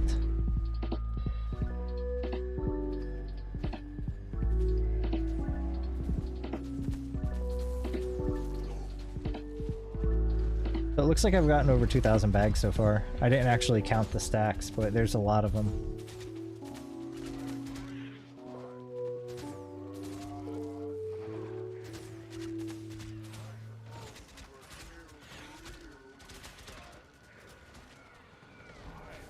Alright, so I'm going to open this door before everybody gets here, just so we don't have to deal with upscaled enemies. 83. That's okay. Easy peasy. Nuke them down.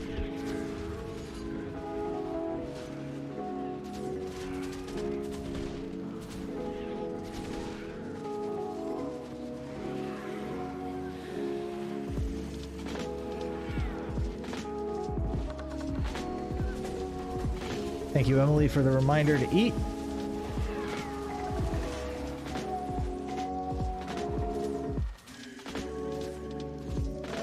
Wait, the door's still open. What am I doing?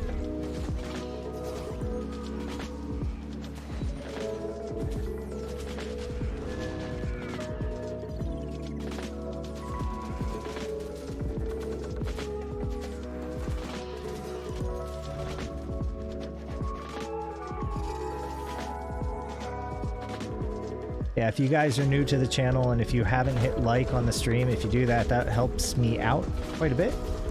Subscribe to the channel if you haven't. That's also another thing you could do. Stop by whenever you see me on.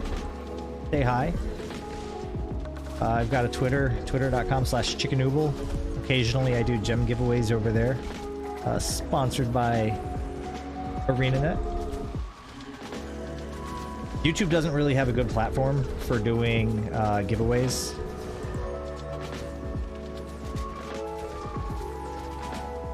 Last time I tried to do a YouTube giveaway, it was a mess because I told everybody to just comment on the video, and then I had to take everybody's names that as they commented on the video and like enter them into a spreadsheet and reply to everybody to make sure that I didn't miss them or didn't enter them twice. It was so much management just to give somebody something. I was like, the giveaway should be easy.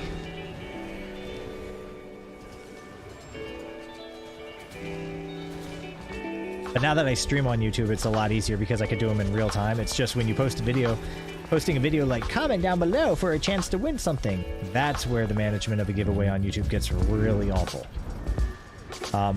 I later learned that there was some software that you can use, but I think you had to pay for it, and it would like randomly pick a comment, but...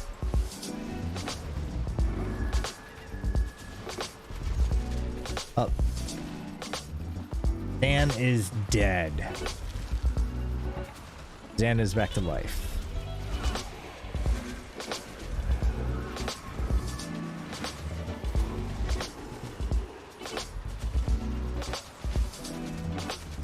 Seranium looks so cool. Let's see, what does Seranium look like?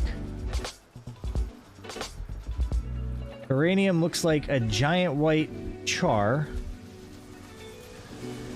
Very fancy.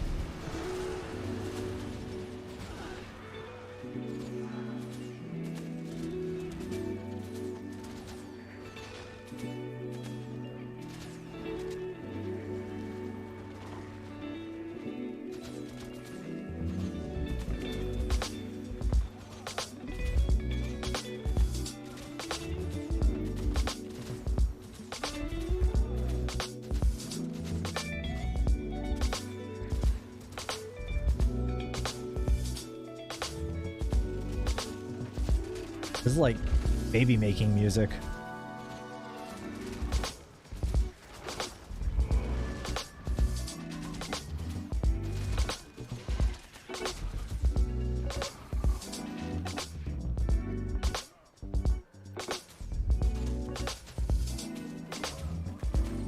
And if I have anybody in here who's under the age of 13, I meant making Lego sets of children, like where you open up the box and put them together.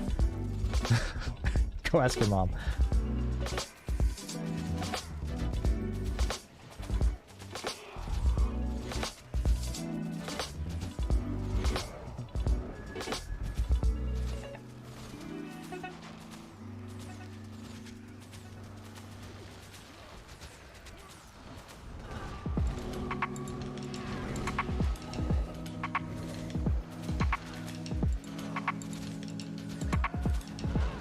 Barfing, can you stop it?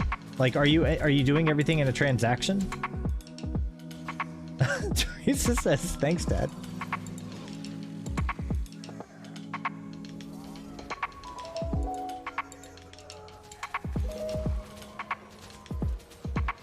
Yeah, I haven't had that talk with my boys yet.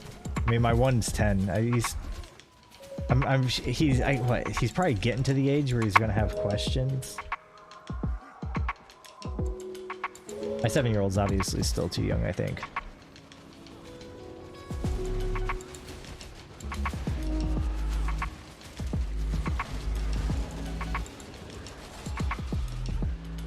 My dad had that conversation with me when he was, or when I was 12, because he grew up in a different place and he was, you know, a little bit more of a mature kid who didn't wait until he was older to do things.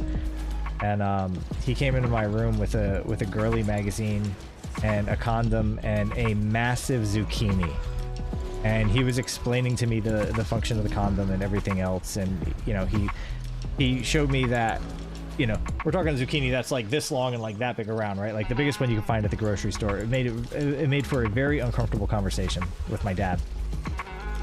And you know, so he showed me, like, you know, this is how you put it on the zucchini. And I've never seen a guy dislocate his jaw like that, but just kidding. So you know, so he opened a package and he showed, you know, like how that stuff unrolls onto the vegetable. And then he was talking about the durability, right? Like, you know, to show that whenever I made it to that point, that I should be able to trust the thing that he was showing me, he put it over top of his head and covered his nose with it, and then used his nose to blow it up, right? So he looked like a giant dickhead, I mean, for lack of better words, right? And then when he was explaining to me what all that stuff was about, right, he pulled out the girly mag, and he was going through and he was explaining, you know, like, you have to be very tender with a woman, and, you know, like, all these things. He was being very respectful and polite and stuff like that. And then he flipped to a page which was like one of the worst scenes I think I've ever seen, and he was like, yeah, so, and you know, some women just don't respect themselves, but you know, you still have to respect them. I was like, all right, Dad. It was interesting, right? And it was like it was a very classless type of lady magazine that he showed me when I was a kid, right? So you know, not judging anybody's things, but it was a very, very, very bizarre magazine to show as you're trying to explain that process to somebody. But yep, that's my dad. Good guy. I'm totally normal, I swear to God.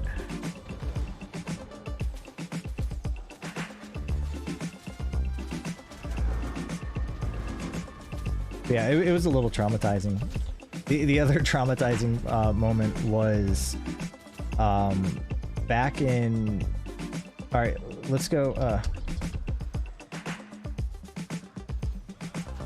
back in high school, in like 10th grade or 11th grade or something like that, I was taking human physiology. You know, a class about the body, and had to watch women give birth in that class. That was terrifying. But yeah, man.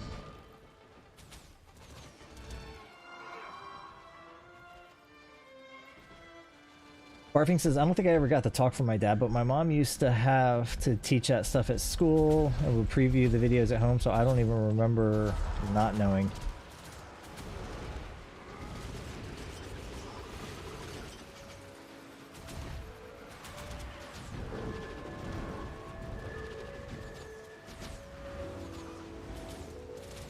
Yeah, I think for my dad it was more of, you know, like, I'm pretty sure at the time when me and my dad had that conversation, I knew what was up, but I think he was just making sure that I knew how to use the safety equipment, you know, like how to use the seatbelt before you drive the car, if you understand what I am saying.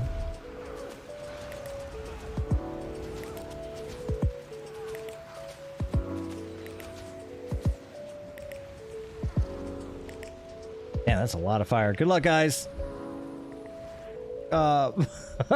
Kevin, I don't know that anybody's going to be able to save you.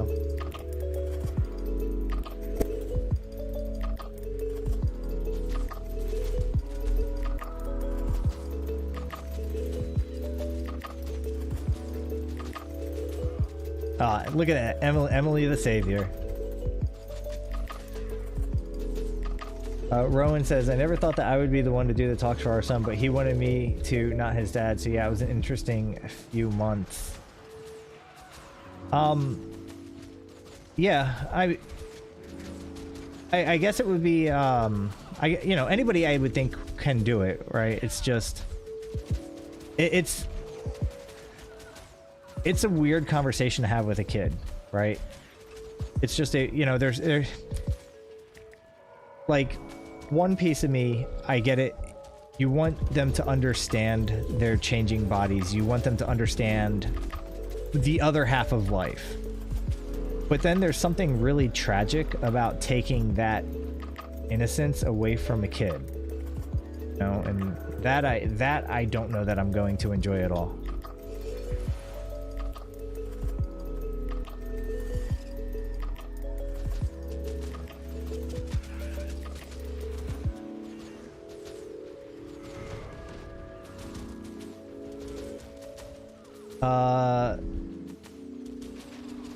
Tiago says, I think it's easier today to talk about the dialogue itself has evolved. We have different approaches now.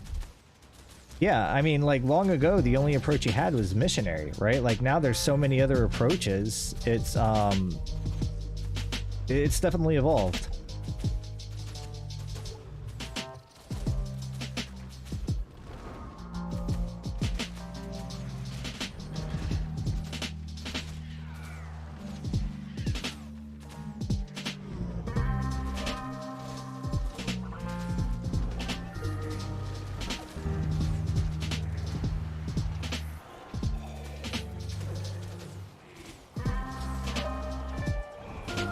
We didn't do any faux doors, so we're going to keep moving around to the next faux door. All right, 12 more minutes, and then I'm doing the giveaway.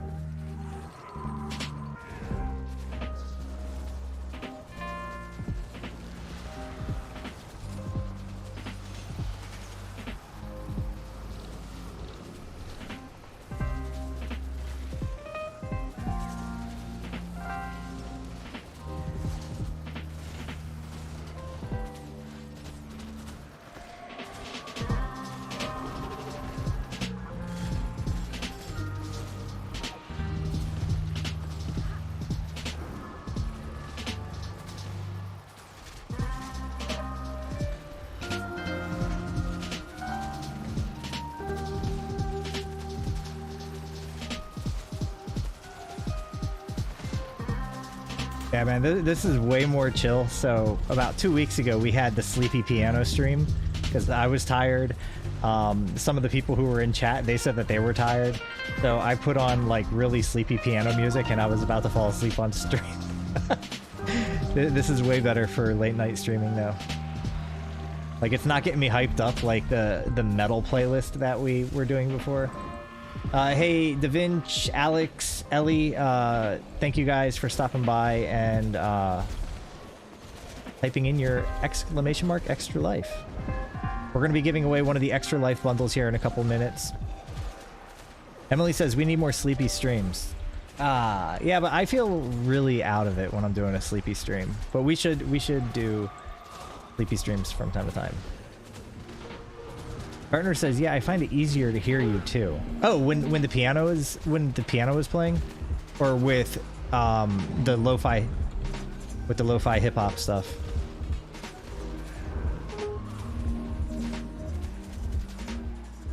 Yeah, there's a Frenchman, Mr. Coda. I'd have to find his name. But he helped me set up the audio on my stream, and I feel like I need to send him a message and be like, "Hey, man, I still don't feel like my audio is 100% right. Could you maybe spare a little bit of time and help me figure it out?" No, Mr. Nakota. That's it. Oh, and the cool thing about Mr. Nakota, so if you guys are interested in the type of music that is playing right now, Mr. Nakota is actually a lo-fi hip-hop musician, artist, whatever. I don't know what you would call that. But if you were to go visit his stream, you would have to find it. Not stream, his channel. He's got a bunch of lo-fi stuff that he put together. And what's nice is all the backgrounds for his music videos are just Guild Wars 2 scenes.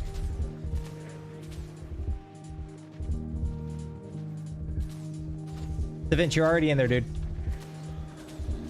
You are in the list. You don't have to type it in again. You can if you want, though. It's not going to give you extra chances to win, I don't think. Have I listened to Techno Axe? I don't know. What kind of music is it, man? Oh, he does royalty-free music of all kinds? Is it YouTube friendly? That's the thing I learned, is some music that may be royalty-free on one platform isn't necessarily royalty-free on another platform. So I got to be very, very, very careful. Barfing says Guild Wars 2 scenes and not an anime girl studying? That can't truly be lo-fi hip-hop.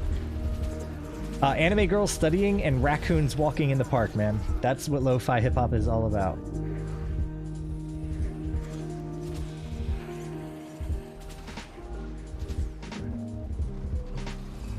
Yeah, Mr. Nakota. Go find him. Gart was saying that he has a fear of missing out, so he enters at least 3 times. Oh, dude, that's unfortunate, man. I have it set up to where if you enter more than twice, you just get disqualified.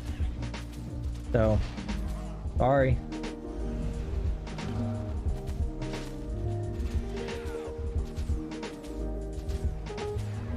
And I'm kidding, I don't. I can set it up that way, but I don't. I feel like that's always such a D-bag move. Like if you're doing giveaways. There, who did that, man? There's some Twitch streamer I was watching, and he got like so mad that somebody entered twice, and he was like, you know what, that's it. I'm just gonna make it to where if you enter twice, you automatically disqualify yourself. It's like, well, I mean, they don't know when you're, you know, like Nightbot doesn't send you guys a message saying, hey, you've entered blah blah blah, right? Like, so you really don't have a clue. Try again. I don't care.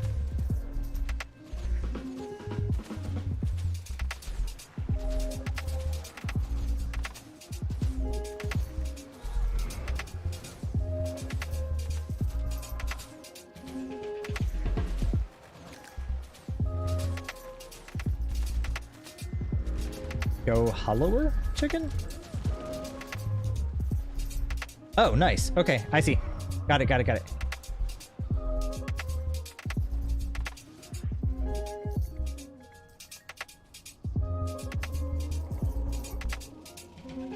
I guess I already have it.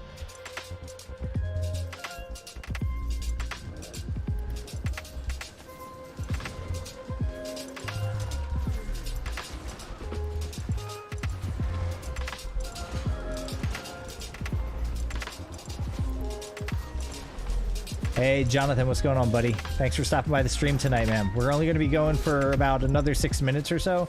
And then if somebody wants to take over, they can take over the squad. That's perfectly fine. But I don't have it in me. I'm going to have to go to bed.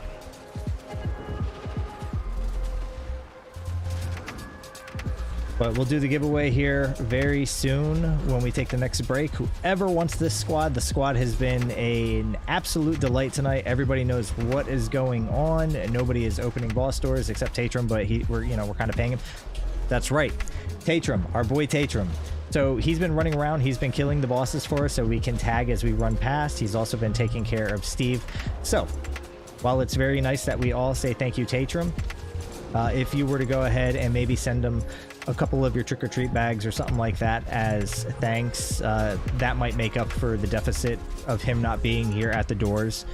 You know, if everybody in the squad were to send him a couple bags, then that would definitely make up for him.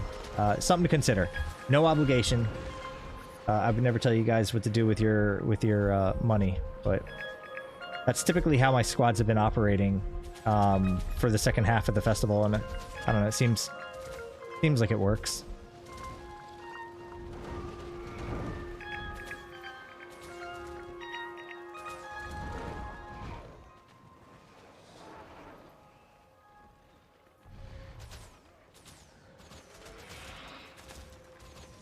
And also, right, Discord, type in the chat, !Discord. So the Labyrinth farm, I'm going to maybe do one more off stream, maybe one or two more off stream. I don't know when it's going to be yet, but if you guys join the Discord, that's where I'm going to actually be announcing it in the announcements channel whenever that happens. So if you guys join the Discord, you'll know when I do that. Hopefully it fits with your schedules and you can join me.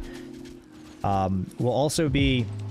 There's a lot of people in chat who haven't done things like raids and fractals and strike missions and stuff like that. So we'll also be planning some things on stream where we take a bunch of new players, myself included. I don't raid. I don't do a lot of strike missions ever. I don't even think I've done more than half the strike missions. I've only maybe 2 or 3 of them. So what we'll do is do some of that stuff on stream too. So that's where we're going to coordinate and plan all those activities and figure out who we're going to be taking and stuff like that. So if you guys want to join for that stuff on stream, or even when we choose to do it off stream, join the Discord. Jonathan says, I enjoyed the lab run and stream. Awesome. I'm glad that you got something out of the lab. I like to think that I lead a good group, and when everybody plays nice and when everybody is not opening doors and stuff. Datrum, we got Steve. Oh god, oh god, oh god, oh god. Please, please, please don't kill us. Please don't kill us.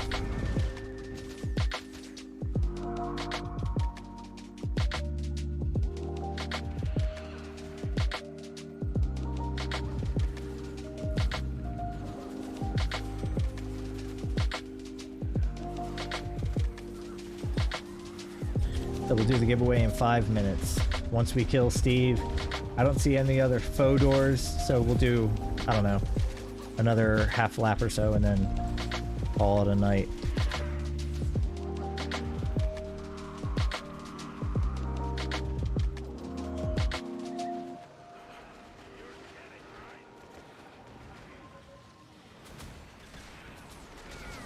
Oh, and somebody opened up the candy corn guy. Oh, that's Tatrum. Got it.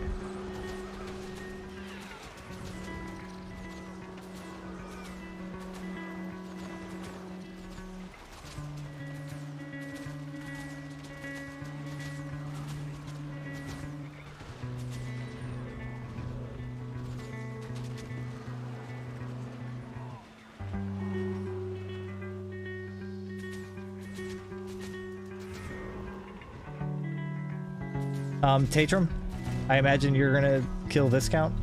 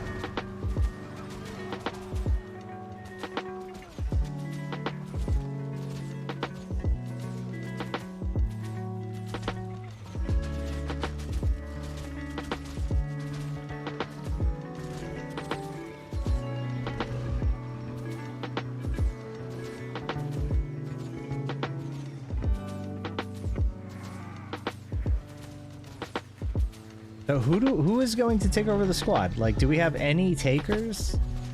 Anybody?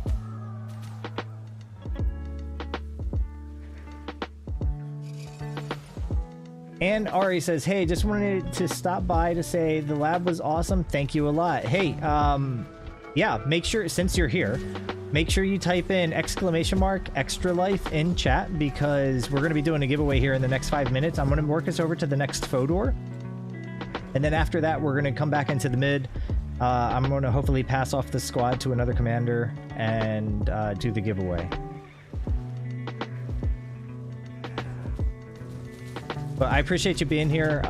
This lab group was very efficient, and it was only super efficient because, well, I mean, one, we had Tatrum like giving us extra magic find and stuff from all the bosses and stuff.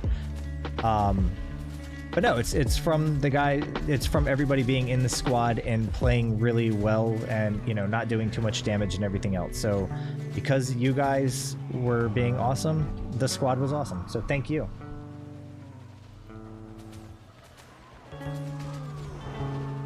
And if you haven't subscribed to the channel, consider doing that. I was just telling everybody that we have a Discord channel now, or a Discord server, where we're going to be planning some off-stream lab runs, and we're also going to be doing some we'll also be, you know, trying to plan some raids and stuff like that, try to get some people who aren't raiders like myself into raids and see what we can do. So if that sounds like something you're interested in, please join up. It'll be fun to have you along that journey.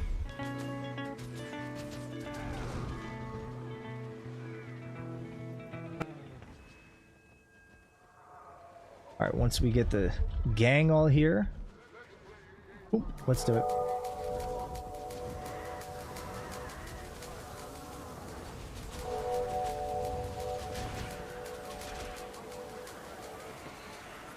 Thank you, Emily, for posting that. I haven't even seen like if people have joined the Discord.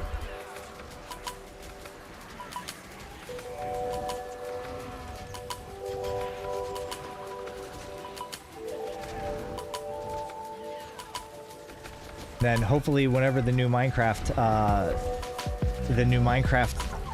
patch drops, the one where they make like all the big mountains and caves and stuff like that, I'll probably get us a Minecraft server so we can play on that. That'll be fun too.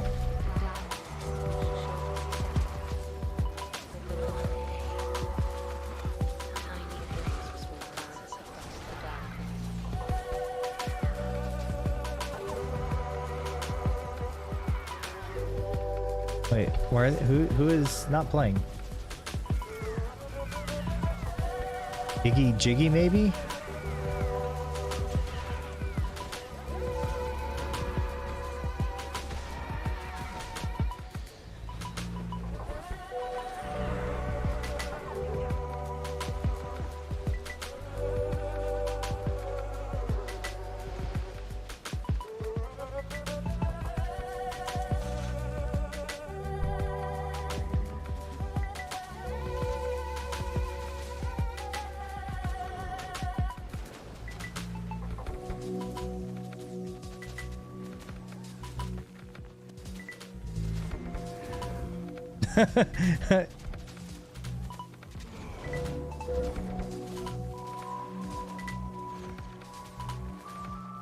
Oh wait, we got one more faux door. One more door. Let's do it. Let's do this last door here, and then we'll go mid. Can't pass up one more door.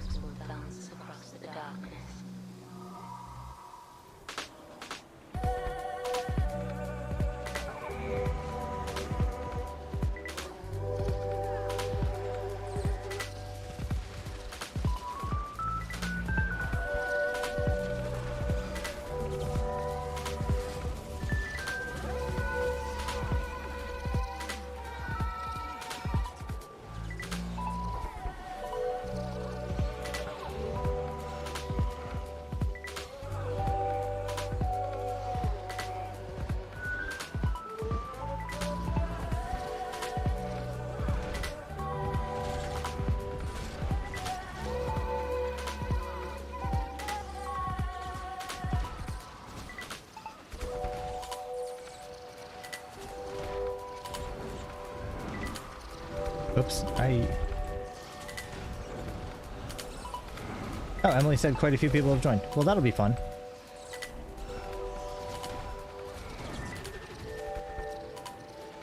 I'm in like a bajillion Discord servers, so people are probably suffering from like Discord fatigue like I am. I probably should go through and like purge all the Discords that I really don't follow anymore.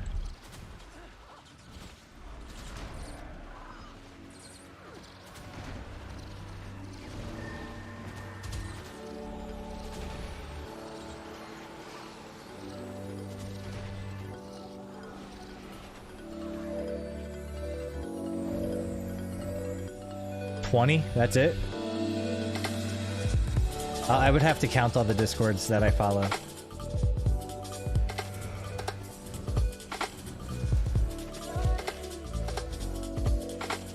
It's a big amount of them. Apparently, I am like owner of several, because when I was trying to install one of the bots on the Discord server that I created today, it was like, which Discord server do you want to add this bot to? And there were 6 of them. I'm like, like, I don't know why I have servers that are under my name, but that's the thing. I guess I like created them at some point and they're just sitting in a folder somewhere. Yeah, so and that's the thing, is I have some channels that or some servers that I just have in folders, and I don't really pay attention to them. And I think I need to go through the folders and just say like, hey, if you're in a folder, you get purged. But it sucks because some of those servers have some of my friends in them, you know.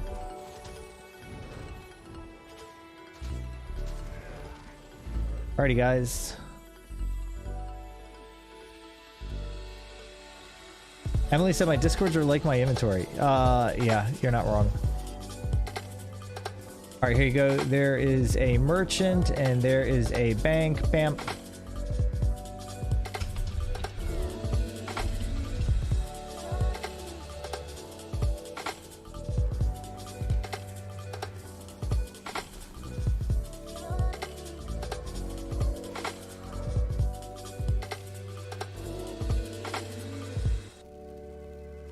Barfing says there's quite a few servers I should join, but talking to people is a whole thing. So I'm just active on CA and my old roommate's Switch has us on it, so pointless.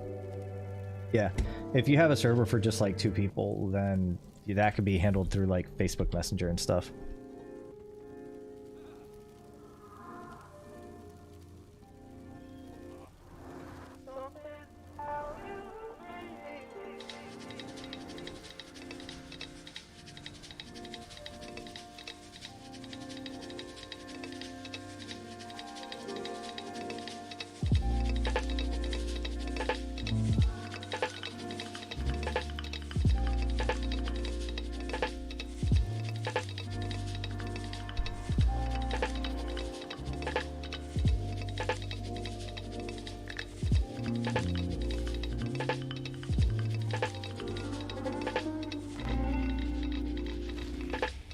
Let's see.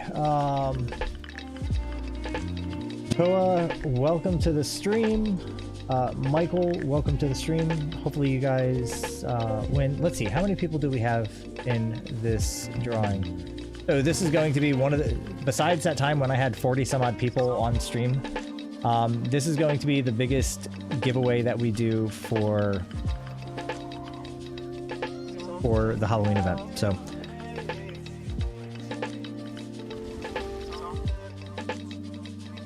find a Discord server and join up.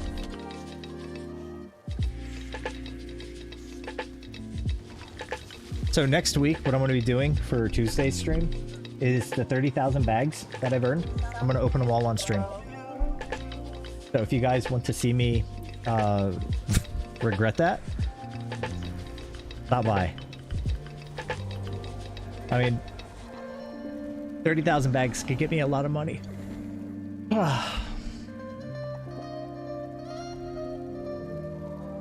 Thank you for commanding the lab farm. Thank you for being there. The lab farm would not have been as good as it was if it weren't for people like you being there. Jenga Tower. I love the name. Thank you for entering in the giveaway. Let's see. I'm going to do it now.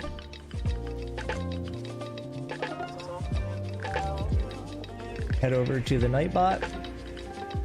And bam. Gart, you are the winner. You're still here, right? Let me know which of the extra life bundles you want.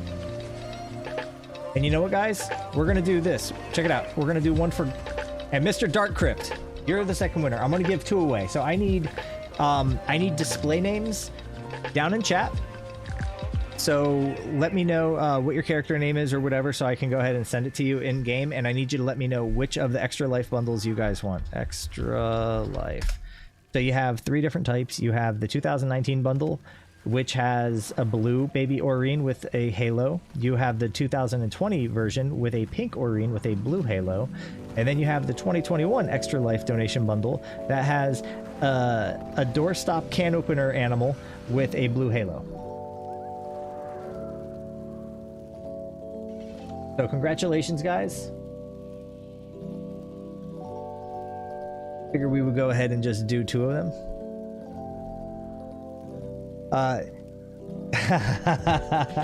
I think Gartner wants to give it to his friend. Where'd he say that? I don't see him saying that.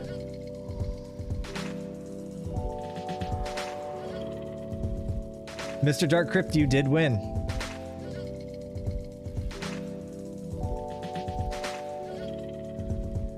Gart, are we really giving it to Skila? Okay. I think you won something previously and gave it to her too, right? You were saying the 2019 bundle? Got it.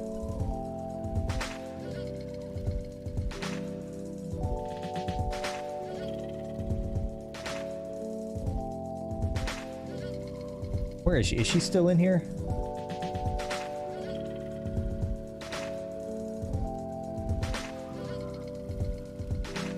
I will have to add her to the friends list. Skyla. All right.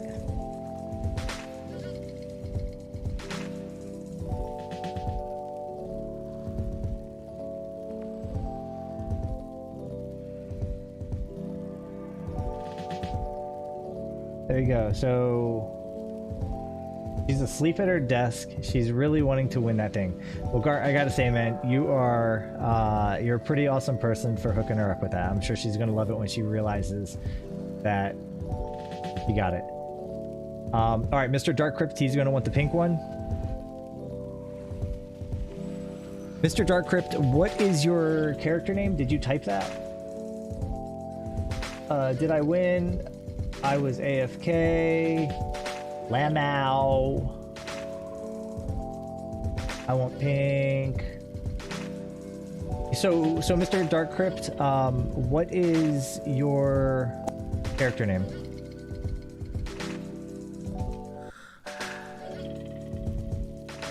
Oh, there you go. Yeah, I'm sorry. I knew that. I could just look, right?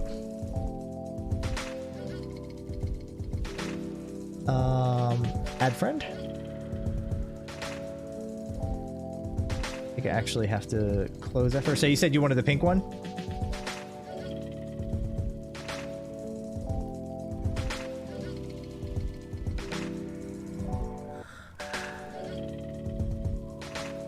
There we go.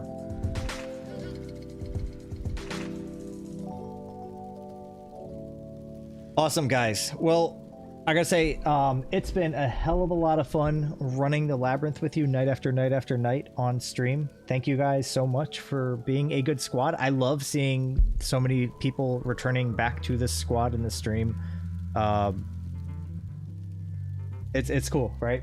Like, I think we worked well together. So, let's do it again sometime. Like I was saying, in chat here. There you go. So I just put the link to our new Discord server down in chat. So if you guys haven't joined the Discord server, go ahead and join up. We're going to try to start planning some things on stream and off stream. We're going to do fractals and strikes and raids and stuff like that. If you haven't done that stuff, I'm not very experienced with it myself. I've only done a few raids. I've only done a few strike missions, and I have not hit level 100 in my fractals yet. So we can embark on that journey together. I just need you guys to go join the Discord. Maybe after a little while, maybe we'll form a guild or something like that. Who knows? But yep, thanks everybody for stopping by. Anybody who wants to take the friggin' squad? Who wants this amazing squad? I need a commander.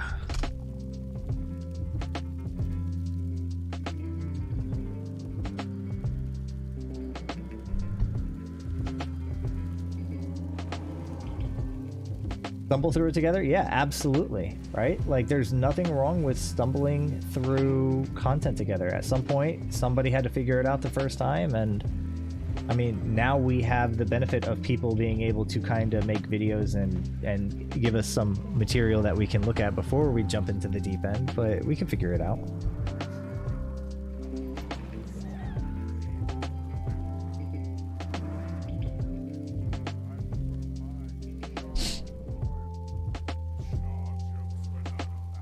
So, all right. It doesn't seem like anybody wants to take over the squad. Oh, and don't forget, Color Pendita.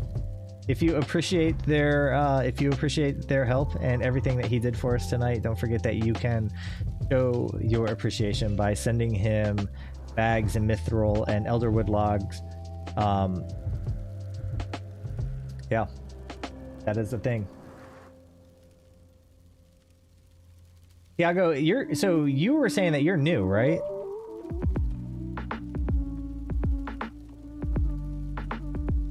Oh, Jake, dude, we've been going since 9 p.m. and it's 1 a.m. now. Yeah, I would say Tiago, he would probably want you to save your stuff because you're such a new player, and that those items are going to be very useful to you. But I mean, that's what I would think.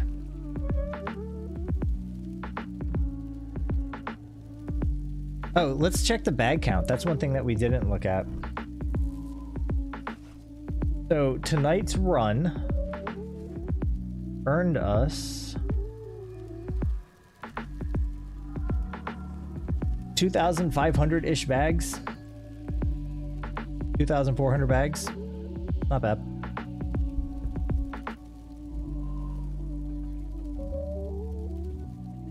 All right, guys, I'm out then.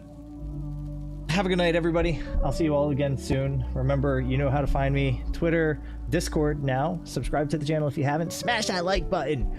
Leave comments on videos. You know what to do. Thanks for all the support, guys. I love you all. You're great. Until next time, be safe, be nice to each other, and we'll do it again soon.